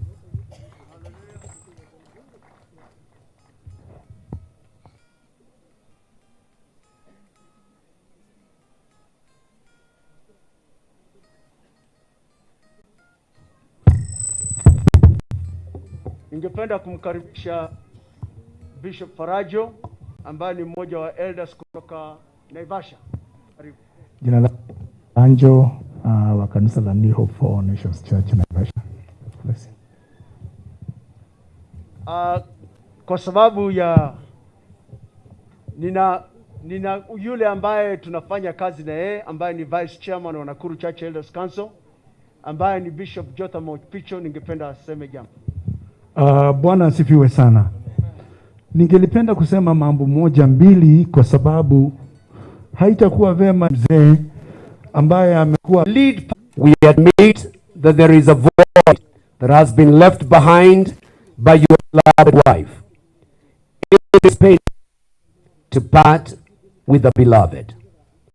It may bring in questions that may not seem to have any answers. Nevertheless, may the words of Isaiah chapter number 41 and verse number 10 be your comfort. Fear not, for I am with you. Do not be dismayed, for I am your God. I will strengthen you. Yes, I will help you. And I will uphold you with my righteous right hand. Our prayers for the peace of God will look on the premise that your wife and the mother of your children, Philippines and Anita, has fought a good fight, finished the race, have kept the faith, and now has entered into eternal life. Therefore, our mourning is like not those of who do not have hope, but that will not disappoint us. For the Bible tells us if Christ never rose, our faith have been a futile. Then those who are fallen like our mother, like your wife sleep, would be lost. We the Nakuru Church Elders Council have known you and your life as servants that have not lagged behind in diligence, but you have been fervent in spirit as you have served the Lord. You have spent and have been spent for the gospel. Your dedication, commitment to the cause of Christ is unquestionable. You have served the Lord in the midst of in our midst with integrity and clarity of direction. You have loved the people of God and have been evident. Your love for the people of God has been evident, not only in the church circles, but you have counseled the political leaders and the captains of industry from time to time. This has been with the help of God and your departed wife. We pray that you will keep the fire burning. It is on the same breath we as the council pledge our continued support through prayer, fellowship, and gathering counsel as you navigate the new terrain. We pray that the God and the Lord, who is our shepherd, will strengthen you in the inner man and fill even your children with great peace that surpasses all human understanding as you bear this great loss. Our appeal to the leadership of the disciples of Christ Church is that you give your most sincere support to Archbishop Meshach, Kehara, now and in the future. And as Apostle Paul wrote to the church in 1 Corinthians chapter number 5, verse 12 to 13, this is our writing to the church of the disciples of Christ Church who are under the leadership of Archbishop Kehara. We urge you, brethren, recognize those who labor among you and are over you in the Lord, and admonish them, and to esteem them very highly in love for their work's sake. Be at peace among yourselves. Let us demonstrate that truly we are the disciples of Christ by loving one another. To Philip, Dennis, and Anita, take good care of your father, and remember your mother's instructions, and add to the very wise counsel of your father. We pledge our commitment, our support to all of you as the sons of a righteous man. This is what we know. Because you are the seed of the upright, you will be mighty in the Lord. May the Lord watch over you and give you peace. Shalom, shalom, shalom. God bless you.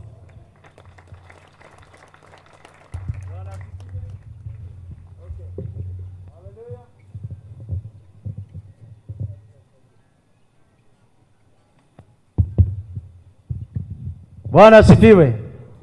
Thank you very much, Secretary.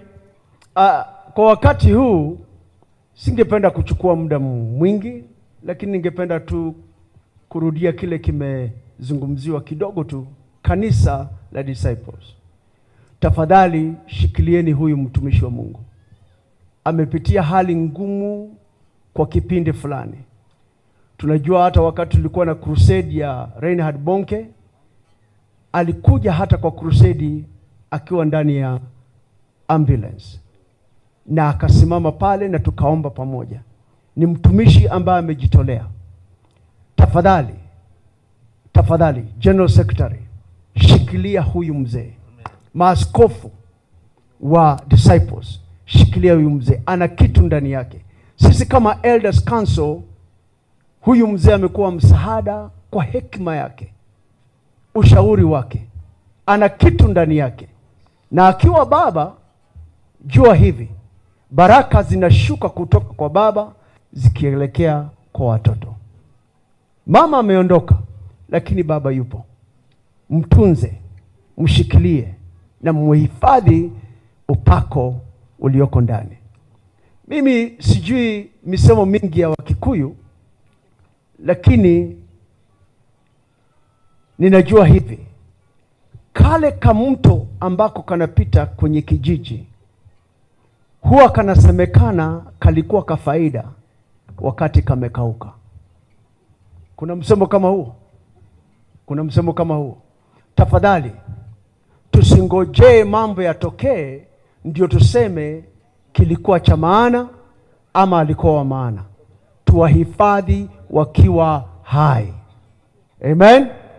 Na tuwatunze.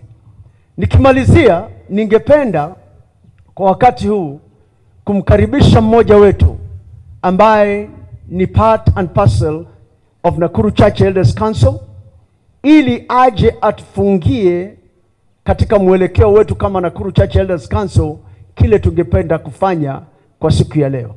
Na sio mwingine bali ni mtume Apostle William Kimani, ili aje atufungie kwa kipindi hiki kama elders. Tumpige makofi mazuri tafadhali.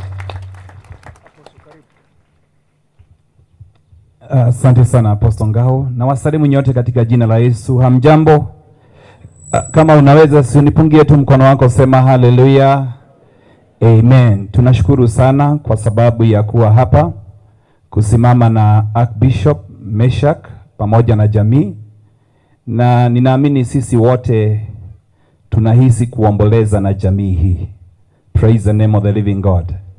Na kwa hivyo nilikuwa nafikiria vile kuanzia wakati wa msiba wa mama, watu wamekuwa wamefurika pale nyumbani, na saa hizi kuna uwezekano sisi wote tutaenda nyumbani kwetu na kusahau na hii maneno, kuona kama tumemaliza. Lakini ni kilio changu ya kwamba kuwe na watu wanaweza kumbuka jamii hii. Asanti gavana wetu na hata senator wetu na hata MP wetu hapa Bahati kuwa pamoja nasi. Tukisikia hata mmetembelea Bishop nyumbani pia tutafurahi. Na Bishop pia walio hapa, tukizidi kutafuta Bishop na kumtia moyo, itakuwa ni jambo ambalo ni la kumtia moyo kuendelea. Unajua Biblia inasema ya kwamba the two shall become one. Na wakati mke wako anakufa, hakika sehemu moja yako imeondoka. Mimi huona tukiwa na mke wangu na muuliza vitu, ananiambia si hiyo iko hapo tu. Sasa mimi naonanga kama tukiwa kwa nyumba ndiye huwa ananibebea macho. Leo akienda ni kama macho yangu imeenda. Sijui sabuni inawekwa wapi, sijui vitu fulani zinawekwa wapi. Mimi kazi yangu ni kuitisha. Na kama vile Archbishop nimesikiza tribute yake akisema my wife was my defender. Many times we would think that the husband is the one who is defending the wife. But I can tell you, sometimes as ministers and servants of God, it is our wives who defend us. They stand in the gap for us. Mahali hata hatuwezi kuzungumza, ni wake zetu wanaweza kuzungumza, kwa sababu hatuwezi kuzungumza kila wakati. Ninaomba ya kwamba Philip na Dennis na Anita pia, Mungu azidi kuwatia moyo watoto hawa. Ninajua ya kwamba age ambayo wamewachwa sio age ile ya kawaida tunaweza kusema mama alikuwa mzee. They are still young. They need our encouragement. They need our support. And I pray that especially wale tuko karibu na wao tutazidi kufanya hivyo. Ningependa kushukuru sana kwa sababu ya kanisa la Disciples. Wakati tulikuwa pale Kunste siku ya fundraising, nilitiwa moyo sana na kuona vile mlirespond kwa wingi. Ile hall ilikuwa imejaa kabisa, na ninajua hili ni jambo ambalo lilikuwa limetangazwa kwa siku chache, na hata jinsi mlivyojitolea, na nikaona ya kwamba mnajitolea kwa moyo wa kuweza kusimama na Archbishop. Jambo hili liliweza kuniguza sana. Ndani ya moyo wangu nilikuwa nasikia machozi mengi kuona ya kwamba how much you love your bishop na vile mnamsupport na kuweza kusimama naye. Na kwa hivyo ninaamini ya kwamba jamii ambayo imewachwa ni jamii ambayo iko karibu sana, ni jamii ya Disciples. Although all of us we are disciples of Christ, lakini sasa kanisa, ninaamini ya kwamba mtachukua hilo pengo.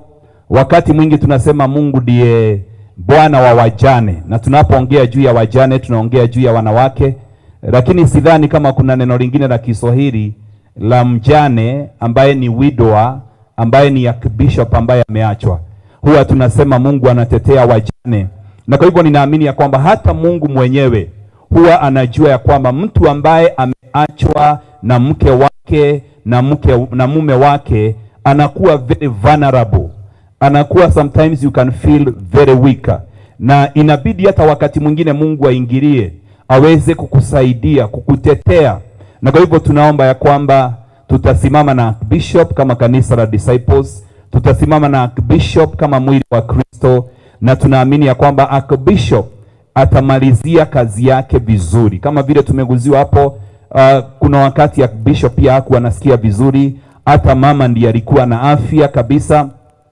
Na kwa hivyo tunajua kwamba Archbishop require our supporter, na ili na yeye akaweze kumaliza mbio ambazo Mungu amemwekea. Praise the name of the living God. Are we going to support the Archbishop and family? Praise the name of the living God. Sijui tukiondoka hapa kama utazidi kuwakumbuka kwa maombi. Turudishe macho yetu nyuma na tuseme ya kwamba mambo haya yanaweza kuwa yameisha kwetu, lakini kama vile watoto wanaomboleza ni ya kwamba they have never known to live without a mother. Na kwa hivyo ni vizuri hata wadada walio hapa, wazazi wetu ambao wanaweza ingilia kati na kuendelea kusimama na hii jamii, na pia bishops wale wako na bishop's wife, ni vizuri kuendelea kusimama katika pengo. That is my appeal to all of us. Let us continue to leave this family in prayer. We are so many here today, but I know after this, very few people watakumbuka Archbishop watu wa support kiwa karibu. And even the immediate family, we know that Dr. Margaret was a extended family imeguza. Hao ndio watu wanaangalia nani yako na shida, nani ya mioyo yenu. Personally, I'll try my level best kuzidi kuwakumbuka na pia kumwangalia Archbishop na pia kuencourage wa timu ya Elders Council kuweza kumtembelea mara kwa mara. Mungu awabariki sana. Katika nafasi hii ninajua kuna watu walikuwa na upendo sana, pengine wakuja pale Kuste wakati wa fundraising, lakini hawakuweza kupata hiyo na baraka kwa hii jamii wakati kama huu. Tunajua hasa sisi ambao tunao hudumu katika nyumba ya Bwana tunategemea support ambayo tunapata kutoka kwa kanisa. Wakati mwingine Mungu bariki na mambo mengine ya kazi za mikono yetu, lakini Biblia imetupatia hiyo nafasi pia ya kwamba kama tunawashirikisha mambo ya kiroho na nyinyi mnatushirikisha mambo ya kimwili. Na kwa hivyo sidhani ya Bishop ako na mahali pengine ambapo anaweza kuwa na organization nyingine inampatia pesa, ila sisi kama kanisa na mwili wa Kristo. Na kwa hivyo ningeomba nafasi hii tukaweze naamini pengine wale ambao wanahusika na kupatiana bahasha wameweza kupatiana bahasha, na hata kama uliweza kujitolea, kama jamii hii inaweza kupumzika kufikiria mambo ya kawaida ya maisha na tuweze kuwasimamia siku 2 siku 3, itakuwa baraka kubwa sana. Na kwa hivyo ningeomba wale walio na bahasha wazungushe zile bahasha, na ili tukaweze kupata nafasi ya kuombea matoleo na vipawa. Wengi ambao tungepewa nafasi tungeweza kunulia jamii hii kipawa ama kuweza kuwabariki kwa njia moja ama ile nyingine, lakini kwa saa hizi uko na hiyo nafasi ya kufanya hivyo. Ninajua wakati tunatumia tena njia ya M-Pesa kuweza kutuma matoleo yetu. Sijui kama naweza kupata namba ambayo tunaweza kutumia. General Secretary, tafadhali nitangazie. Sikiza sasa, kama ungependa kutumia nambari ya simu, wacha tutaweze kutangaziwa. Okay, ambao wanataka kutumia namba ya simu, tunaye namba ya mweka hazina wetu. Namba ya mweka hazina wetu, chukua karatasi uandike 0. Ni mweka hazina wa kanisa ama wa kamati? Wa kamati. Oh, wa kamati. Sawa sawa. Sio wa kanisa. Asante. Okay. Thank you. Uandike pahali 0723 99 37 55 0729 0723 99 37 55. Itatoka jina gani pengine? Florence Modhoni. Itatoka na jina ya Florence Modhoni. Sawa, tuweze kupatiwa bahasha, maaskofu, wachungaji, kila mmoja wetu. Kama unaona pengine wale wanapita na bahasha wako mbali kuombea sadaka tunapojitayarisha. Na kama mhubiri wa neno la Mungu pia, mimi ningependa kusema hivi kwa kila mmoja wetu. Najua ya kwamba dunia nzima kama kuna kitu kinaogopwa ni kifo. Hakuna mtu ambaye haogopi kifo. Na Biblia inasema katika kitabu cha Waibrania 2:14, the reason Jesus shared in our humanity, yani ile sababu ilifanya Yesu akaja na mwili, ni kwa sababu Biblia inasema kwa sababu watoto wa Mungu na wao wako na mwili na damu.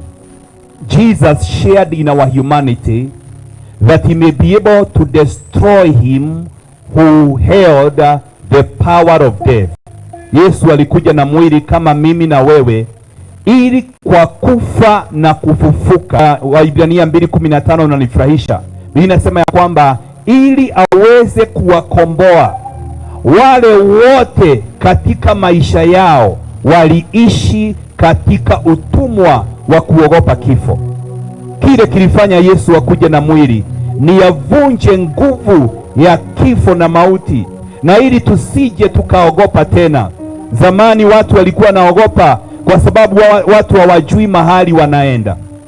Yesu akaja akasema, I am the way, I am the truth, I am the life, and there is no one who goes to the Father except through me.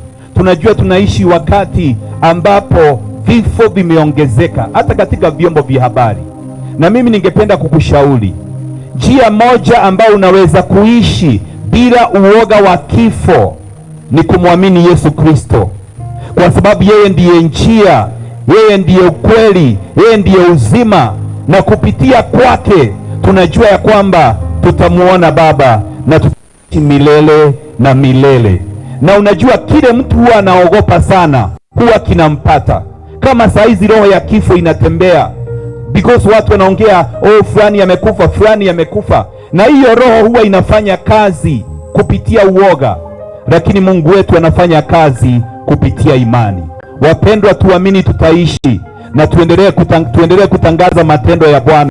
Hatutakufa kabla ya wakati wetu, kwa sababu Yesu wetu ndiye ako na mamlaka juu ya kifo. Tunakataa roho ya kifo kufuata hii jamii. Tunakataa roho ya kifo kufuata watu wetu. Tunakataa roho ya kifo kufuata taifa letu. Katika jina la Yesu, we break the backbone of the spirit of death. We rebuke the spirit of fear in the mighty name of Jesus. Na tunasema hatutaogopa, tutaishi, tutatangaza matendo ya ukuu wa Bwana. So mutumia wainuka, ndugathie gwithikira hau uge riu tondu mutumia wa bishop witu ni arathire riu ni niu na niguo ndirahenukwo ni ini.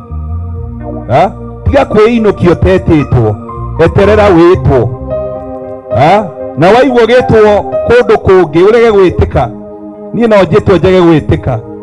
Aiko ti mwathani uranjita ukarega, ukauga ni ndarega guthie, to no kinya njeterere ndikie wira uria Ngai anjiteire. Koguo tweherie roho wa guoya na gwitigira, ni tondu ni tuyona andu aria mandikitwo Biblia-ini ta Paulo maugaga nie gukua ni faida, matietigagira gikuo. Andu ta Petro maugaga ni Ngai ni anjirite ati ni nguma hema ya mwiri uyu, na matietigagira, mathia makiugagira andu horo, Ngai ni aranjirie ndirathie mutigwo na wega.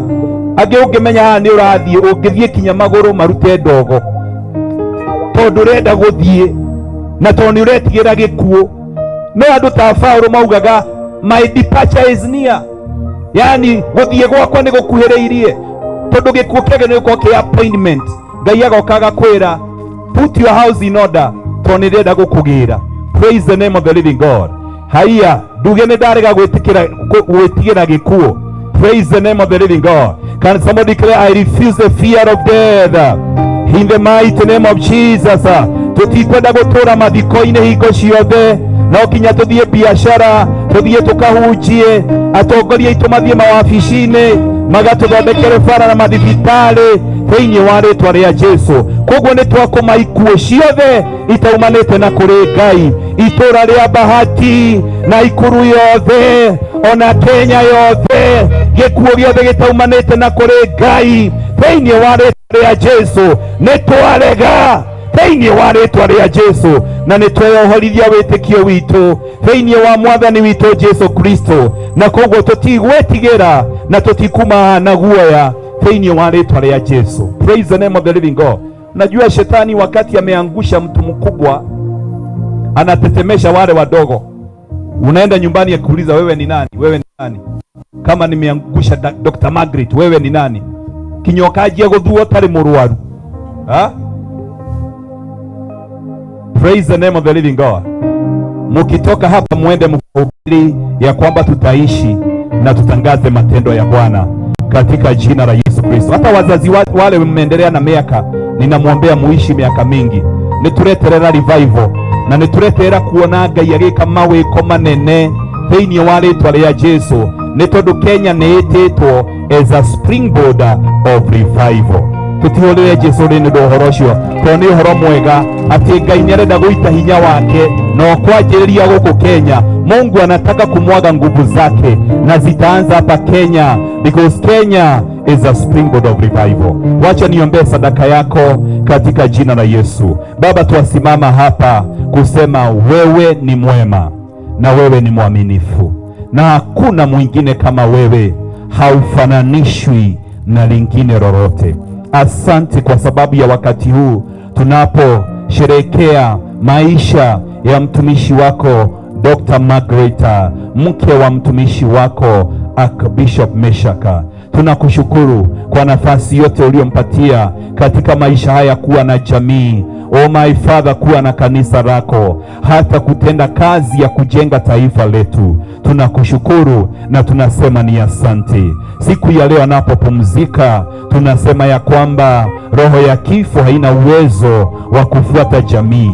Hata maombolezo yasiyotokana na wewe tunayakataa. Tutaomboleza sio kama wengine, tutaomboleza tukijua ya kwamba mahali yako ni mahali pazuri hata kuliko mahali tuko siku ya leo. Na kwa hivyo Bwana, tunazidi kukuomba kwa sababu ya roho hii ya kifo ambayo inatembea na hata kuweka wengine uoga.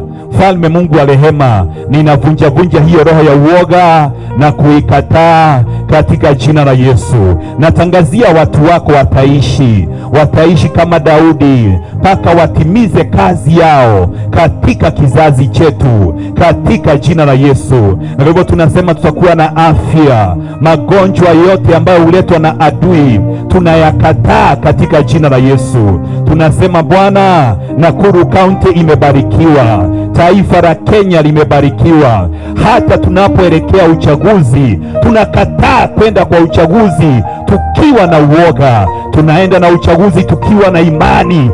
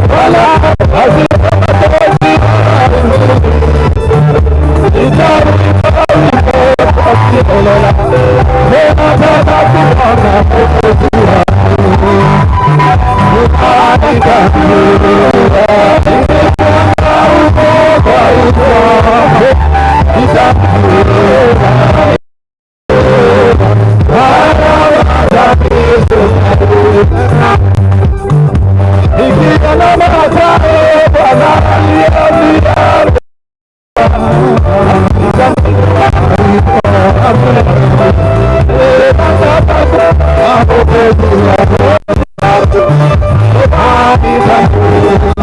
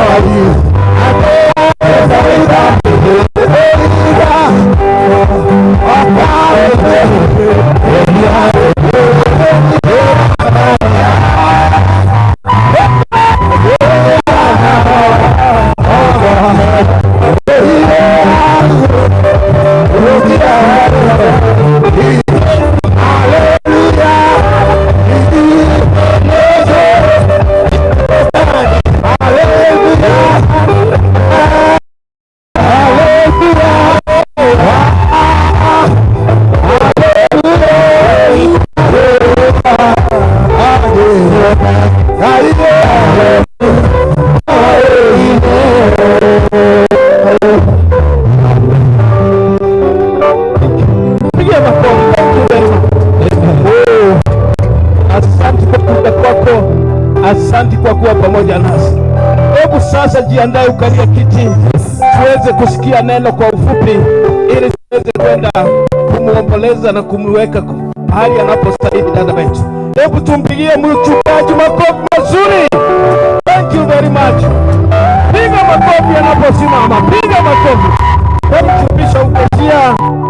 Bishop Geshia, welcome very much and deliver the word. Karibu sana Bishop Geshia, karibu sana.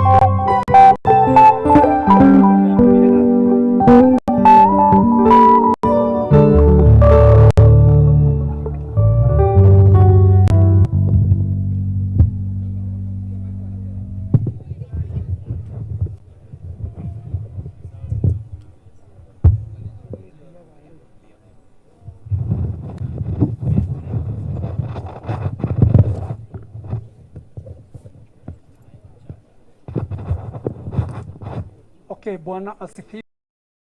Nilikuwa nimesema majina yangu, naitwa Bishop John Geshia. Nimetoka upande ule wa Thika, huku ndiko tunapomtumikia Mungu. Na namtumikia Mungu kama nimeokoka. Yesu ni Bwana, ni Mwokozi, ni kimbilio, ni nguvu zangu. Bwana wetu napewa sifa. Kwanza ningetaka kutoa rambirambi zangu kwa Bishop Kariuki, watoto wake, jamii wa karibu, mwambia poleni kwa sababu ya kuachwa na dada wetu Margaret. Bwana wetu napewa sifa. Lakini Margaret amefanya kazi yake, amemalizia. Sitaki kuingilia hadithi sana ya dada huyu Margaret, maana nimemjua kwa miaka mingi. Wakati huu ambao alienda kubatizwa huko upande wa Baroko, mimi nilimuongoza. Kwa hivyo nimekuwa na yeye akibatizwa, nimekuwa na yeye akifanya harusi, nimekuwa na yeye wakati wa mwisho, dakika za mwisho nilikuwa nimekuja kumuona na nikawa amesidiwa sana, na nikaona sitamwacha Bishop, ilinibidi nilale huku, na aliposemekana ametuacha tena tuliingia hospitali mapema, na siku ya leo tuko hapa kwa sababu amemaliza kazi yake. Bwana wetu napewa sifa. Neno kidogo ambalo nataka kulinena ni kidogo, lakini lina maana katika maisha yetu.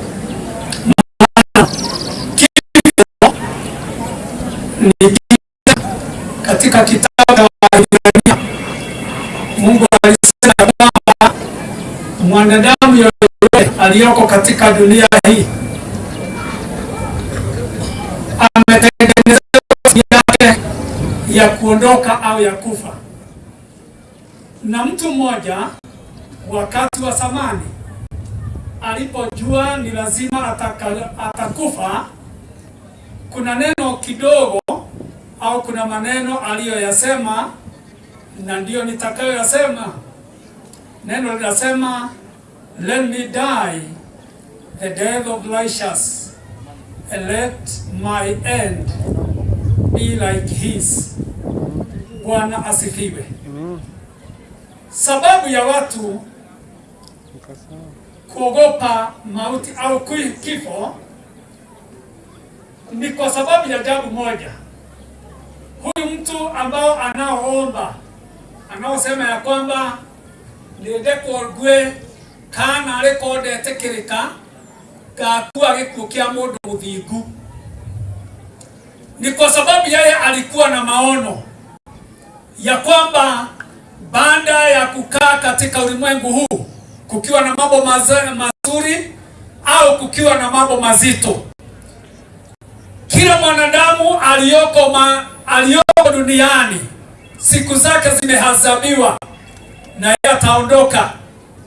Na rĩrĩa menyaga atĩ o mũndũ wĩ gũkũ thĩ nĩakoima gũkũ thĩ, we oigire nĩarekwo agakua gĩkuũ kĩa mũndũ mũthingu, ona kũrĩkĩrĩria gwake akarĩkĩrĩria ta mũndũ mũthingu.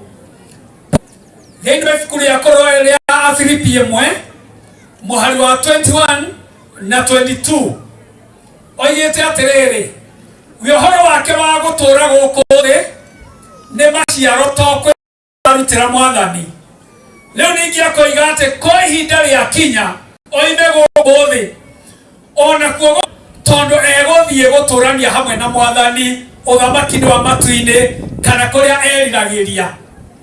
Agĩkorwo akĩaria kiugo harĩa kĩrĩkĩrĩria, akiuga atĩ kati ya maũndũ maya merĩ, ũhoro wake wa gũtũũra muoyo kana ũhoro wake wa gũkua, nĩarigagwo egũthura kĩ.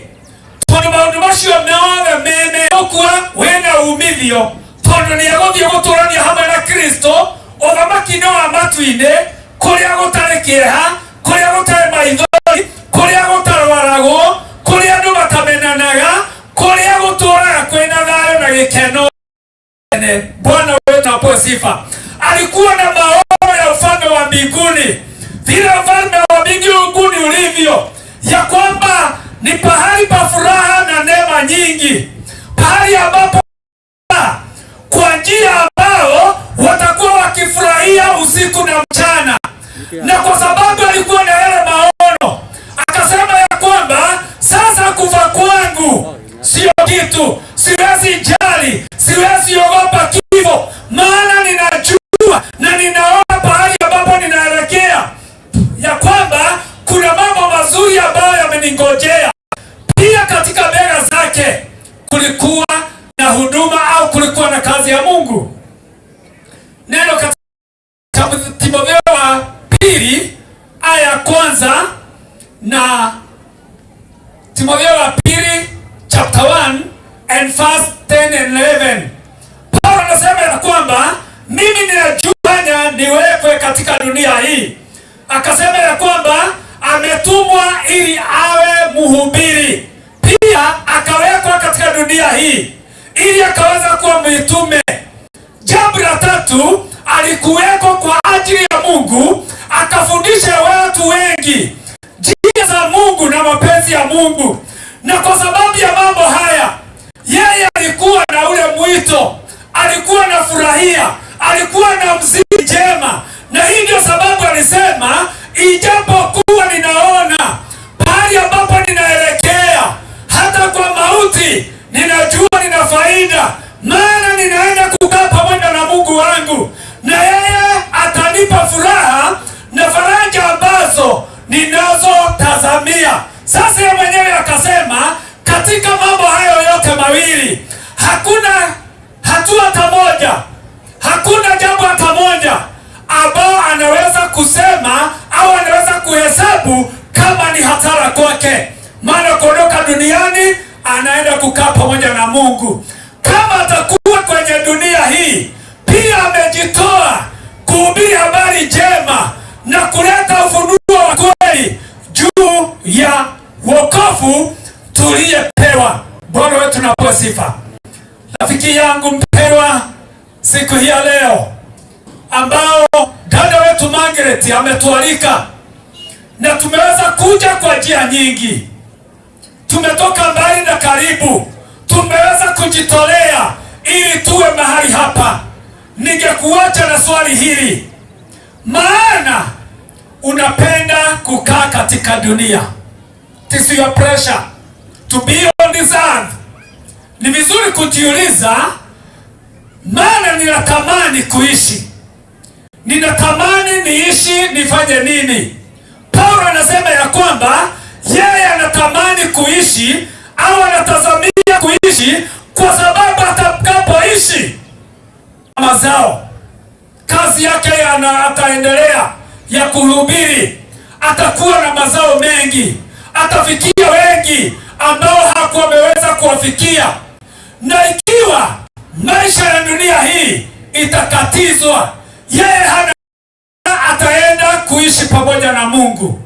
Rafiki yangu, ndugu yangu, dada yangu, ningetaka uangalie ni mambo gani Mungu amekuitia, ili uone kama kwamba ungaliko katika mipango ya Mungu. Kama unaendelea kwa njia na mapenzi ya Mungu, kama ungali katika Mungu kwako katika maisha ya dunia hii. Bwana wetu na wabariki, nawe pamoja nanyi. Mungu wetu azidi kuwapa neema zake. Tukumbuke ya kwamba siku katika dunia hii ni chache. Siku zetu za dunia hii ni chache sana. Kwa hivyo jiandae, amua ni mambo gani ambao utakaofanya kwa ajili ya Mungu wako. Mungu wetu na wabariki, azidi kuwa pamoja nanyi. Amen.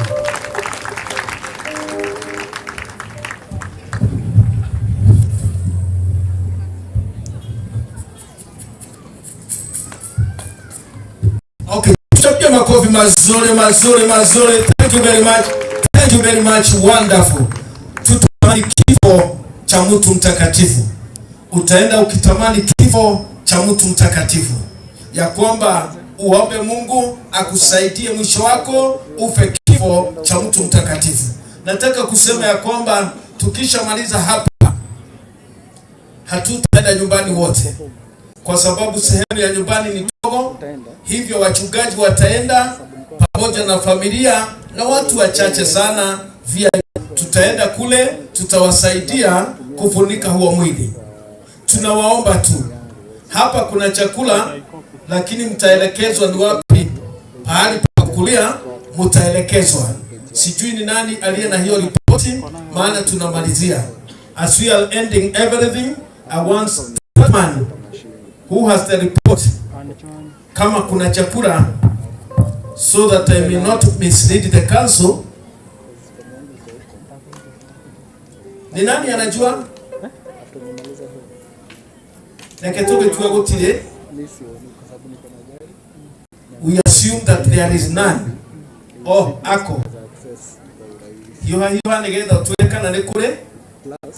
Maana sasa tunataka familia wawe wakija hapa mbele, ambapo tunataka waombewe.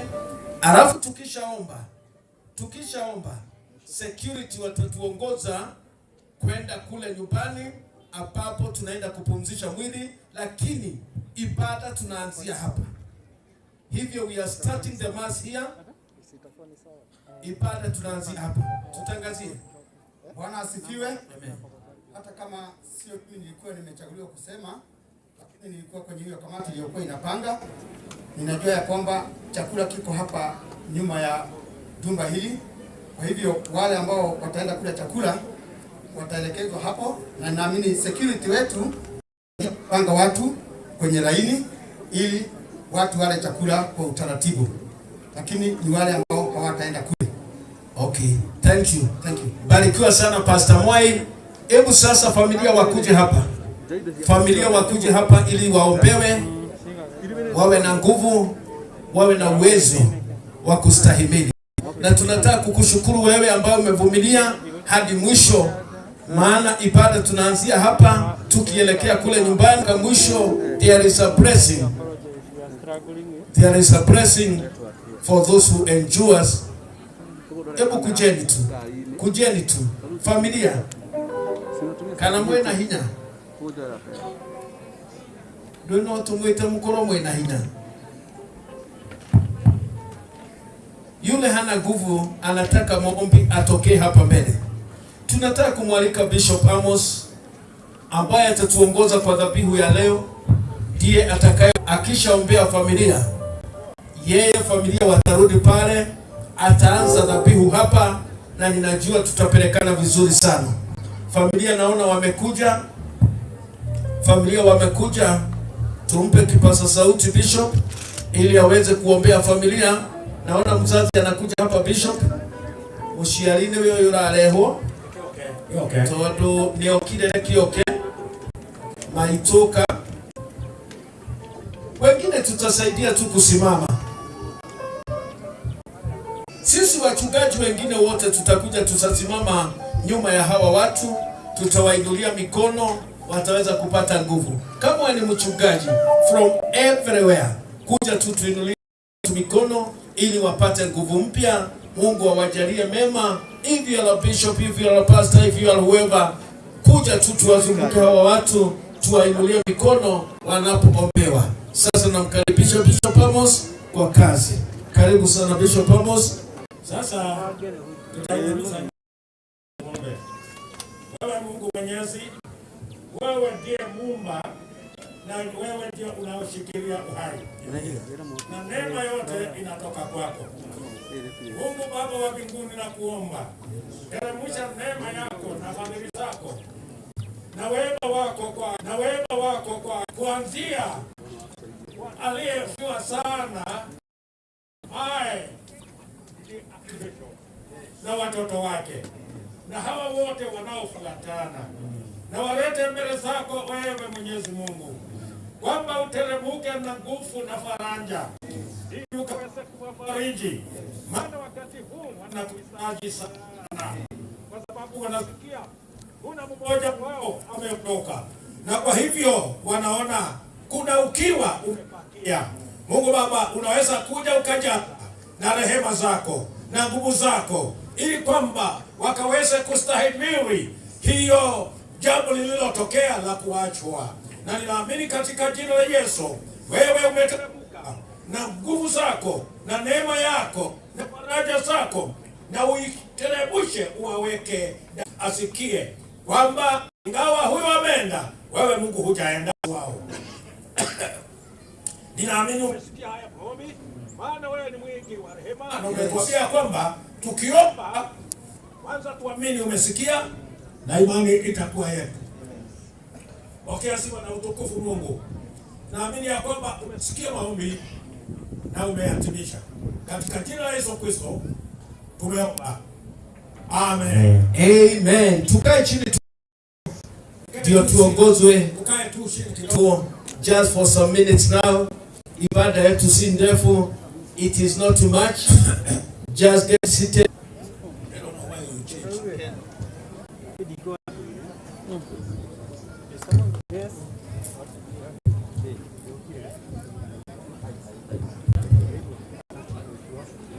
Bwana asifiwe. Tuko pamoja sasa. Okay. Archbishop na bishop wote walio hapa, mapasta na wakubwa waliokuwa hapa wa serikali, naona kama wameondoka, na nyinyi waombolezaji wote, Bwana asifiwe. Sasa mimi nataka kutoa rambirambi zangu na familia yangu, na natoa rambirambi za dayosesi ya Nairobi. Poleni sana, huyu kazi yake imemalizika, na kama tusemavyo ya kwamba Yesu alienda kuandaa mahali, ameandaa mahali yake. Nyumba ya mtu binafsi ikikwisha anaenda, ya mwingine binafsi ikiisha anaenda, lakini kutakuwa siku moja kubwa ya kiyama, watu wote pamoja na wote watapewa kile ambacho walikingojea na kile walilimia, kile walifanyia kazi. Kuna siku inakuja. Yesu amesema maneno mazuri sana ambayo nataka kuyasoma hapa kwa kifupi. Tuchukue nikaona kwamba tuko katika tusika sasa hivi, maana tufikapo kule hatuna mambo mengine. Yesu alisema namna hii: amini amini nawaambia, yeyote asikia neno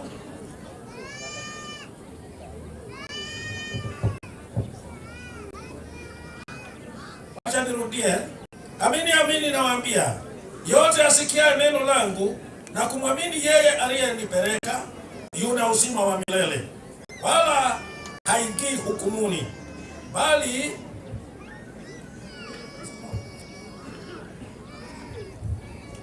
ukameleka dua.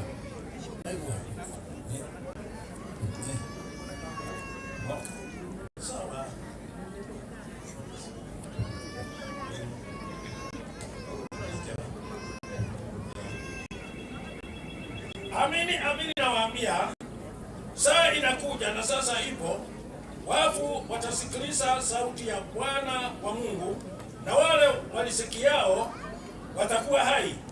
Maana kama vile Baba alivyo na uzima nafsini mwake, vivyo hivyo alimpa na Mwana kuwa na uzima mwake, naye akampa amri ya kuifanya hukumu, kwa sababu ni mwana wa Adamu. Msistajabie maneno hayo, ya kuwa saa yaja ambayo watu wote walio makafurini watasikia sauti yake, na hao watatoka, wale wafanyao mema kwa ufufuo wa uzima, na wale watendaye mabaya kwa ufufuo wa hukumu. Bwana abariki maandiko yake. Hii inatuonyesha kwamba kifo si kitu. Kwa hivyo kufa kwa dada yetu sio kitu, maana atafufuka, hata tayari ako hai. Unajua Yesu Kristo alisema wale wamekufa katika Kristo bado wako hai. Bado wako hai. Na kwa sababu tumehubiriwa, ya nini nihubiri zaidi kuliko hapo? Yote mengine ambayo tutanena, tutakwenda kunena kule. Ile kitu ambayo tutafanya ni kuomba, tutaomba, na baada ya kuomba sanduku litashukuriwa na kuwekwa kwa gari, maana si mbali. Ya ni mbali. Alafu tukifika kule tutasema vile ambaye tutanenea pale kwa uwanja huu vile tutaenda. Lakini kwa sababu huyu dada ana wadada waliokuwa kufanya kazi nao wasaidiwe hata na watu wa Mungu, watumishi wa Mungu wasaidiwe ili kwamba wakaweze kwenye gari ili kwamba twende. Lakini kabla hayo naona watu hawasikilizi, maana saa sijui imekwisha. Ninaomba kutumia kidogo tuombe. Hebu simama mahali uliko. Simama tu hivi. Simama hata wewe unaotembea simama tu, kusimama mahali uliko. Ombi likikwisha utaendelea na safari yako. Hebu tuombe. Wewe Mungu Baba wetu, tunakushukuru kwa sababu ya maneno yako ambayo tulisikia tukihubiriwa na mtumishi wako.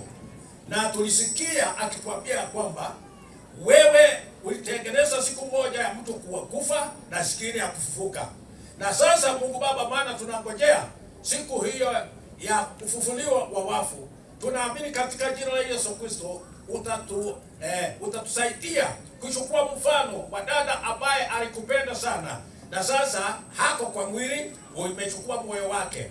Ninakuomba Mungu Baba ukafariji wale wote walikuwa wakifarijiwa na yeye, maana yeye ameondoka, wewe hujaondoka. Na tunaamini katika jina la Yesu utasaidia wote ambao walikuja na wakipita hata katika njia zao wakienda nyumbani, maana sio wote wanaenda kule kaburini.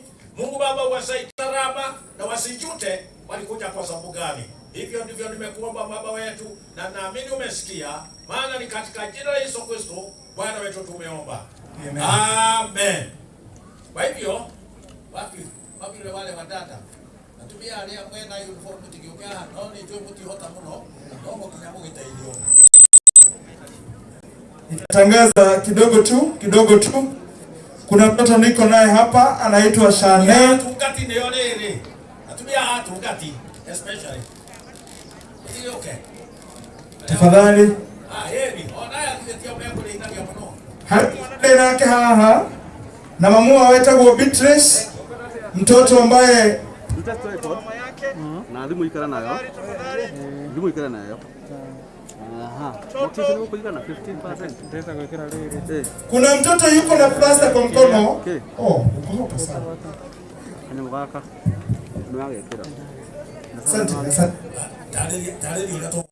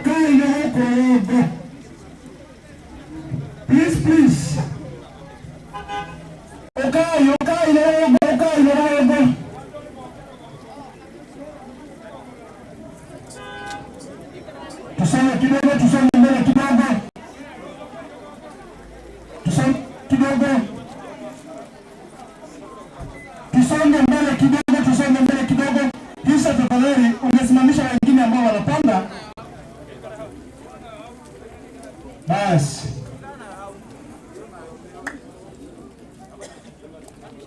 Tusimamishe wengine kama ni wengi. Alafu wako hapa wasonge songe. Tumia shoka ndio moko mwono. Negale nikeke. Mwenye gari leo hapa.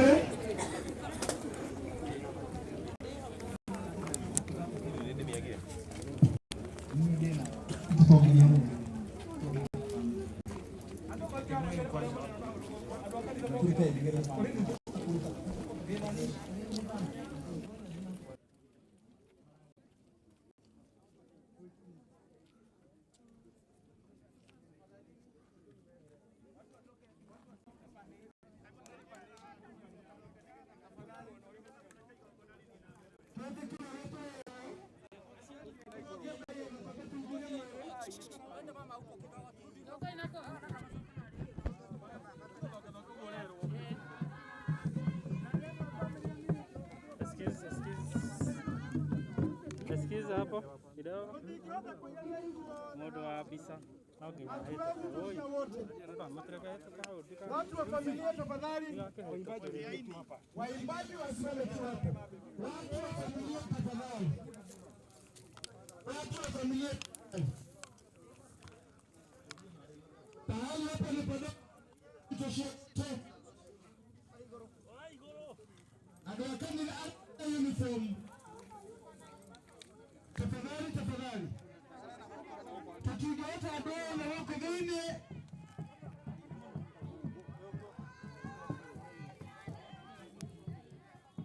Please, please. Tate kila huo. Moko tekera ohanini tu.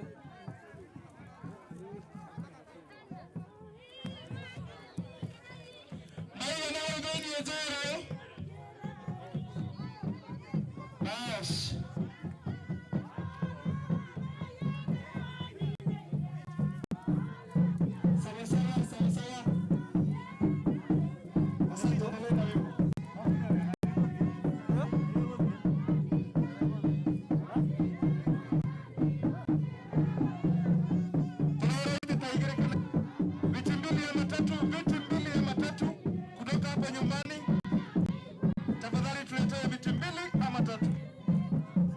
Sawa, tuendelee na wimbo.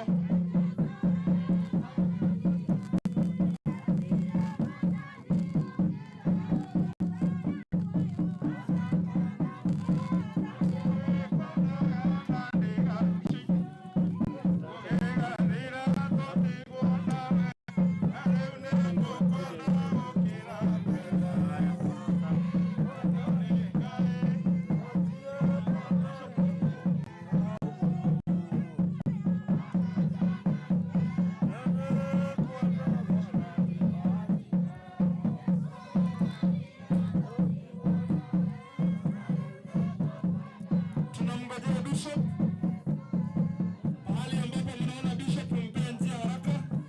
Bishop wetu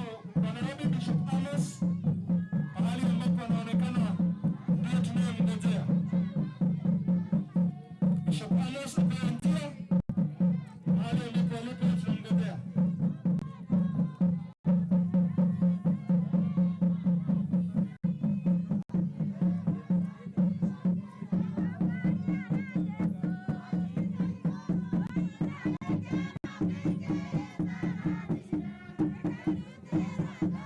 Asante wachungaji ambao wako nje, tafadhali mtawaruhusu wataingia ndani.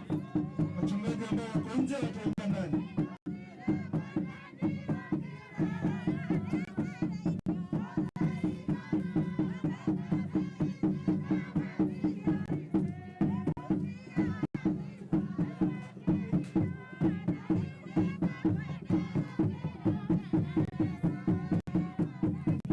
Bishop Amos mahali ambapo alipo mumpatie njia ili aingie.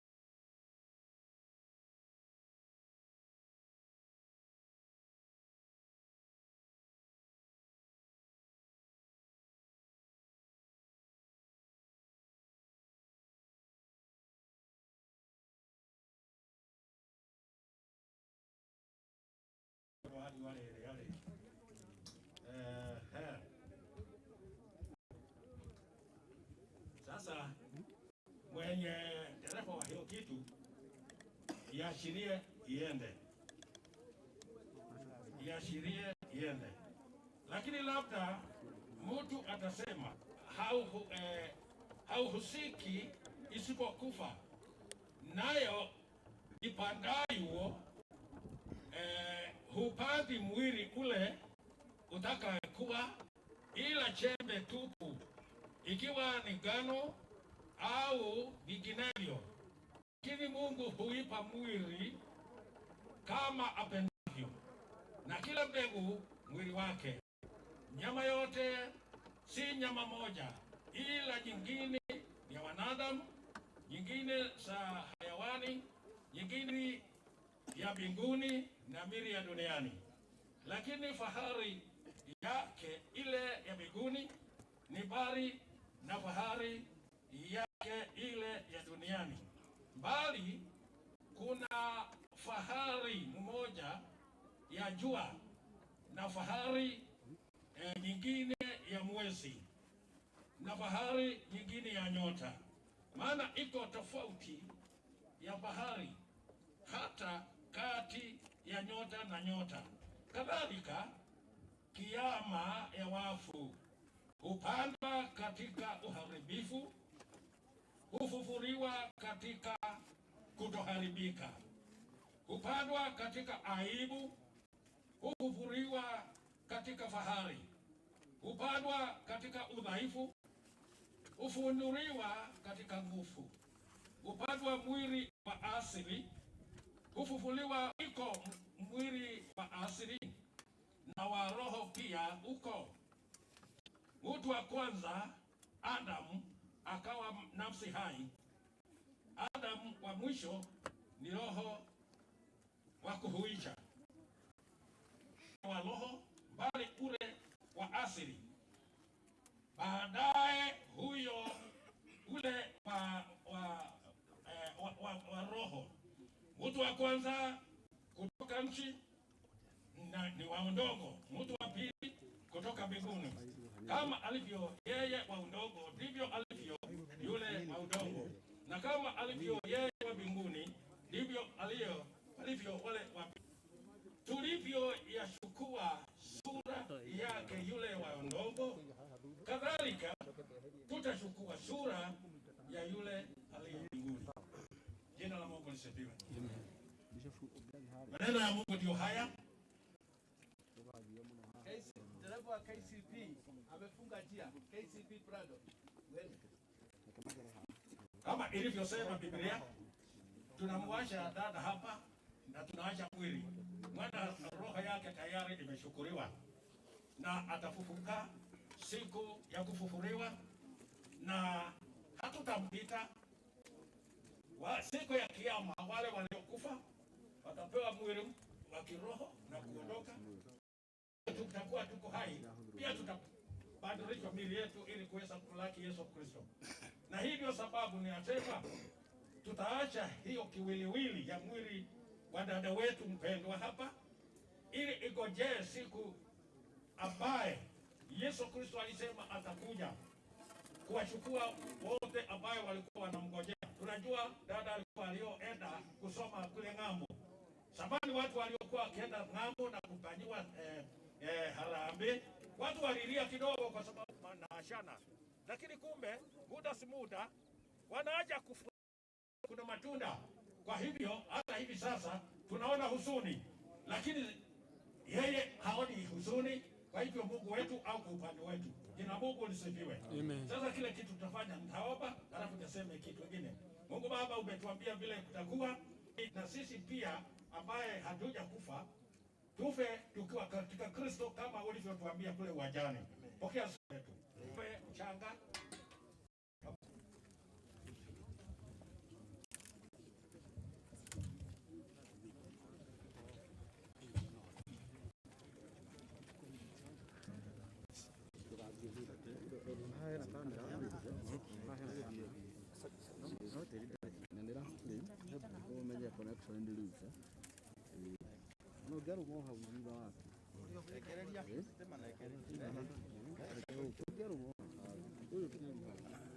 Chukua, lakini usitupe kabla yangu, maana ni lazima nisome kwanza mahali ninaosoma, halafu nichukue yangu.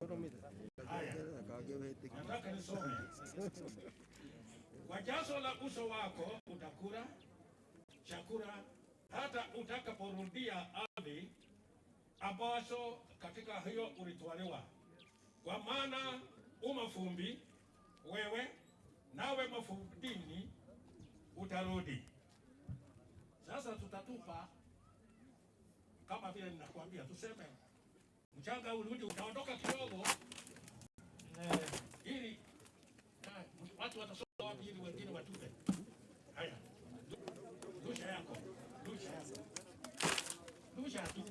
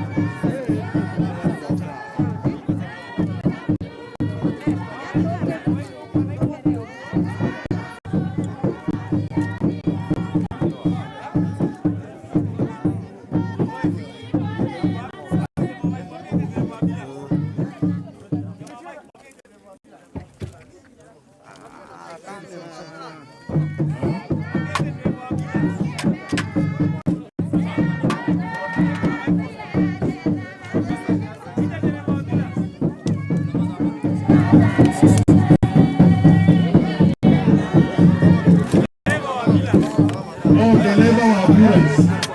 Dereva wa ambulance atakikana pale.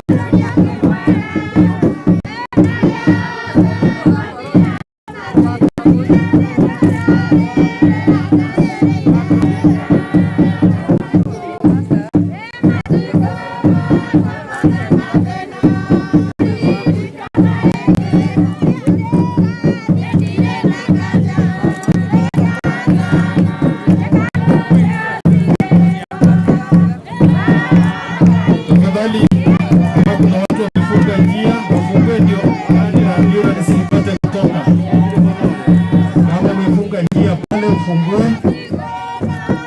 gari la ambulance lipate kutoka.